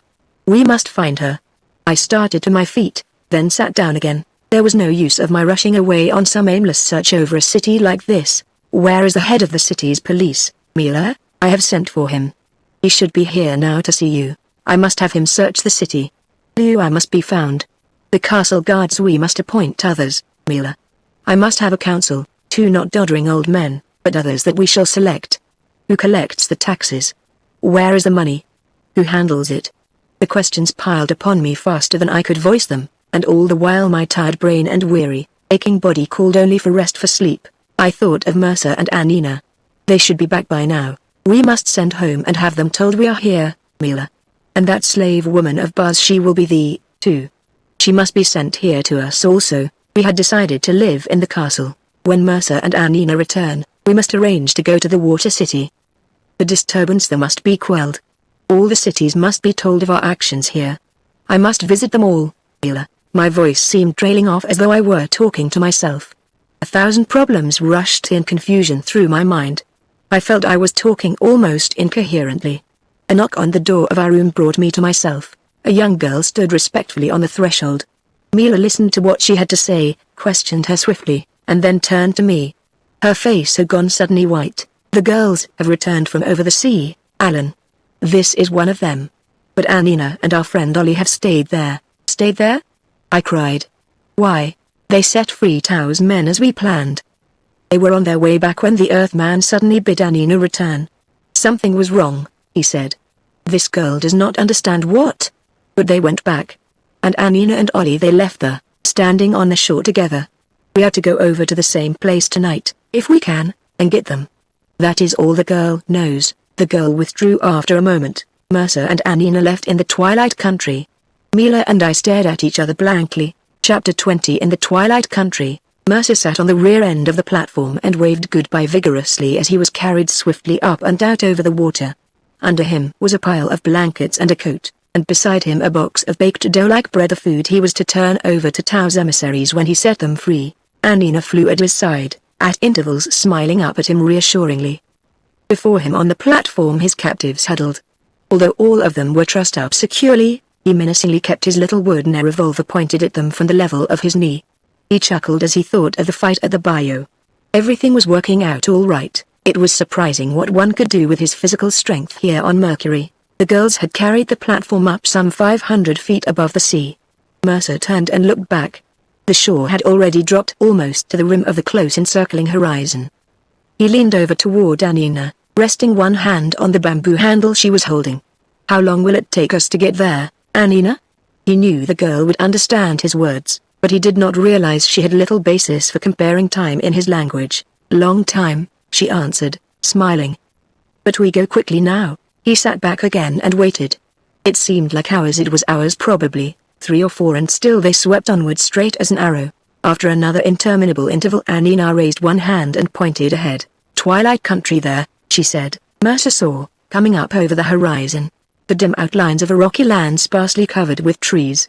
It spread out rapidly before him as he watched, fascinated.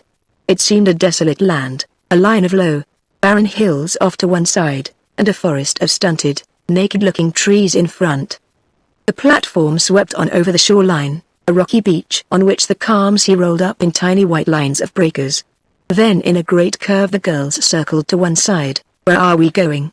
Mercer asked. A trail near us somewhere. A trail to the lone city. There we'll land. Mercer saw the trail in a moment. It came out of the woods and struck the shore by a little bight where boats could land. The girls swooped downward, and in a moment more the platform was lying motionless on the beach. Mercer looked around. It was light enough to see objects in the immediate foreground, a great twilight. The forest came almost to the water's edge. He saw now the trees might have been firs, but with small, twisted trunks, few branches except near the top, and very few leaves.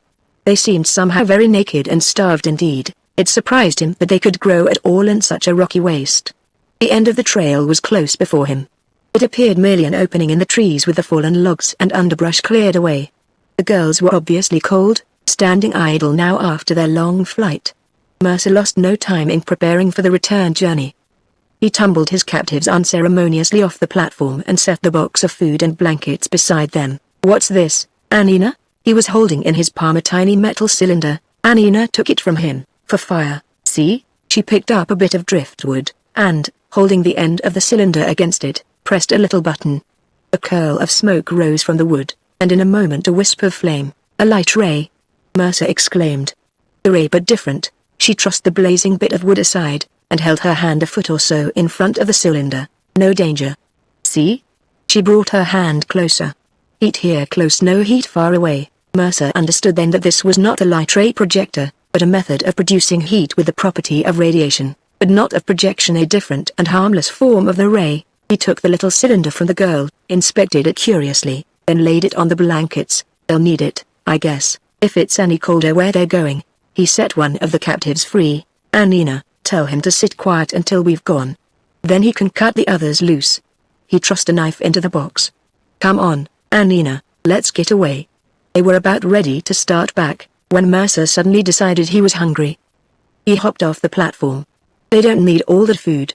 He gathered some of the little flat cakes of dough in his hands. Want some? He offered them to the girls, who smilingly refused. All right. I do. I'm hungry. Might as well take a blanket, too. It's devilish cold. He was back on the platform in a moment, sitting down with a blanket about his knees and munching contentedly at the bread. All right, Anina. Start her off. They swung up into the air and began the return flight. A few hours more and they would be back at the great city. Then the real work would begin. Mercer squared his shoulders unconsciously as he thought of all there was to do, but there was no danger to the light country from Tau. He thought with satisfaction.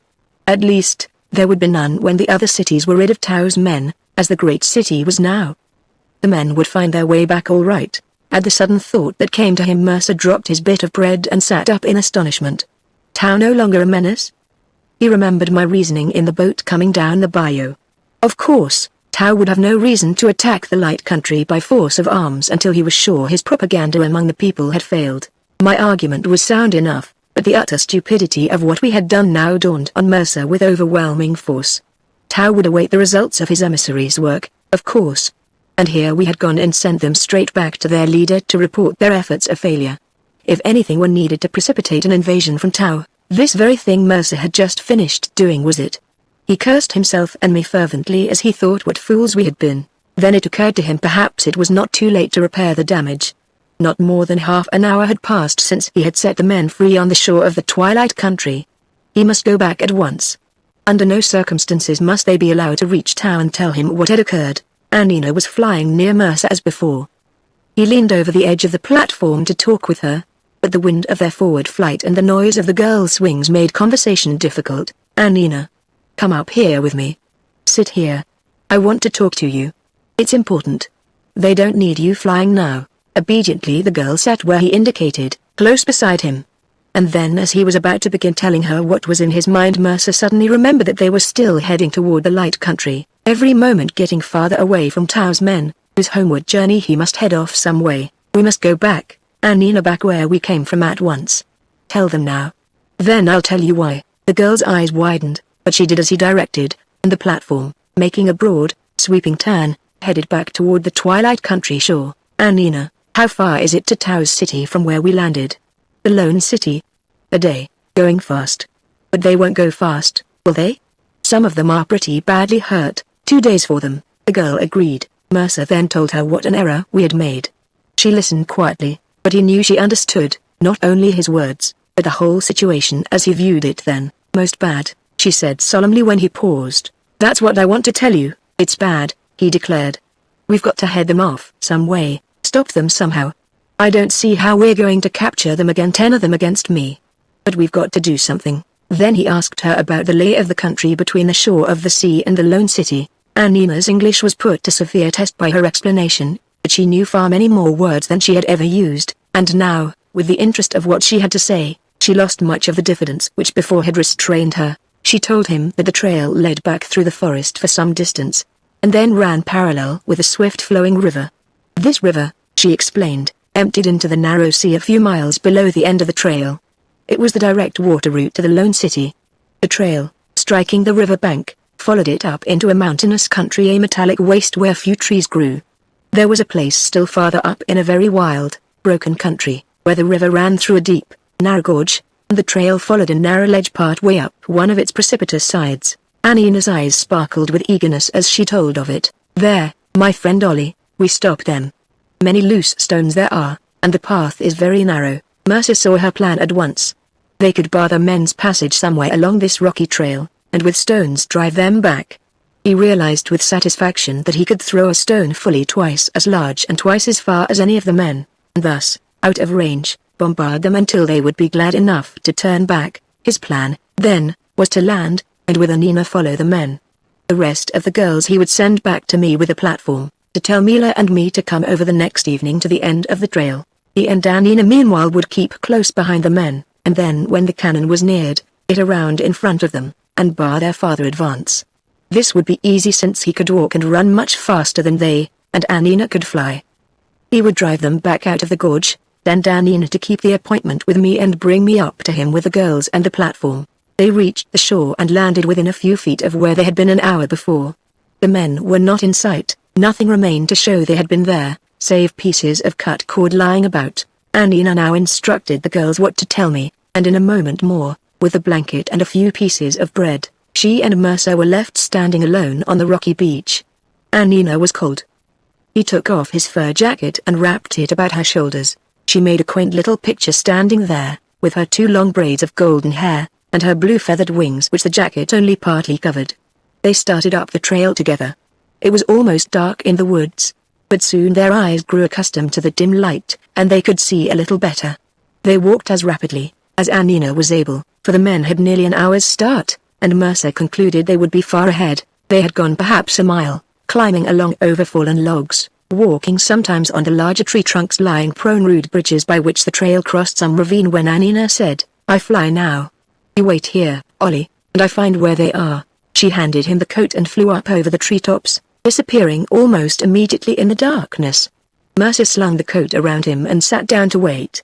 He sat there perhaps 15 or 20 minutes, staring up at the silent, motionless treetops, and thinking all sorts of vague, impossible dangers impending.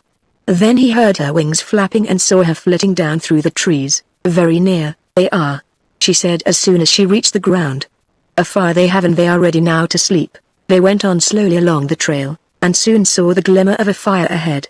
"A camp for the night," whispered Mercer. "It must be nearly morning now." He looked about him and smiled as he realized that no light would come with the morning.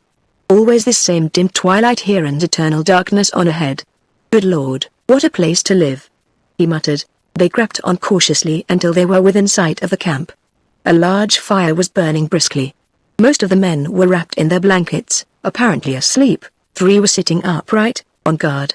Mercer and Annina crept away. "We'd better camp, too," Mercer said when they were well out of hearing. "They will probably stay there 4 or 5 hours, anyway.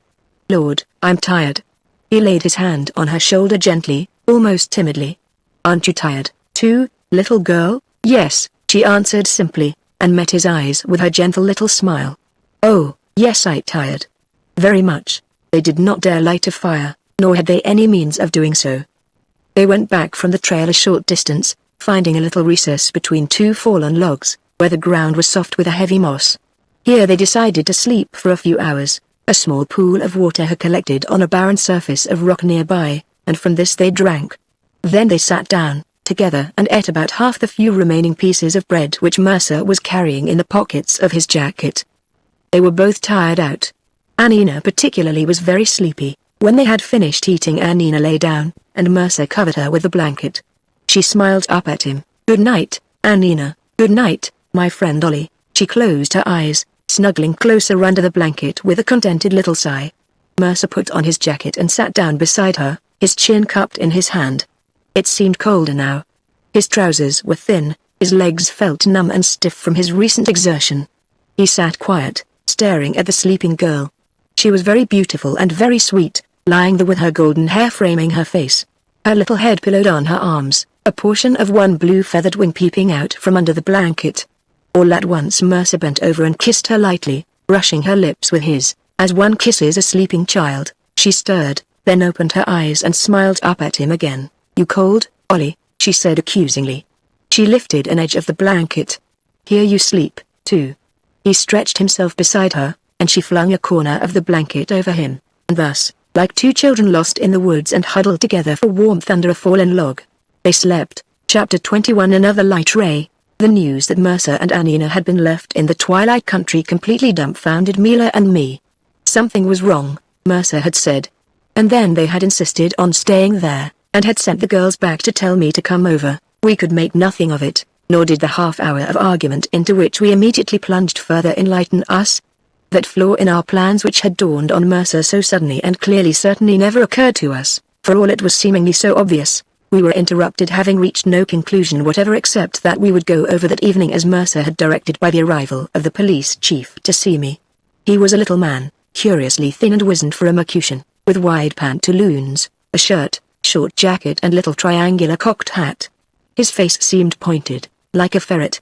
His movements were rapid, his roving glance peculiarly alert. He bowed before me obsequiously. He would obey me to the letter. I could see that at once from his manner, though. Had I impressed him as being like my predecessor, I did not doubt but that he would do as he pleased upon occasion. I toyed with the little light ray cylinder in my hand quite casually through the brief interview, and I saw he was thoroughly impressed, for he seemed unable to take his eyes from it. "Where are your men just now?" I asked. He raised his hands deprecatingly and poured out a flood of words to Mila when my question was translated to him. He himself was sleeping, she said to me when he had paused for breath. His third watch was on patrol about the city. Then from the castle came the king's guards, fleeing in haste. Those of the police they met, they told that evil men were in the castle with the light ray, and all who represented the city's authority would be killed. That was a lie, I interrupted. There was no light ray here then, Mila nodded. It was what Bar's men had told them to say, I think. And then what happened to the police? Then they left their posts about the city. Some fled, others went back and reported what they had heard, and it never occurred to any of them to come up here and try to stop the disturbance. Curious policemen, these. It is too deadly, the light ray, said Mila. They were afraid. And then the alarm bell began ringing. They sent for Ino, here, to ask him what they should do. And then you sent for him. He has his men at the police building, in waiting. And he comes to you at the risk of his life, and now asks your commands. Thus did my chief of police explain satisfactorily to himself, and with great protestations of loyalty to his trust, how it came about that he and his men did nothing while their king was being murdered and another put in his place. Recriminations seemed useless. He stood bowing and scraping before me, eager only to obey my slightest wish. Tell him, Mila, how Bar's men captured Liua. Have the city thoroughly searched Bar's house particularly. Tell him I killed Bar's wife. Have that slave woman sent home to me. Tell him to capture Bar and any of his known associates. If he does, have him report to me at once. Say to him that I must have word of Liua or I'll have a new chief of police by tomorrow. For the rest, have his men patrol the city as usual. I spoke as sternly as I could, and the little man received my words with voluble protestations of extreme activity on his part. When he had bowed himself out, I smiled at Mila hopelessly. This has got to be a mighty different government before we can ever hope to accomplish anything against Tao. Tao was not worrying me for the moment. Liua must be found, and I had no idea of relying entirely upon this little chief of police to find her. And Mercer needed me, too, this very evening. I stood up wearily and put my arm about Mila's shoulders. Her little body drooped against mine, her head resting on my shoulder. There was little about us then, as we stood the dispirited and physically tired out, that would have commended respect from our subjects. We must get some sleep, Mila, I said. Things will look very different to us then. It must have been mid-afternoon when we awoke. And it was at hand to report that Bar and his men, and all the king's guards, must have fled the city. Of Liua he had, so far, found no trace. Bar's slave woman was in the castle, waiting our commands. The girl who had brought us Mercer's message was also waiting to ask us when we wanted her and the other girls for the trip back to the Twilight Country. Right away, I exclaimed. I'm not going to take any chances with Mercer. We'll start at once. The girl flew away to get her friends and the platform, which had been left in the garden of Mila's home. I planned to start openly from the castle roof. There was now no need of maintaining secrecy. The disappearance of Liua was alarming. Equally so was the possible danger into which Mercer might have blundered. In Liua's case there did not seem much I could do personally at that moment. Before starting I arranged with the aged councillors to call a meeting the following morning of all government officials. Could we get Furo to come, Mila? She shook her head positively. His oath would forbid it. Well, tell the councillors to call also any of the city's prominent men. I've got to get some good men with me. I can't do it all alone. Mila smiled at me quizzically as I said this. You have forgotten our women and their help. My husband, I had, in very truth, for the moment. We'll need them, too, I said. Tell these girls who carry us tonight to call all those who went with us to the mountains. A meeting tomorrow at this time here on the castle roof. To the water city we must go, Mila said. The Tao's men are very strong, our girls report. And today there was a fight among the people, and several were killed. But we must go armed, Mila, with more than one light ray. I shall see this Furo tomorrow. After all, he's the keynote to the whole thing. We started from the castle roof, Mila sitting with me this time on the platform. Flying low, we passed over the maze of bayous, and in what seemed an incredibly short time we were out over the sea. I had now no idea what we might be called upon to do, or how long we would be gone, for all my specific plans for the next day, so we started as well prepared as possible. The precious light tray cylinder I held in my hand. We had a number of blankets, enough food for us all for 2 days of careful rationing, a knife or two, and a heavy, sharp-edged metal implement like an axe. It seemed hardly more than half an hour before a great black cloud had spread over the whole sky, and we ran into the worst storm I have ever encountered. The wind came up suddenly, and we fought our way directly into it. Lightning flashed about us. And then came the rain, slanting down in great sheets. We were still flying low. The mirror surface of the sea was now lashed with waves, extraordinarily high, whose white tops blew away in long streaks of scud. The girls fought sturdily against the wind and rain, carrying us steadily up until after a while I could not see the water below. We were in the storm perhaps an hour altogether. Then we passed up and beyond it, and emerged again into that grey vacancy, with a waste of storm-lashed water far beneath us. The twilight country shore was still below the horizon, and it was a considerable time before we sighted it. Mila and I sat quiet, wrapped in a blanket, which, wet as it was, offered some protection against the biting wind. The girls seemed exhausted from their long struggle against the storm, and I was glad for them when we finally landed. This was the place, they said, where Mercer and Annina had set Tao's men free, and where the two were standing when the girls had left with the platform. I looked about, and saw on the beach the pieces of cut cord with which the men had been bound. Of Mercer and Annina there was no sign. We waited until well after the time of the evening meal, and still Mercer and Annina did not arrive. We concluded, of course, that they had followed Tao's men up the trail for some reason, and we expected it would be Annina who would come back to tell us where Mercer was. Let us go up a little distance, Mila suggested finally.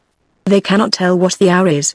They may be near here now, coming back. The girls were rested and warmed now, and we started off again with the platform. We flew low over the treetops, following the trail as best we could, but in the semi-darkness we could see very little from above. After a time we gave it up and returned to the shore. Again we waited, now very much alarmed. And then finally we decided to return to the great city for the night. Annina might have missed us some way, we thought, and flown directly home. She might be there waiting for us when we arrived. If not, we would return again with several hundred girls, and with them scour the country carefully back as near the lone city as we dared go. With our hearts heavy with apprehension we started back across the channel. Liua, Mercer and Annina were separated from us. All had been captured, perhaps, by our enemies. Things were, indeed, in a very bad way. Without unusual incident we sighted the light country shore. 3 girls were winging their way swiftly toward us. They wished to speak with us, Alan, said Mila. From the great city they seemed to come. Perhaps it is Annina. Our hopes were soon dispelled, for Annina was not one of them. They were 3 of the girls we had directed to patrol the seacoast. When they neared us Mila flew off the platform and joined them. They circled about for a time, flying close together, then Mila left them and returned to me, while they hovered overhead. Her face was clouded with anxiety as she alighted beside me. They were near the water city a short time ago. And they say the light ray is being used there. They saw it flashing up, and dared not go closer. The light ray in the water city. My heart sunk with dismay. The cylinder I held in my hand I had thought the only one in use in all the light country. With it I felt supreme. And now they had it also in the water city. One of the girls flung up her hand suddenly and called to Mila, "See, Alan, a boat." I looked down to where Mila pointed. The sea was still rough from the storm, but no longer lashed into fury. Coming toward us, close inshore and from the direction of the water city, I saw a boat speeding along over the spent waves. And as I looked, an arrow beam of light, green, shading into red, shot up from the boat and hung wavering in the air like a little searchlight striving to pierce the grey mist of the sky. Chapter 22 The Theft of the Light Ray. The touch of soft, cool hands on his face brought Mercer back to sudden consciousness. He opened his eyes. Annina was sitting beside him, regarding him gravely. "Wake up, my friend Dolly. Time now to wake up." He sat up, rubbing his eyes. The same dim twilight obscured everything around. For an instant he was confused. "Why, I've been asleep." He got to his feet. "Do you think it's been long, Annina? Maybe the men have started off. Let's go see." Annina had already been to sea. She had awakened some little time before and, leaving Mercer asleep, had flown up ahead over the treetops. The men were just then breaking camp, and she had returned to wake up Mercer. They ate their last remaining pieces of bread, drank from the little pool of water, and were soon ready to start on after their quarry. How long will it take them to reach the gorge, Annina? Not very long. 4 times further reach Lone City, by which Mercer inferred that within 3 or 4 hours, perhaps, they would be at the place where they hoped to turn the men back. They started off slowly up the trail, Mercer carrying the folded blanket, and Annina wearing the fur jacket. They soon came upon the smoldering fire that marked the other party's night encampment. The men were, Mercer judged, perhaps a mile or so ahead of them. They continued on, walking slowly, for they did not want to overtake the slow-traveling men ahead. The look of the country, what they could see of it in the darkness, was unchanged. The trail seemed bending steadily to the right, and after a time they came to the bank of the river which the trail followed. It was a broad stream, perhaps a quarter of a mile across, with a considerable current sweeping down to the sea. They kept to the trail along the river bank for nearly another hour. Then Anina abruptly halted, pulling Mercer partly behind a tree trunk. "Another fire," she whispered.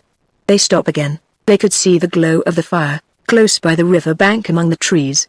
Very cautiously they approached and soon made out the vague outlines of a boat moored to the bank. It seemed similar to the one in which they had come down the bayous from the great city, only slightly larger. "Other men," whispered Anina. From Lone City, Mercer's heart sank. A party from the Lone City, more of Tao's men to join those he had set free. All his fine plans were swept away. The men would all go up to the Lone City now in the boat, of course. There was nothing he could do to stop them. And now Tao would learn of the failure of his plans. Mercer's first idea was to give up and return to the shore of the sea. But Anina kept on going cautiously forward, and he followed her. The fire, they could see as they got closer, was built a little back from the water, the slight rise of ground between it and the boat. There were some 30 men gathered round. They seemed to be cooking. "You stand here, Ollie," Anina whispered. "I go hear what they say. Stand very quiet and wait. I come back." Mercer sat down with his back against a tree and waited. Anina disappeared almost immediately. He heard no sound of her flight. But a moment later he thought he saw her dropping down through the trees just outside the circle of light from the fire. From where he was sitting he could see the boat also. He thought he made out the figure of a man sitting in it, on guard. The situation, as Mercer understood it from what Anina told him when she returned, seemed immeasurably worse even than he had anticipated. Tao had been making the water city the basis of his insidious propaganda, rather than the great city, as we had supposed. He had been in constant communication by boat with his men in the water city, and now affairs were ripe for more drastic operations. This boat Mercer had come upon was intended to be Tao's first armed invasion of the Light Country, some 20 of his most trusted men armed with the light ray. Joining his emissaries in the water city, and with a large following among the people there which they had already secured, they planned to seize the government and obtain control of the city. Then, using it as a base, they could spread out for a conquest of the entire nation. Mercer listened with whitening face while Anina told him all this as best she could. But why does he want to attack the Light Country, Anina? "I thought he wanted to go and conquer our Earth." "Very big task your Earth," the girl answered. "Light Country more easy. Many light rays in the great city.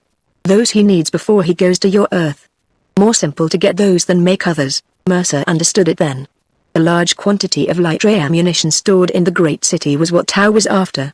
This was his way of getting it, and once he had it, and control of the Light Country besides, he would be in a much better position to attack the Earth. The idea came to Mercer then to steal the boat and escape with it. If he could do that, the enemies would have to return to the Lone City on foot, and the threatened invasion of the Light Country would thus be postponed for a time at least. Meanwhile, with the boat he could hasten back to me with news of the coming invasion. These thoughts were running through his head while Anina was talking. It was a daring plan, but it might be done. There was apparently only one man in the boat, and the slight rise of ground between it and the fire made him out of sight, though not out of hearing, of the others. "Can you run the boat, Anina?" The girl nodded eagerly. Mercer drew a long breath. "We'll take a chance. It's the only way. They've got that cursed light ray." He shivered as he thought of the danger they were about to invite. Then he explained to Anina what they were to do. She listened carefully, with the same expectant, eager look on her face he had seen there so often before. They left the blanket and fur jacket on the ground, and, making a wide detour around the fire, came back to the river bank several hundred yards above the boat. They stood at the water's edge, looking about them. The boat was just around a slight bend in the stream. The glimmer of the fire showed plainly among the trees. Intense quiet prevailed, only the murmur of the water flowing past, and occasionally the raised voice of one of the men about the fire, broke the stillness. Mercer stared searchingly into the girl's eyes as she stood there quietly at his side. She met his gaze steadily. "You're a wonderful little girl," he whispered to her, and then abruptly added, "Come on. Don't make any splash if you can help it. And remember, if anything goes wrong, never mind me. Fly away if you can." They waded slowly into the water. The current carried them rapidly along. Side by side, with slow, careful strokes, they swam, keeping close to shore. The river was shallow hardly over their heads. The water was cold and, Mercer thought, curiously buoyant. It seemed hardly more than a moment before the shadowy black figure of outlines of the boat loomed ahead. They could make out the figure of its single occupant, sitting with his arm on the gunwale. They swam hardly at all now, letting the current carry them forward. As silent as two drifting logs they dropped down upon the boat and in another moment were clinging to a bit of rope that chanced to be hanging over its stern. The bow of the boat was nosed against the bank. It lay diagonally downstream, with its stern some 20 feet from shore. Its occupant was sitting amidships, facing the bow. Mercer drew himself up until his eyes were above the stern of the boat and saw him plainly. He was slouching down as though dozing. His elbow was crooked, carelessly over the gunwale. Mercer's heart gave an exultant leap as he saw a little cylinder in the man's hand. There was a little projection on the boat at the water line, and, working along this with his hands, Mercer edged slowly toward the man. He knew he could not be heard, for the murmur of the water slipping past the sides of the boat drowned the slight noise he made. He edged his way along, with not much more than his face out of water, until he was directly beneath the motionless form in the boat. Mercer's heart was beating so it seemed to smother him. Slowly he pulled himself up until the fingers of his left hand gripped the gunwale hardly more than a foot or two behind the man's back. His other hand reached forward. He must have made a slight noise, for the man sat suddenly upright, listening. Mercer's right hand shot out. His fingers closed over the little cylinder and the hand holding it. He bent it inward, twisting the man's wrist. His thumb fumbled for the little button Annina had described. There was a tiny puff of light, the man's body wavered, then fell forward inert. Mercer climbed into the boat. He looked back. Annina was pulling herself up over the stern. A long pole lay across the seats. He picked it up and started with it toward the bow. And then he tripped over something and fell headlong, dropping the pole with a clatter. As he picked himself up there came a shout from the men in the woods. Mercer hurried forward and cast off the rope that held the boat to the bank. It had been tied more or less permanently at this end. As he fumbled at the knots he heard Annina's soft, anxious voice calling, "Hurry, Ollie, hurry." The shouts from the woods continued. The knots loosened finally. The boat slid back away from the bank. With the pole Mercer shoved the bow around. An instant later Annina had started the mechanism, and in a broad curve they swung silently out into the river. Up from the woods shot a beam of the greenish-red light. It darted to and fro for an instant, almost vertically in the air, and Mercer heard the crackle of the treetops as they burst into flame under its heat. Then it swung downward, but before it could reach the water level the rise of ground at the bank cut it off. Without realizing it, Mercer had been holding his breath as he watched. Now he let it out with a long sigh of relief. "We did it, Annina, we did it," he said exultantly. "And we've got a light ray, too." A moment later they swept around a bend in the river, out of sight and out of hearing of their enemies. Chapter 23 The Storm. On the little stern seat of the boat Mercer and Annina sat side by side, the girl steering by a small tiller that lay between them. They were well out in the middle of the river now, speeding silently along with its swift current. They made extraordinary speed. Both banks of the river were visible in the twilight, dim, wooded hills stretching back into darkness. The stream widened steadily as they advanced, until near its mouth it had become a broad estuary. They followed its right shore now and soon were out in the narrow sea. "We'd better go right on across," said Mercer. "It's too early for Alan to be at the end of the trail. He won't be there till tonight. We can reach the great city before he starts." They decided to do that, and headed straight out into the sea. They had been cold, sitting there in the wind, and wet to the skin. But the boat contained several furry jackets, which the men had left in it, and in the bottom, near the stern, a cubical metal box which lighted up like an electric radiator. By this they had dried and warmed themselves, and now, each with a fur jacket on, they felt thoroughly comfortable. Mercer was elated at what they had accomplished. He could see now how fortunate a circumstance it was that we had set the men free. He would not have stumbled upon this other party, and the invasion of the light country would have begun, had we not released them. He talked enthusiastically about what we were to do next, and Annina listened, saying very little, but following his words with eager attention. Once he thought she was more interested in the words themselves than in what he was saying, and said so. "Your language so very easy it is. I want to learn it soon if I can." "Why, you know it already," he protested. "And how the deuce you ever got it so quickly beats me," she smiled. "When you say words very easy then for me to remember. Not many words in spoken language." He shook his head. "Well, however you do it, the result's all right. I'm mighty glad, too. Why, when I get you back home on Earth." He stopped in sudden confusion. She put her hand on his arm. "Mila says your Earth is very wonderful. Tell me about it." She listened to his glowing words. "And opera, what is that?" she asked once when he paused. He described the Metropolitan Opera House, and the newer, finer one in Boston. She listened to his description of the music with flushed face and shining eyes. How beautiful that music. Can you sing, Ollie? No, he admitted, but I can play a little on a guitar. I wish I had one here. I can sing, said the girl. Mila says I can sing very well. He leaned toward her, brushing the blue feathers of her wing lightly with his hand. Sing for me, he said softly. I'll bet you sing beautifully. It may have been their situation, or what they had been through together, or the girl's nearness to him now with her long braids of golden hair, the graceful sweep of her blue feathered wings that matched the blue of her eyes, her red lips parted in song. But whatever it was, Mercer thought he had never heard so sweet a voice. She sang a weird little song. It was in a minor key, with curious cadences that died away and ended nowhere. The folk song of a different race, a different planet, yet vibrant with the ever unsatisfied longing of the human soul. She sang softly, staring straight before her, without thought of her singing, thinking only of her song. She ended with a tender phrase that might have been a sigh, a quivering little half-sob that died away in her throat and left the song unfinished. Her hands were folded quiet in her lap, her eyes gazed out on the grey waste of water about the boat. Mercer breathed again. That is beautiful, Anina. What is it? She turned to him and smiled. Just love song. You like it, my friend Ollie? It's wonderful. But it's so sad and sort of weird, isn't it? That is love, my mother says. Love is sad. Mercer's heart was beating fast. Is it always sad, Anina? I don't think so, do you? There was no trace of coquetry in her eyes. She sighed tremulously. I do not know about love. But what I feel here, she put her hand on her breast, I do not understand, Lee. And when I sing they are very sad and sweet, the thoughts of music, and they say things to the heart that the brain does not understand.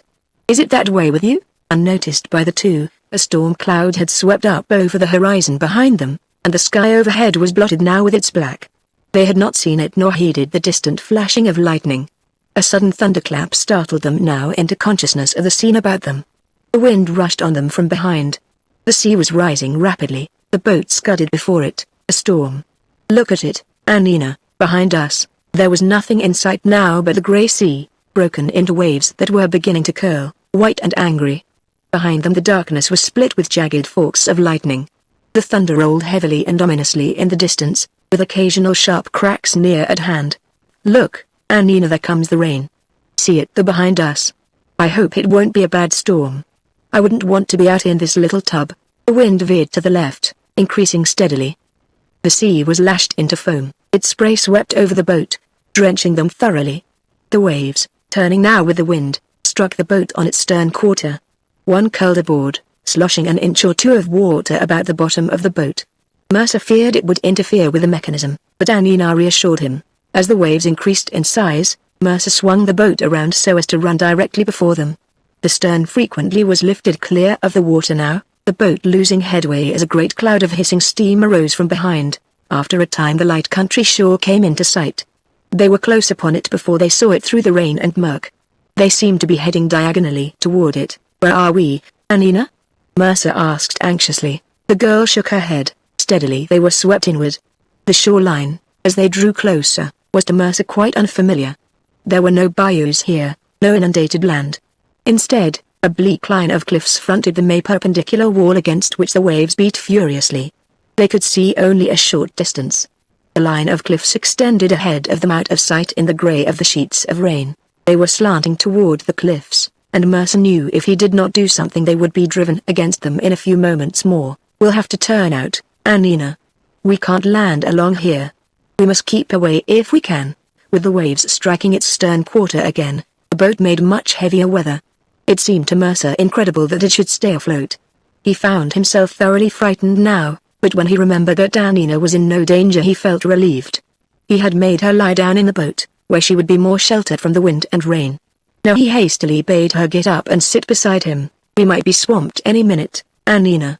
You sit there where you won't get caught if we go over. They swept onward, Mercer keeping the boat offshore as best he could. Haven't you any idea where we are, Anina? How far along do these cliffs extend? A huge, jagged pinnacle of rock, like a great cathedral spire set in the cliff, loomed into view ahead. Anina's face brightened when she saw it. Away to the water city, she cried. A river there is ahead. Not so very far now, in spite of all Mercer could do. They were blowing steadily closer to the wave-lashed cliffs. He began to despair. If anything happens, Annina, you fly up at once. You hear? Don't you wait. You can't help me any. I'll make out some way.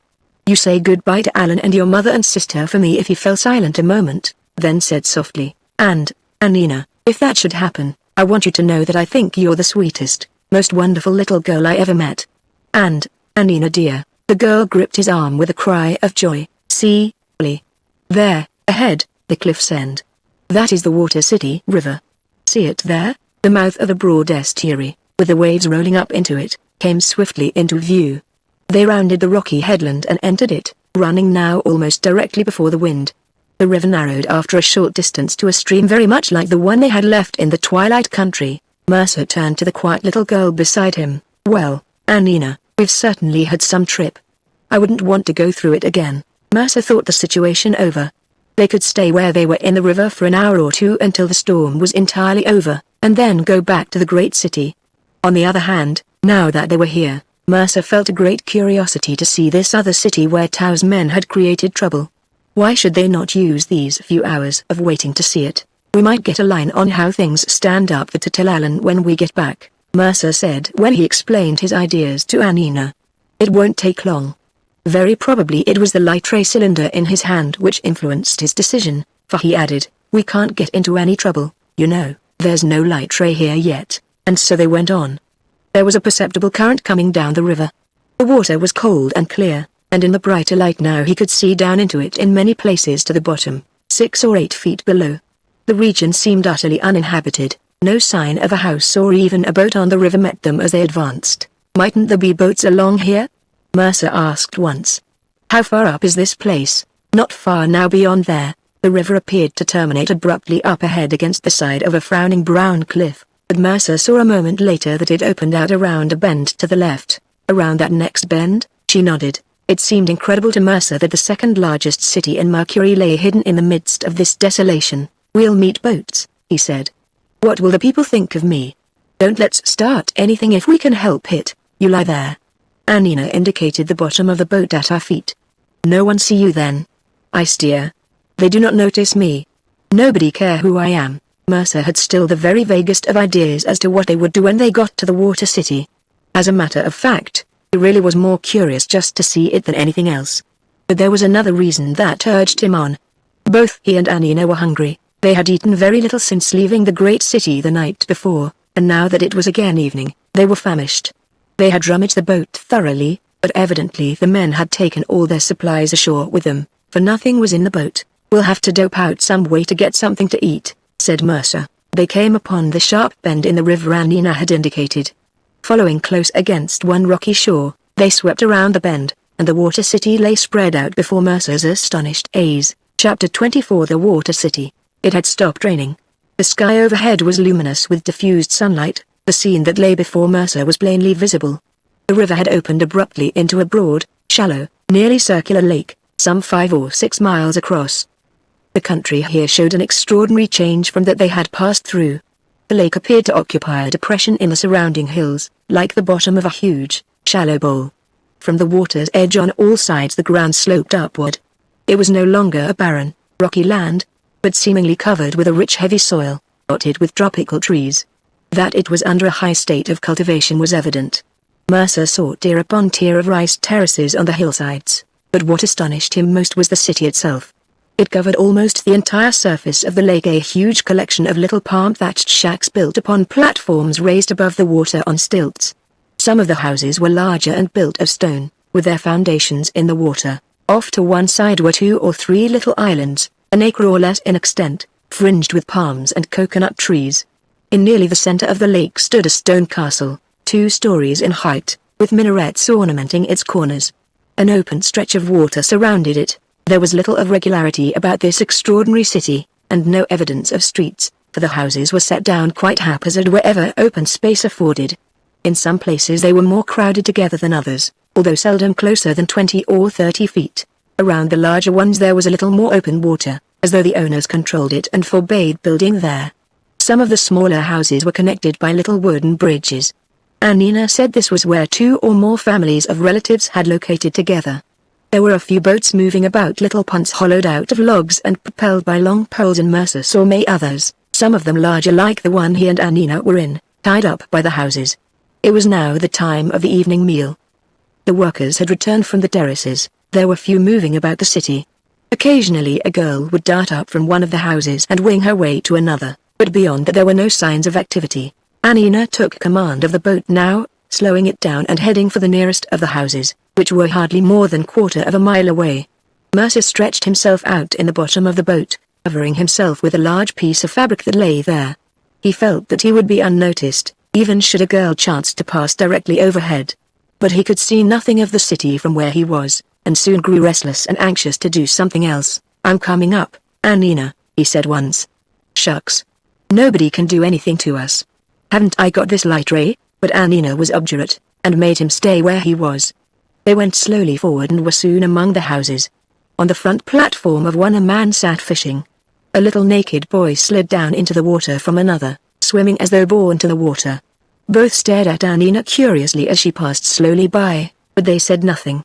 A girl looked out of the window of another house and waved her hand in friendly greeting, which Annina answered. Mercer, lying with all but his face covered by the cloth, could see only the sides of the boat, bottom of the cross seat over his head, and Annina as she sat above him in the stern. "Where do you suppose the Tau people hang out around here?" he suddenly asked. "If we could." The girl silenced him with a gesture. He lowered his voice. "Try and find out where they are, Annina," he whispered. Annina steered the boat directly under several of the houses, which must have been quite a usual proceeding, for it attracted no attention. A girl flew close to them once, and Annina called to her. The girl alighted on the stern of the boat for a moment. Mercer slid the cloth over his face and held himself motionless.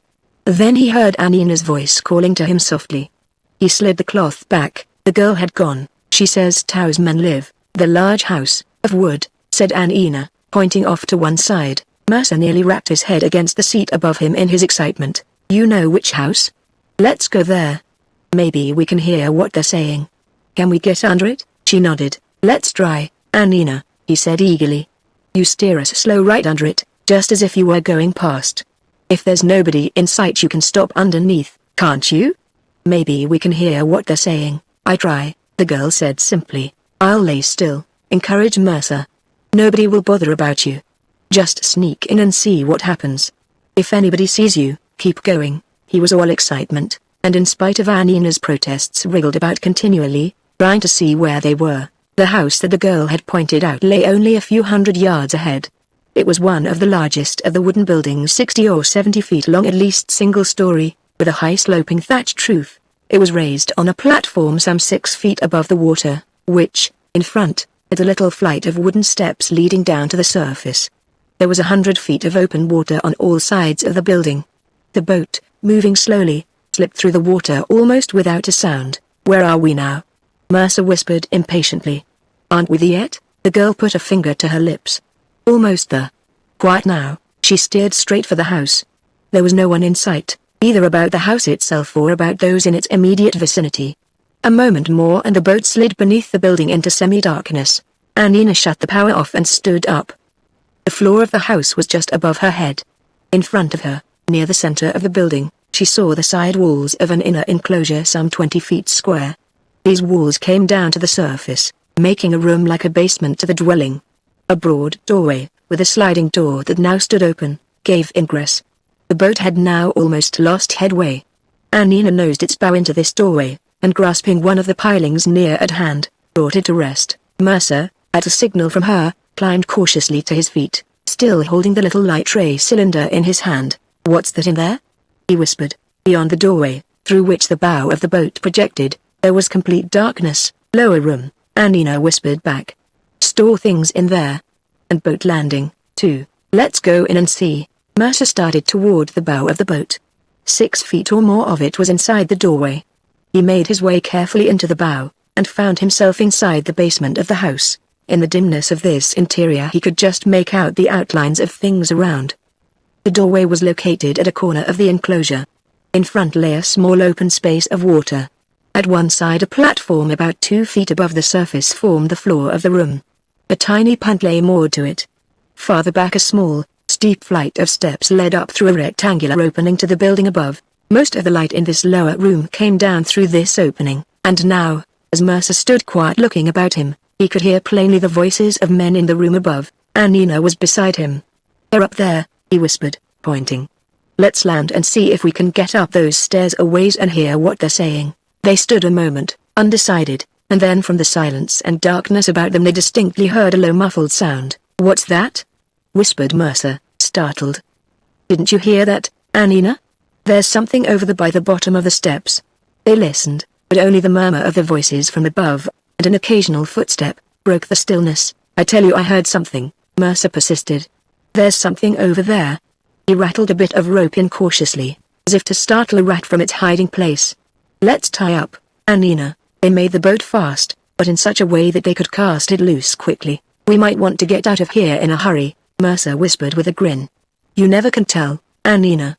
He stood stock still. The sound near at hand was repeated.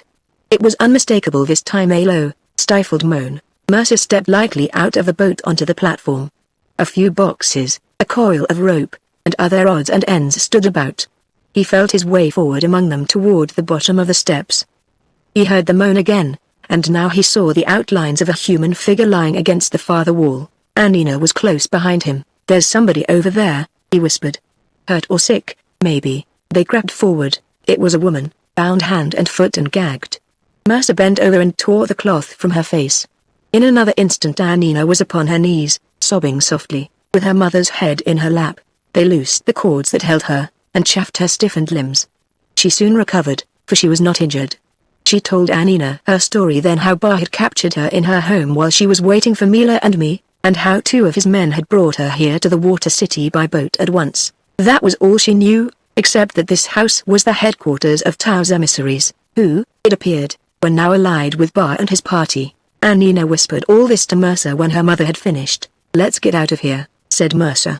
The responsibility of 2 women, especially the elderly Wa, who could not fly, weighed suddenly upon him, and his first thought was to get back to the great city at once. Nina helped her mother into the boat. "Wait," she whispered to Mercer. "I hear what they say. You wait here." She went to the foot of the steps and began climbing them cautiously. "Not on your life, I won't wait here," Mercer muttered to himself, and, gripping the light ray cylinder firmly as though he feared it might get away from him, he joined Nina on the stairway. Slowly, cautiously they made their way upward. The steps were fairly wide, and they went up almost side by side. From near the top they could see a portion of the room above. The corner of a table showed, around which a number of men were gathered, eating. A woman was moving about the room serving them. Their words, "from here," were plainly audible. Mercer would have gone a step or 2 higher, without thought of discovery, but Nina held him back. "Wait, Lee. I hear now what they say." They stood silent. The men were talking earnestly. Mercer could hear their words, but of course understood nothing he heard. "What do they say, Nina?" he whispered impatiently after a moment. "Bar is here with 2 or 3 of his men. He talks with Tao's men. They talk about men from Twilight Country. Waiting for them now. Speak of storm. Worried because men do not come. Waiting for Light Ray. They'll have a long wait." Mercer chuckled. "Let's get out of here, Nina." He must have made a slight noise, or perhaps he and Nina, crouching there on the stairs, were seen by someone above. He never knew quite how it occurred, but, without warning, a man stood at the opening, looking down at them. There was a shout, and the room above was in instant turmoil. Mercer lost his head. Nina pulled at him and said something, but he did not hear her. He only knew that they had been discovered, and that most of their enemies in the Water City were crowded together in this one room at hand. And he had the Light Ray, the only one in the city. A sudden madness possessed him. He tore away from Nina and, climbing up the steps of the stairway, leapt into the room above. 20 or 30 men faced him, most of them about the table. Several had started hastily to their feet. 2 or 3 chairs were overturned. The man who had been looking down into the opening darted back as Mercer came up, and shouted again. Mercer saw it was Bar. The men around the table were now all on their feet. One of them picked up a huge metal goblet and flung it at Mercer's head. The last remaining bit of reason Mercer had left fled from him. Without thought of what he was about, he raised the metal cylinder. His thumb found the little button and pressed it hard. He waved the cylinder back and forth before him. It was over in an instant. Mercer relaxed his pressure on the button and staggered back. He was sick and faint from what he had seen with the realization of what he had done. Flames were rising all about him. The room was full of smoke. He held his breath, finding his way back somehow to the stairway, with the agonized screams of the men ringing in his ears. He caught a glimpse of Anina's white face as she stood there where he had left her. Good God. Anina. Go back. Go back. I'm coming. He tripped near the top of the stairs and fell in a heap onto the platform below, but he still held the cylinder clutched tightly in his hand. Anina groped her way down to him. He gripped her by the arm. He was trembling like a leaf. The crackling of the burning house above came down to him. The cries of the men were stilled. Come, Anina. He half whispered. Hurry, let's get away, anywhere. Home, out of this cursed city. Liu was still in the boat. Her calm, steady glance brought Mercer back to his senses. They shoved the boat out from under the house, and in a moment more were heading back through the city. The building they had left was now a mass of flames, with a great cloud of smoke rolling up from it. A woman stood on the front platform an instant, and then, screaming, flung herself into the water. The city was in commotion. Faces appeared at windows, girls flew up and gathered in a frightened flock, circling about the burning building. Boats miraculously appeared from everywhere. Liu was steering their boat on its tortuous way between the houses. She put the boat nearly to full speed, and as they swept past a house nearly collided with a punt that was crossing behind it. Mercer's nerves were still shaken. He handed Anina the light ray cylinder. Here, take it, Anina. I don't want the cursed thing. Shoot it up into the air. Somebody might try and stop us. That'll scare them. Careful you don't hit anything. Anina played the light about in the air for a time, but soon there were so many girls flying about she had to shut it off. A few minutes more and they had passed the last of the houses, swept around the bend in the river, and left the frightened city out of sight behind them. They had left the river and, following close along shore, headed for the bayous that led up to the great city. The storm had now entirely passed, leaving the daylight unusually bright and a fresh coolness in the air. The sea was still rough, although not alarmingly so, and the boat made comparatively slow progress. It was 2 hours or more to Mercer. It seemed a whole day before they were nearing the bayous. Anina was sitting by his side in the center of the boat. Liu was steering. You hungry, Ollie? The girl asked, smiling. Mercer shook his head. He had forgotten they had intended to eat in the water city. I'm very hungry. Soon we. She stopped abruptly, staring up into the sky ahead of them. Mercer followed her glance. A little black blob showed against the gray. Off to one side 2 other smaller black dots appeared. What's that? Cried Mercer, alarmed. They watched a few moments in silence. Then Mercer took the cylinder, and flashed its light into the air. If it's anybody connected with Tau, that'll show they'd better keep away, he explained grimly. Anina smiled. Tau people cannot fly, Ollie. A few moments more and they saw what it was. And within 10 minutes they had landed at the mouth of one of the bayous, and Mila and I were with them. Chapter 25 Preparations for War. The months that followed were the busiest, I think, of my life. I began by a complete reorganization of this government of which I found myself the head. For the doddering old councillors of the late king I substituted men whom I selected from among those of the city's prominent businessmen who cared to serve. The personnel of the police force I allowed to remain, for I soon saw they were inclined to act very differently under me than under my predecessor. The various other officials of this somewhat vague organization I subjected to a thorough weeding out. The net result was chaos for a time, but, far more quickly than I had anticipated, I had things running again.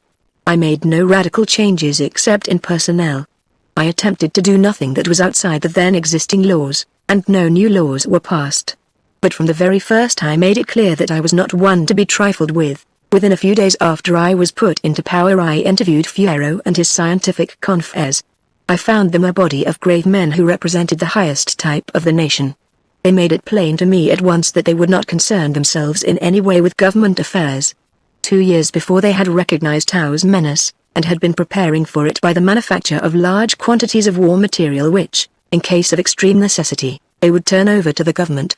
This armament, as Mila had told me, they guarded themselves, not trusting it even to their workmen. The scientific men, I understood now, were among the richest in the nation, owing to the widespread use of their industrial appliances. It was only a portion of this wealth that they were expending in the manufacture of armament. I demanded the release to me of this war material. I explained them my plans, and told them in detail of Tau's visit to Earth. They held several conferences over a period of 2 or 3 days. But in the end I got what I asked for, so much for affairs in the great city. I recognized during these days the possibility of an armed invasion from the Twilight Country. I was better prepared to meet it now, should it come, and I at once took steps to be warned as far in advance as possible. To this end I had girls patrolling the narrow sea, not only on our shore, but over in the Twilight Country as well, and I was satisfied that if Tao made any move we would be notified at once. Simultaneously with all this, we devoted ourselves to the unification of the nation, for in very truth it seemed about to disintegrate. Here it was that the girls were of the greatest assistance. We organized them into an army which consisted of 50 squads of 10 girls each, with a leader for each squad. All of these girls were armed with the light ray cylinders. With this flying army Mercer and I made a tour of the light country cities. We wasted no time with formalities, but rounded up Tao's men wherever we could find them, and transported them unceremoniously back to the Twilight Country shore. In 2 or 3 of the cities, the Water City particularly, there was a show of rebellion among the people, but our light rays cowed them instantly, and in no instance did we have to kill or injure anyone. Through Mila I made speeches everywhere. It was not my wish to hold the country in sullen subjection, and to that end I appealed to their patriotism in this coming war against Tao and the Twilight people. This aspect of the matter met with ready response, and everywhere our meetings ended in enthusiastic acclaim. We started now to raise an army of young men, which we proposed to transport across the narrow sea for land operations in the Twilight Country. Before a week had passed I saw, by the response that came from my various proclamations, that conscription would be unnecessary. With this tangible evidence of the coming war the patriotism of the people grew by leaps and bounds. The fact that the girls of the great city were not only in favor of it, but were actually already in service, a thing unprecedented in the history of the nation, brought the sympathies of all the women with us strongly. Through the governors of each city I raised a separate army of young men, eyed by the older men, most of whom had taken part in past fighting. Each of these little armies, as yet without arms, was drilled and held in readiness for orders from the great city. I had, during all this time, selected as many able men as possible from among the great city's population, and given them over to Fierro and his associates for training in the use of the light ray rockets, the larger projectors, protective measures against the ray, and many other appliances which I understood only vaguely myself. It was after our return from the tour of the different cities, and before the recruiting of the young men was fairly underway, when like a bombshell came the news from our flying patrol that a fleet of armed boats was coming down the river from the lone city. The attack from Tao was at hand, and our preparations were still far from complete. We had our army of girls in active operation, and that was all. Tao's boats would reach the light country shore in a few hours. There was no time for anything but the hastiest of preparations. We decided then to call the army of girls and meet the boats in the narrow sea, turning them back if possible. I have now to explain the method of defense against the light ray. In theory I only vaguely understood it. In practice it was simple and, like most defenses, only partially effective.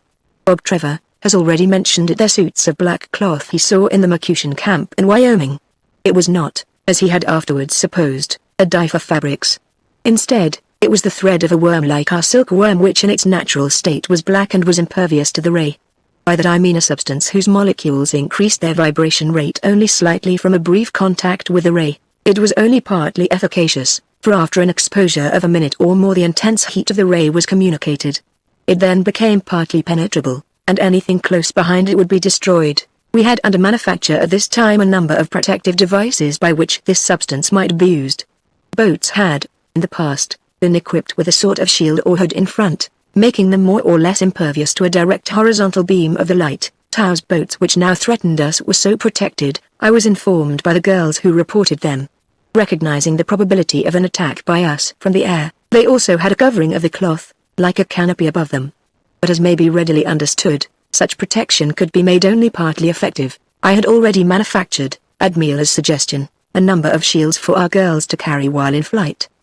These consisted of the fabric in very light, almost diaphanous, form, hung upon a flexible frame of very thin strips of bamboo.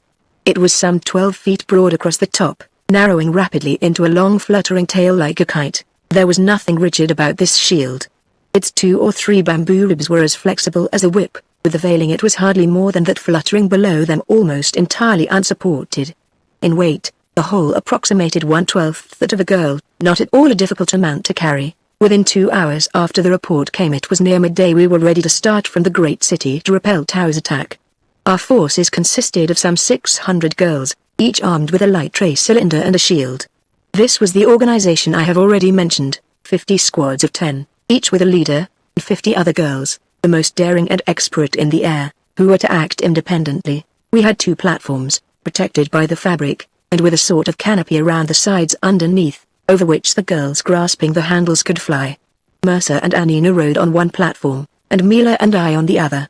All of us were dressed in the black garments. On each of the platforms we had mounted a projector of higher power than the hand cylinders, although of course of much less effective range than those the Mercutians had used in Wyoming. Thus equipped we rose into the air from the castle grounds in the great city, with a silent, awed multitude watching us as strange an army, probably, as ever went forth to battle. Chapter 26 The Battle. We swept out over the great city, flying in the battle formation we had used many times before on our trips about the country.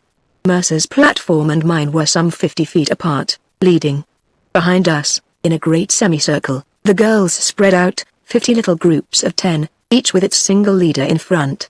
Below, 100 feet perhaps, the 50 other girls darted back and forth, keeping pace with us. The aspect of these girls, flying thus to battle, was truly extraordinary. The pink-white flesh of their bodies, their limbs encased in the black veiling, their long black or golden hair, and the vivid red or blue feathered wings flashing behind those wide, fluttering, flimsy black shields, it was a sight the like of which I never shall see again. There was almost no wind, for which I was thankful, as it made our maneuvers in the air considerably less difficult. When we reached the narrow sea, our patrols reported that Tao's ships were still in the river, waiting for others from the lone city to join them. We hastened on, for I wished to meet them as near the twilight shore as possible. We believed, from the reports our girls had brought us, that the enemy would have some 20 or 30 boats, most of them similar to that in which Mercer and Anina weathered the storm on the way to the water city. We assumed that the men in the boats would be armed with the hand-light ray cylinders. These projected a beam not over 4 inches broad and had an effective range of about 500 feet. The boats probably would carry large projectors also. They might be set up in the boats ready for use, or they might not. What range they would have we could not estimate, though we hoped we should encounter nothing more powerful than this one Mila and I had on the platform. Its beam was about 20 inches wide, its effective radius something much like 1,000 feet. We did not expect to encounter the very large projectors. We had some in the great city with a range of something like 10 miles, and others of lesser range that spread the ray out fan shape. But these were extremely heavy, and we were confident it would not be practical to mount them in the boats. We sighted the enemy in the narrow sea just before the twilight shore was reached. The first intimation we had was the sight of one of the narrow beams of red-green light flashing about in the twilight.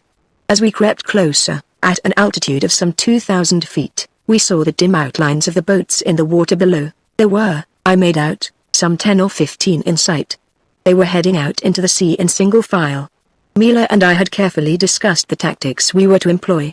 Mercer understood our plans, and we had 3 or 4 girls detailed to fly close to the platforms and carry our orders about to the leaders of the various little squads. We sighted the boats when we were about a mile away, and, as I have said, at an altitude of some 2,000 feet.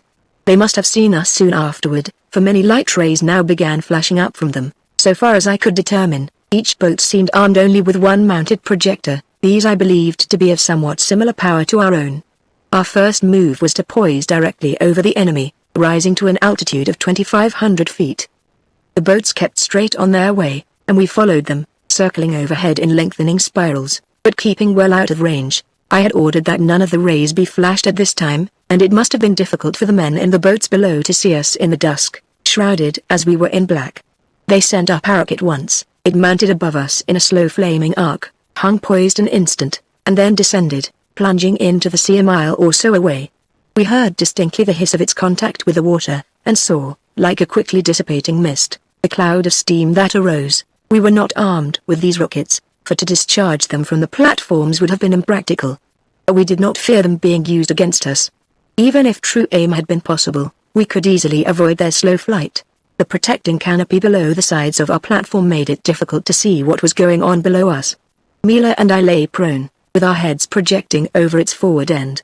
In this position we had an unobstructed, though somewhat limited, view. The girls carrying us could see nothing.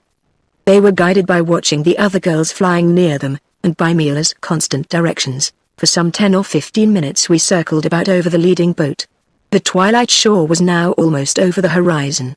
The boats showed as little black patches on the grey-black of the sea, but the lights flashing up from them were plainly visible. The boat that led the line was quite perceptibly drawing away from the others. Already it was 1,000 feet or more ahead of the nearest one following. We waited through another period. This leading boat was now beyond range of the others, and, being isolated, I decided to attack it. "Mila," I said, "tell them all to maintain this level. You and I will go down at that first boat. Have them all remain up here. Tell Mercer if anything goes wrong with us to act as he thinks best." We waited while these commands were circulated about. Mercer's platform swept close over us, and he shouted, "We won't stay up here." I persuaded him finally, and then we directed our girls to circle slowly downward with our platform.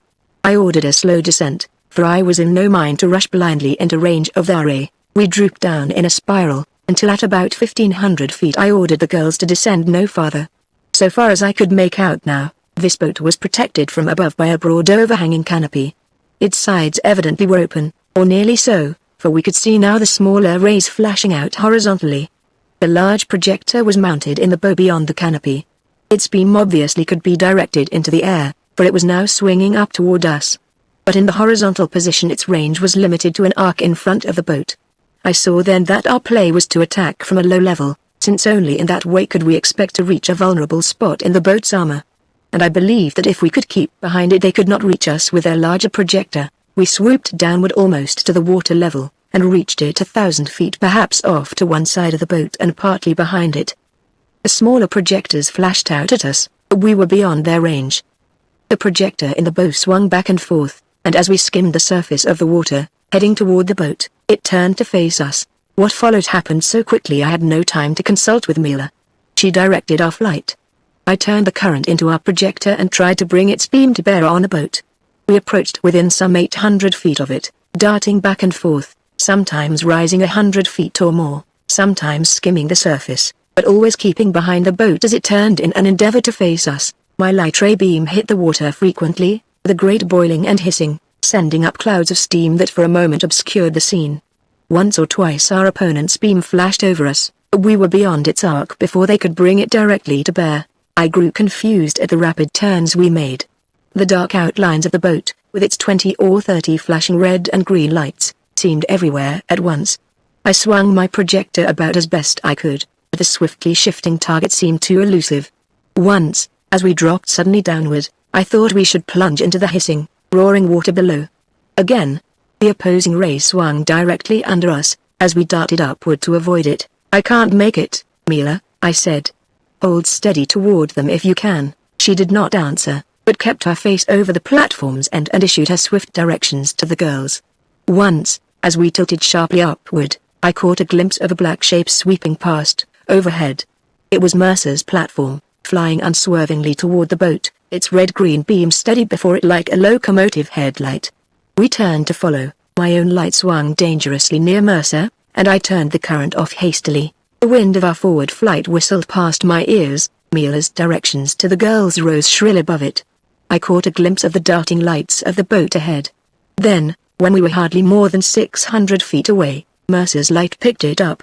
I saw the little lurid red circle it made as it struck the boat's canopy top, and roved along it end to end.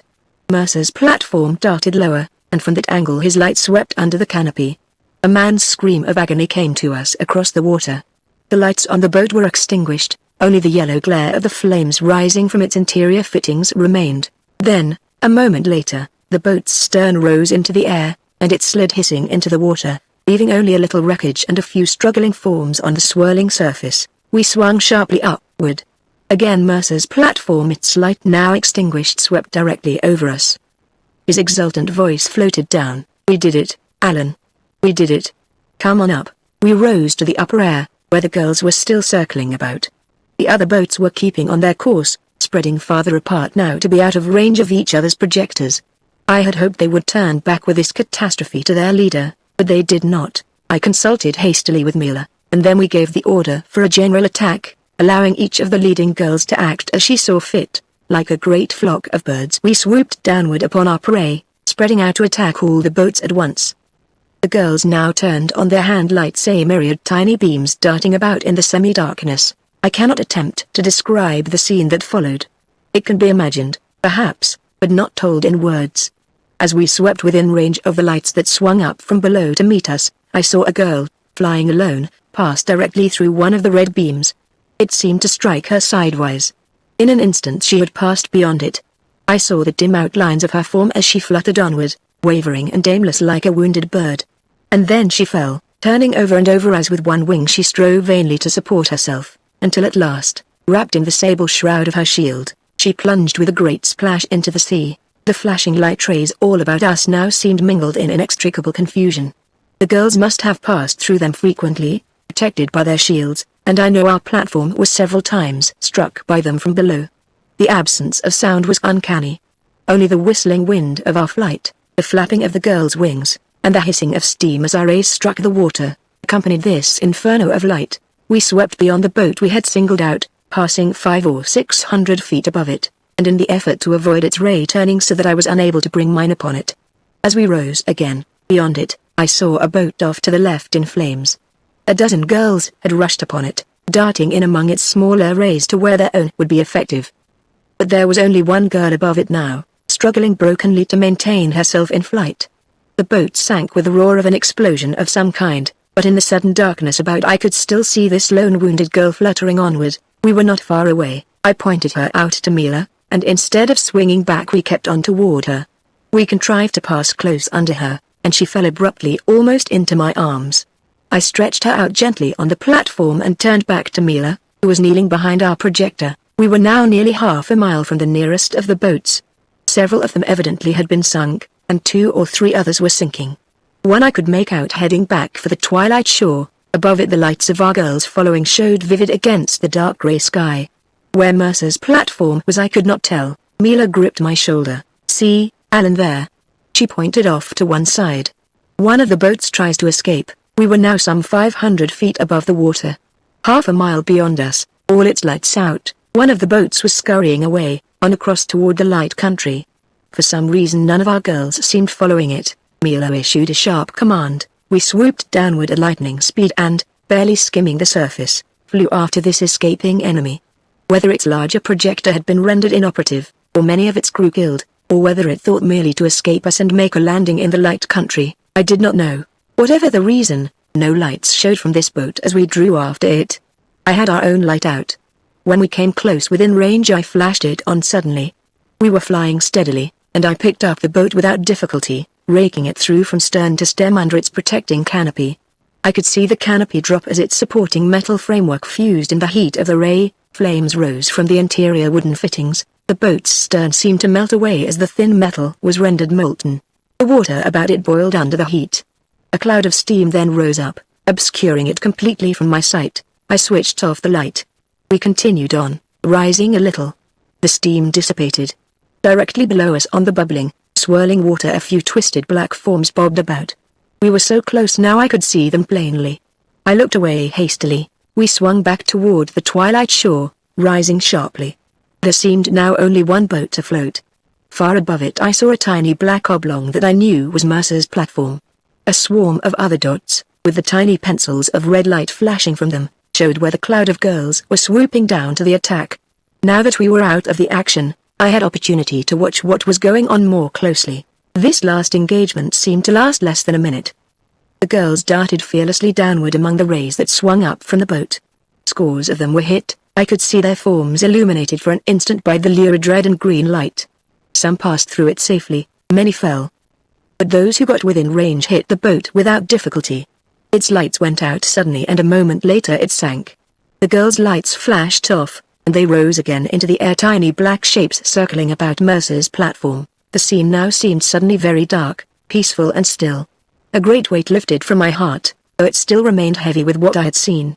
I turned to Mila. Her face was white and drawn. "We have won, my girl," I said. She smiled wanly. "We have won. But, oh, Alan, that women should have to do such deeds." Her eyes shone with the light of a soul in sorrow. "Pray to your God now, my husband, that this war may be the last, for all time, in all the universe." Chapter 27 The Siege of the Lone City. Our losses totaled nearly 150 girls. We brought back with us on the platforms but 6 wounded. I shall never forget that hour we spent searching among the wreckage those blackened, twisted forms of what had once been men and women. I shall not describe it. Of all the boats which Tao had dispatched on this ill-fated expedition, only one escaped to return with news of the disaster.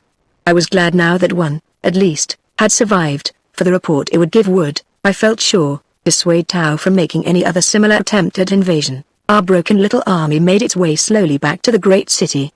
We went, not in triumph, indeed with all the aspect of defeat.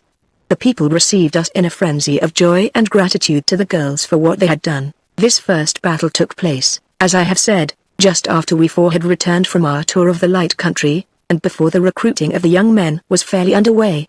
To this recruiting it proved an extraordinary stimulus. The girls, having been in successful action, stirred the young men of the nation as probably nothing else could, and all over the country they came forward faster than they could be enrolled. It was 2 or 3 days after the battle that Mila came to me one morning with the wounded girl she and I had rescued in the air. "We have a plan, Scylla and I, my husband," she said. The girl seemed hardly more than a sweet little child, 15 or 16, perhaps. It gave me a shock now to realize that we had allowed her to go into such a combat. One of her blue feathered wings was bound in a cloth. Its lower portion, I could tell, had been burned away. "Never will she fly again, my husband," said Mila, "for she is one of those who has sacrificed her wings that we might all be safe from the invader." She then went on to explain that now, while this feeling of gratitude to the girls ran so high among the people, time seemed propitious for changing the long-hated law regarding their wings. I had not thought of that, but agreed with her wholly. I called the people into the castle gardens that same night. Never had I seen such a gathering.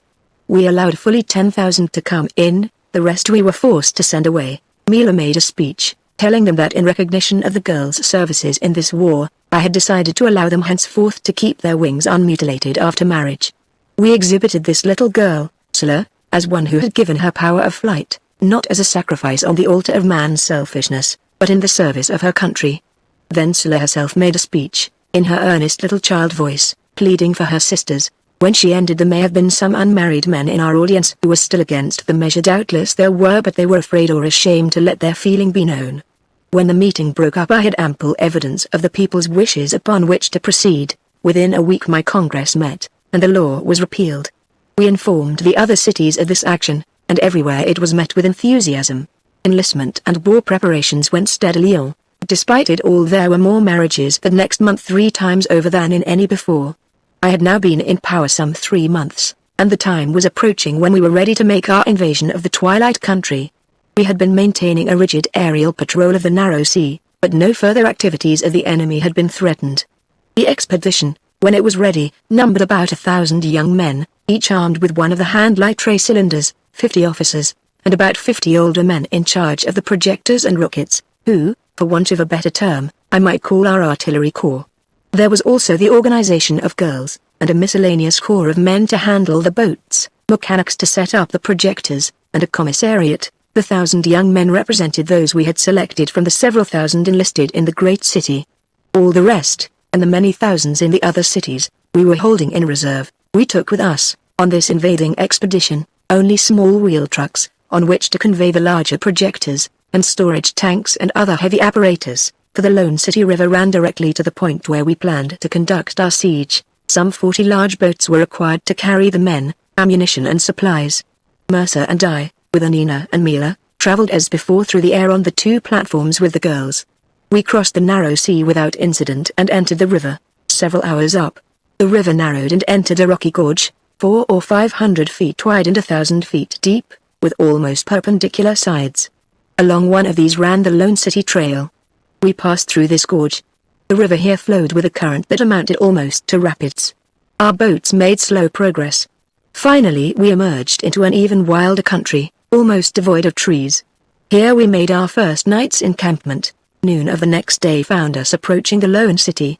We did not need to surmise now that Tao would be warned, for far away on the horizon ahead we saw the beams from his great projectors mounting up into the blackness of the sky. Some 4 miles from the Lone City the river we were ascending swept off to the right. This was its closest point to the city, and here we disembarked.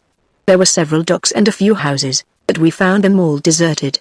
The Lone City was particularly well suited to defense, even though the lay of the country was such that we were enabled to approach here within 4 miles, and establish our base in comparative safety.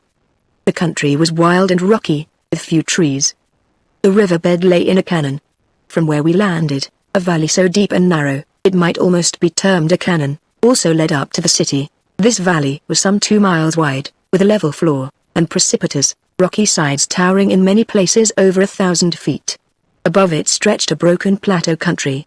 The valley had many sharp bends and turns, as though in some distant past it had been the bed of a great river that had eroded its tortuous course through the rock.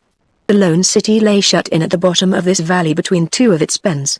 It was a settlement of perhaps 10,000 people, the only city in the Twilight Country, with one exception. On this hemisphere of Mercury, we established our field base here at the river, and I devoted the next few days to informing myself of the exact lay of the country, and the methods of defense of the city Tao had provided. I found this defense the height of simplicity, and for its purpose as effective as it well could be.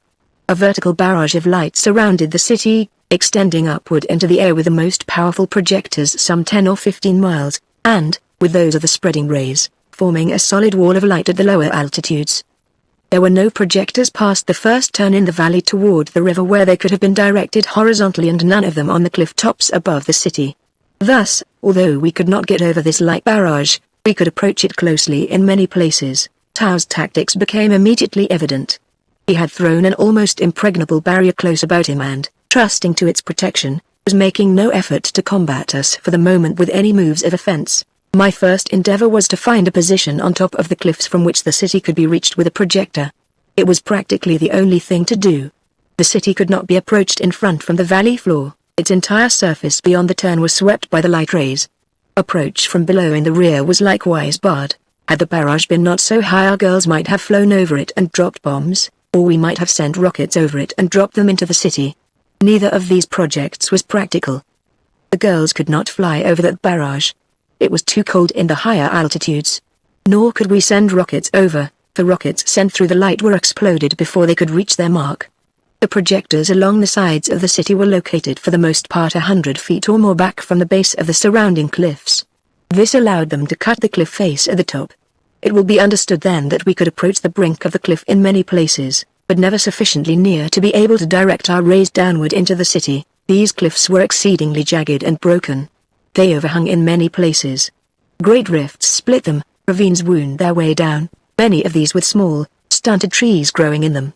A descent from the summit to the floor of the valley, had we been unimpeded by the light, would in many places not have been difficult. During the next week, we succeeded working in the prevailing gloom in establishing a projector at the mouth of the ravine which emerged at the cliff face hardly 100 feet from the valley bottom.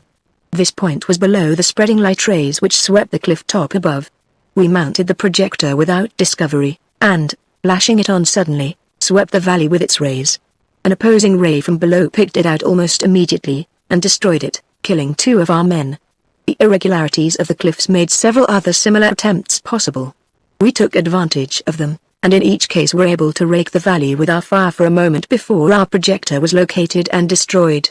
One, which we were at great pains to protect, was maintained for a somewhat longer period. I believed we had done an immense amount of damage by these momentarily active projectors, although our enemy gave no sign. We then tried dropping rockets at the base of the lights in the valley. There were few points at which they could be reached without striking the rays first. But we persisted, sending up 100 or more. Most were ineffective. A few found their mark, as we could tell by a sudden hole in the barrage, which, however, was invariably repaired before we could make it larger. These activities lasted a week or more. It began to look as though we had entered upon a lengthy siege. I wondered how long the city's food supply would last if we settled down to starve it out. The thought came to me then that Tao might be almost ready for his second expedition to the Earth. Was he indeed merely standing us off in this way so that some day he might depart in his vehicle before our very eyes? Tao began to adopt our tactics. Without warning, one day a projector from a towering eminence near the city flashed down at the river encampment. That we were not entirely destroyed was due to the extreme watchfulness of our guards, who located it immediately with their rays. As it was, we lost nearly 100 men in the single moment it was in operation. We then withdrew our camp farther away down the river, to a point where the conformation of the country made a repetition of this attack impossible. A sort of guerrilla warfare now began in the mountains. Our scouting parties frequently met Tao's men, and many encounters, swiftly fatal to one side or the other, took place. But all the time we were able, at intervals, to rake the valley with our fire for brief periods. Mercer constantly was evolving plans of the utmost daring. most of them indeed amounting practically to suicide for those undertaking them. But I held him back. Our present tactics were dangerous enough, although after the first few fatalities we succeeded in protecting our men, even though our projectors were invariably destroyed. One of Mercer's plans we tried with some success. There were some places in the light barrage that were much less high than others. We devised a smaller rocket that could be fired from the platforms. Mercer took it up some 20,000 feet, and sent several rockets over the light, which we hoped dropped into the city. A month went by in this way. We were in constant communication by water with the great city, receiving supplies and reinforcements of men and armament. And then gradually the situation changed. Over a period of several days our hand-to-hand encounters with the enemy grew less frequent. Finally 2 or 3 days went by without one of them taking place. We became bolder and prepared to establish several projectors at different points for simultaneous fire at a given signal. The light barrage in the valley remained unchanged, although now its beams held steady instead of sometimes swinging to and fro. We dislodged one of its projectors with a rocket, making a hole in the barrage, which this time was not repaired. And then, to our amazement, the lights one by one began to die away. We ceased operations, waiting. Within half a day they had all vanished, like lights which had flickered and burned out. Mercer, unthinking, was all for an instant attack. We could indeed have swept the valley now without difficulty, but there were thousands of people in the city, non-combatants, women and children, and to murder them to no purpose was not the sort of warfare we cared to make. It seemed probable that Tao had evacuated his position. The valley beyond the city led up into the mountains toward the Dark City, almost on the borderland of the frozen wastes of the Dark Country. Tao had protected this valley from behind so that we had been unable to penetrate it without making a detour of over 20 miles. This I had not done, although had the siege lasted longer I think with our next reinforcement we should have attempted it. With the extinguishing of the lights our long-range activities ceased. We anticipated some trick, and for several days remained quiet. Our girls could have flown over the city, but this I would not allow, fearing that a ray would bring them suddenly down. Mila and myself, occupying one of the stone houses down by the river, held a consultation there with Mercer and Annina. Mercer, as usual, was for instant action. We might as well march right in, he declared. They're out of business, or they've gone one or the other. To the Dark City they have gone, I think, Annina said. I think so, too, Mercer agreed. I'll go in alone on foot, I said, and find out what has happened, but Mila shook her head. One who can fly will go more safely. I shall go, not you, my sister, Annina said quietly. Warfare is not for you now. That you can understand, can you not? I shall go, Mercer insisted on accompanying her, and he did, part of the way, waiting while she flew close over the city. It was several hours before they returned, reporting that the place was almost in ruins, and that Tao and his men had fled some time before, leaving the light barrage to burn itself out. The next day, with our men in the black cloth suits of armor marching up the valley, and the girls with their black shields flying overhead, we took possession of all that remained of the lone city. Chapter 28. The End of Tao. The scene of desolation that met us in the lone city was at once extraordinary and awesome. It seemed impossible that our rays, acting for so brief a period, could have done so much damage. The city was nothing more than a semi-civilized settlement of little, flat-topped stone houses. Our rays, striking these, had discharged harmlessly into the ground.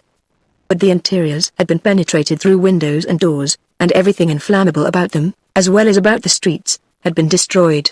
The people had taken refuge in cellars underground and in caves and crevices wherever they could find shelter. But even so, there were 1,000 dead in that city that morning, and rapidly spreading disease would shortly have killed them all. They came out of their hiding places little by little as we entered the streets, and stood about in groups staring at us sullenly. They seemed mostly old men and women and children, the younger men having fled with Tao's army. They were heavy-set, pathetic people, with broad, heavy faces, pasty white skin, and large protruding eyes.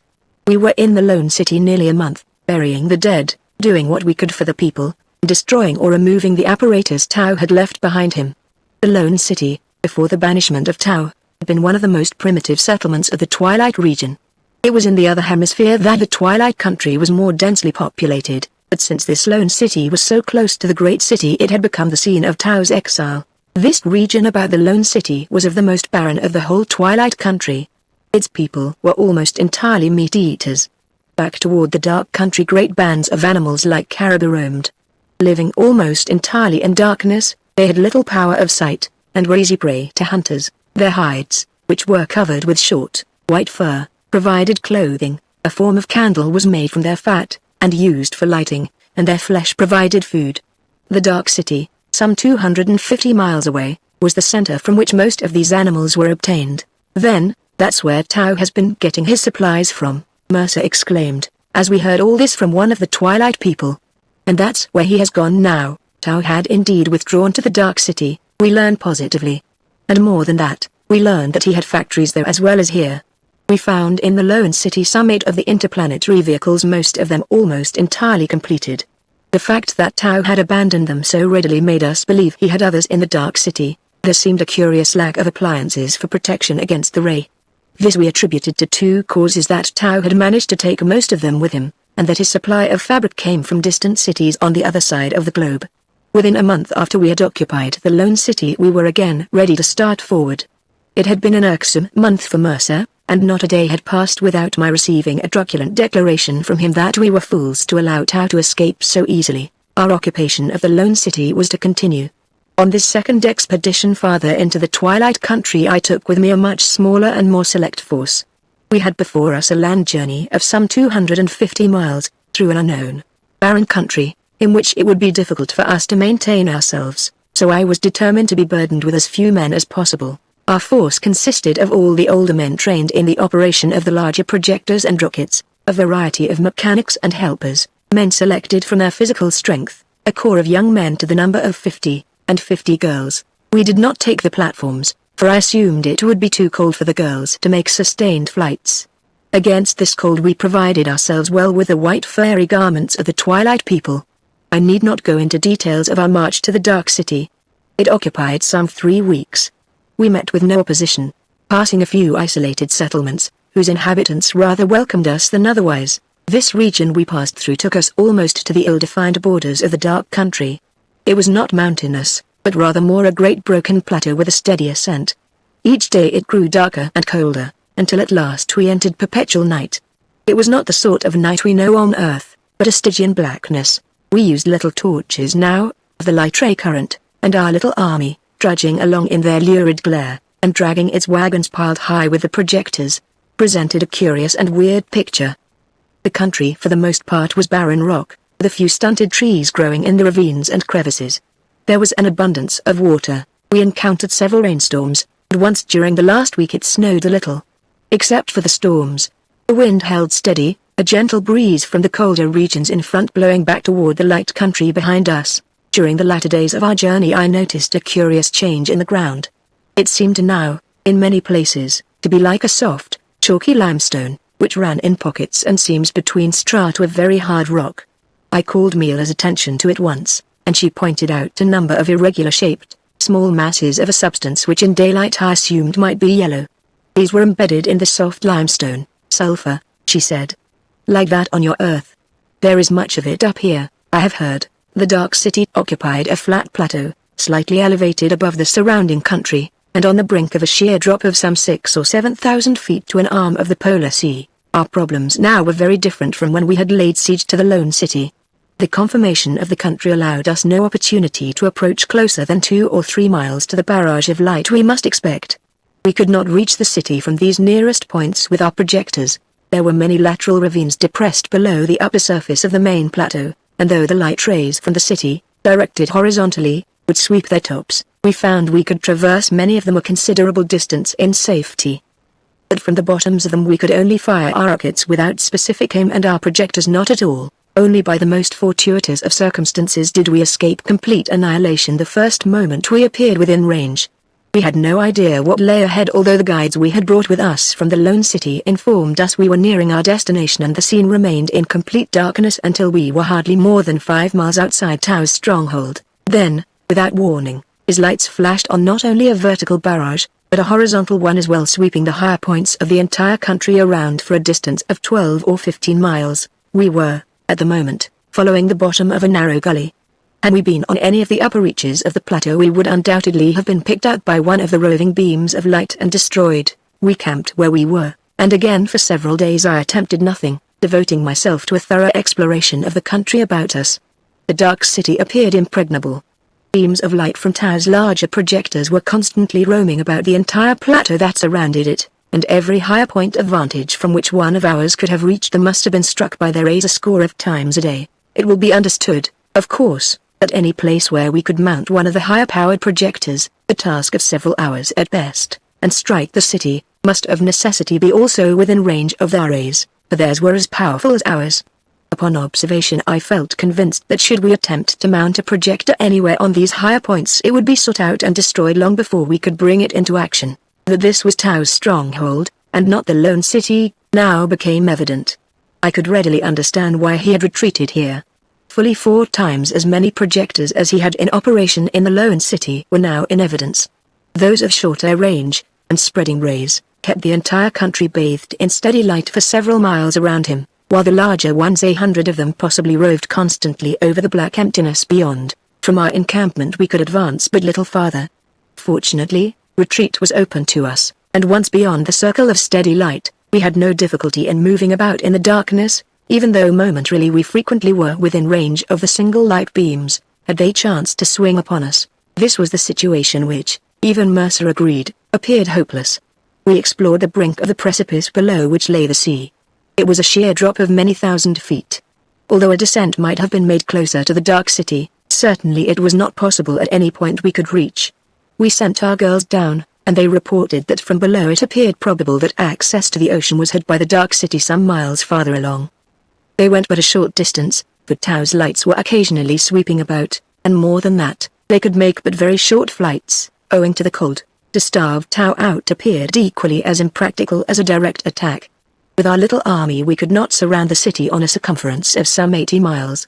We might, indeed, have barred the several roads that entered it, but it seemed probable that if Tao wanted to come out he would come, for all we could do to stop him. And yet to starve him out seemed our only possible plan. We'll have to send back for reinforcements, I told Mercer, Mila and Anina at one of our many conferences. An army of several thousand, if we can maintain it up here.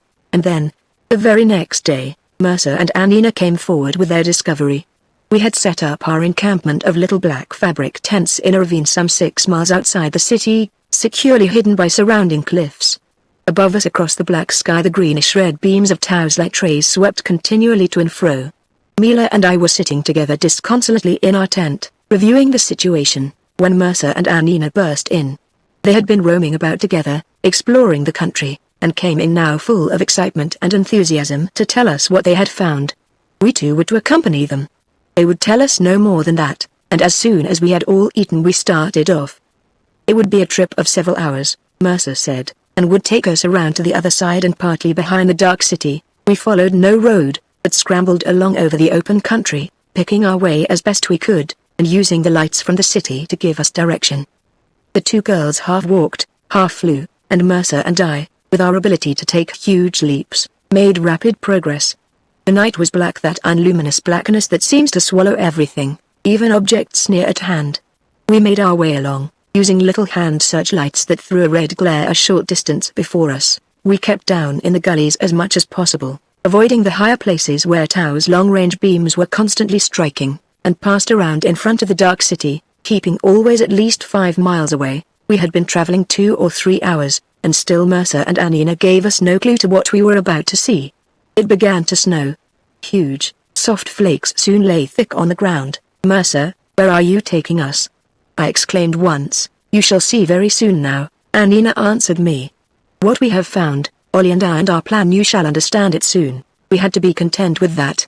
An hour later we found ourselves well around behind the dark city and hardly more than 4 miles outside it. A great jagged cliff face, 200 feet high perhaps, fronted us. We, at its base, were on comparatively low ground here, with another low line of cliffs shading us from the light beams of the city. Mercer and Anina stopped and pointed upward at the cliff. A huge seam of the soft, chalky limestone ran laterally for 500 feet or more across its face. I saw embedded in this seam great irregular masses of sulfur. "There you are," said Mercer triumphantly. "Sulfur stacks of it. All we have to do is set fire to it." With the wind blowing this way right toward the city his gesture was significant. The feasibility of the plan struck us at once. It was an enormous deposit of free sulfur. From this point the prevailing wind blew directly across the city. The sulfur lay in great masses sufficiently close together so that if we were to set fire to it in several places with our small light ray torches we could be assured of its burning steadily. And its fumes, without warning, blowing directly over the city. I shuddered as the whole thing became clear to me. Good God, man, that'll smoke him out, declared Mercer, waving his hand again toward the cliff. I ask you now, won't that smoke him out? Tao's men. Yes. Mila's face was grave as she answered Mercer's triumphant question. It will do that, Lee. Kill them all, of a certainty, but that whole city there. Mercer stared at his feet, toying idly with the little torch in his hand. Can you think of any other way to get at Tao? He asked. Anina met my eyes steadily. There is no other way, she said quietly. It must be done. It is your world, your people we must think of now. And you knows there is no other way. We decided at last to try it. Once we had made the decision, we proceeded as quickly as possible to put the plan into execution. We moved our encampment further away, well out of danger from the fumes. We mounted several of the projectors in positions where their rays could reach the surrounding country, and the sky, although not the city itself. Then, ordering our men and girls to hold themselves in readiness for whatever might occur, we four went off together to fire the sulfur. The wind was blowing directly toward the city as we stood at the base of the cliff, a silent little group. I think that now, at this moment, we all of us hesitated in awe at what we were about to do. Mercer broke the tension. Come on, Alan, let's start it off. Now is the time. A lot of places at once, we flashed on our little light rays, and in a moment the sulfur was on fire at a score of different points. We drew off a few 100 feet to one side and sat down to watch it in the darkness.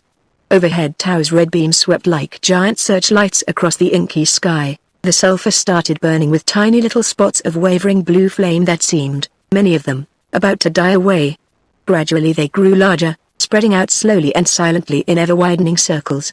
Under the heat of the flames the sulfur masses became molten, turned into a viscous dark red fluid that boiled and bubbled heavily and dropped spluttering upon the ground. Slowly the blue-green flames spread about, joining each other and making more rapid headway. A dozen tiny volcanoes vomiting their deadly fumes and pouring forth their sluggish, boiling lava. The scene about us now was lighted in a horrible blue-green glare. A great cloud of thin smoke gathered, hung poised a moment, and then rolled slowly away, its deadly fumes hanging low to the ground and spreading ever wider as through, eager to clutch the unsuspecting city in their deadly embrace. The entire face of the cliff was now covered with a crawling blue fire, lapping avidly about with its 10-foot tongues. We drew back, staring silently at each other's ghastly green faces. Let's get away, Mercer whispered finally.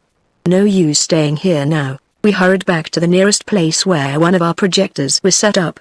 The two men guarding it looked at us anxiously, and smiled triumphantly when Mila told them what we had done.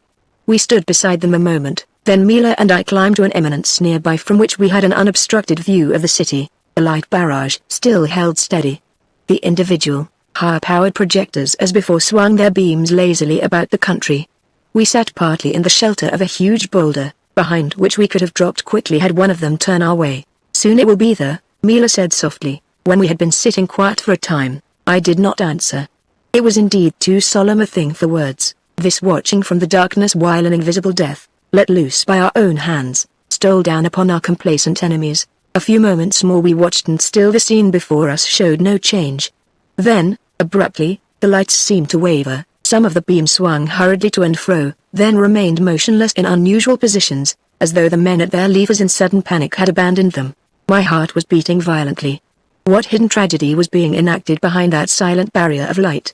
I shuddered as my imagination conjured up hideous pictures of that unseen death that now must be stalking about those city streets, entering those homes, polluting the air with its stifling, noisome breath, and that even at this distance seemed clutching at my own lungs. I suppose the whole thing did last only a moment.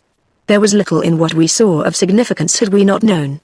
But we did know, and the knowledge left us trembling and unnerved. I leapt to my feet, pulling Mila after me, and in a few moments more we were back beside the projector we had left with Mercer and Anina. Suddenly a white shape appeared in the sky over the city. It passed perilously close above the shattered light barrage and came sailing out in our direction. Mercer jumped for the projector, but I was nearer, and in a moment I had flashed it on. It's Tao? Mercer shouted. It was one of Tao's interplanetary vehicles, rising slowly in a great arc above us. I swung our light beams upward. It swept across the sky and fell upon the white shape. The thing seemed to poise in its flight. as though held by the little red circle of light that fastened upon it, boring its way in. Then, slowly at first, it fell, faster and faster it dropped, until it struck the ground with a great crash, the first and only sound of all this soundless warfare. It was 3 days before the great sulfur deposit we had ignited burned itself out.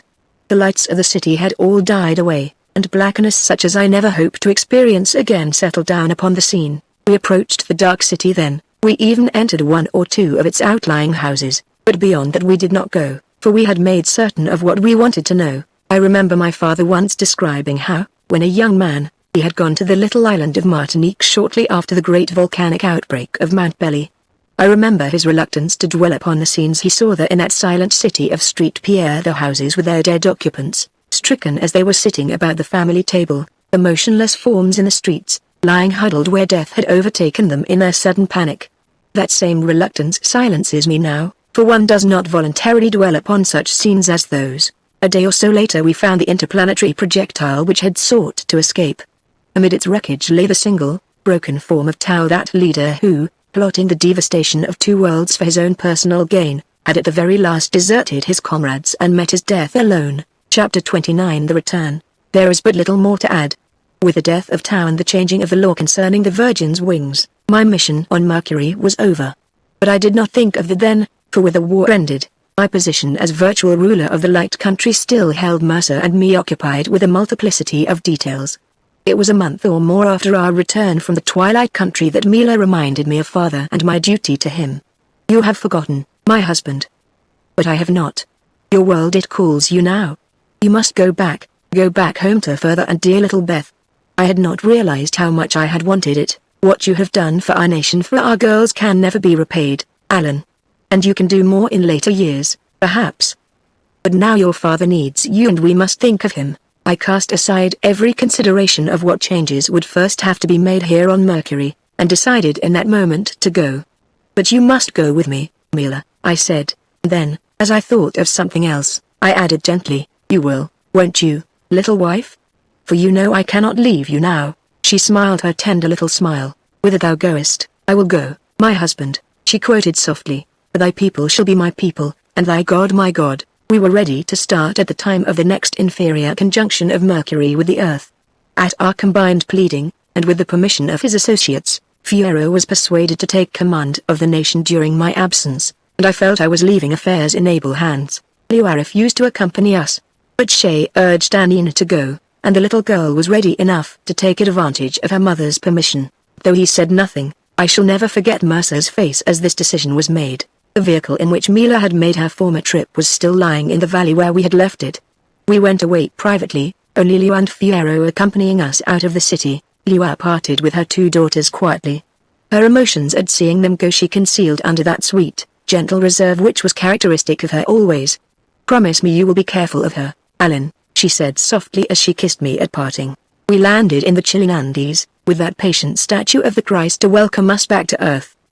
The Transandean Railroad runs near it, and we soon were in the city of Buenos Aires. The 2 girls, with wings shrouded in their long cloaks, walked about its crowded streets with a wonderment I can only vaguely imagine. We had only what little money I had taken with me to Mercury. I interviewed a prominent banker of the city, told him in confidence who I was, and from him obtained necessary funds. We cabled father then, and he answered at once that he would come down and join us. We waited for him down there, and in another month he was with us, dear old gentleman, leaning over the steamer rail, trying to hold back the tears of joy that sprang into his eyes at sight of me. Little Beth was with him, too, smart and stylish as ever, and good old Bob Trevor, whom she shyly presented as her husband.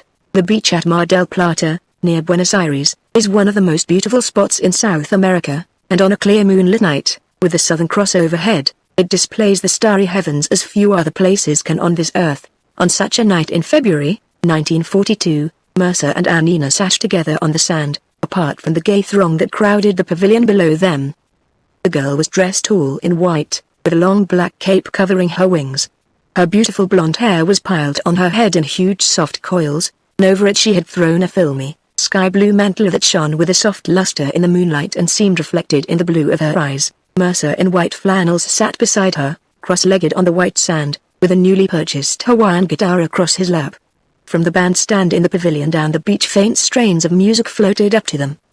The moon silvered the water before them, a soft, gentle breeze of summer caressed their cheeks, the myriad stars glittered overhead like brilliant gems scattered on the turquoise velvet of the sky, and Nina, chin cupped in her hand, sat staring at the wonderful heavens that all her life before had been withheld from her sight. She sighed tremulously. "I want to say this is a night," Mercer declared, breaking a long silence. It's beautiful," she answered softly. "Those millions of worlds like mine, perhaps all like this one of yours." She turned to him. "Ollie, which of them is my world? You can't see it now, and Nina. It's too close to the sun." Again she sighed. "I'm sorry for that. It would seem closer, perhaps, if we could see it." "You're not sorry you came, Anina? You don't want to go back now?" "Not now, Ollie." She smiled into his earnest, pleading eyes. "For those I love are here as well as there. I have Mila and Alan and..." Mercer leaned forward eagerly. "And Mila's little son, that darling little baby. We must go back soon and see Mila. She will be wondering where we are." Mercer sat back. "Oh," he said. "Yes, we must." The band in the pavilion stopped its music. Mercer slid his little steel crosspiece over the guitar strings and began to play the haunting, crying music of the islands, the music of moonlight and love. After a moment he stopped abruptly. "Anina, that little song you sang in the boat that day, you remember the day we went to the water city? Sing it again, Anina." She sang it through softly, just as she had in the boat, to its last ending little half-sob. Mercer laid his guitar on the sand beside him. "You said that music talks to you, Anina, though sometimes you don't understand just what it tries to say. I feel it that way, too, only tonight now I think I do understand."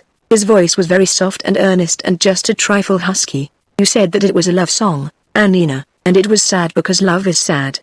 Do you think love is always sad?" He put out his hand awkwardly and touched hers. "You, Anina?" he whispered. Her little figure swayed toward him. She half turned, and in her shining eyes he saw the light that needs no words to make its meaning clear. The timidity that so often before had restrained him was swept away.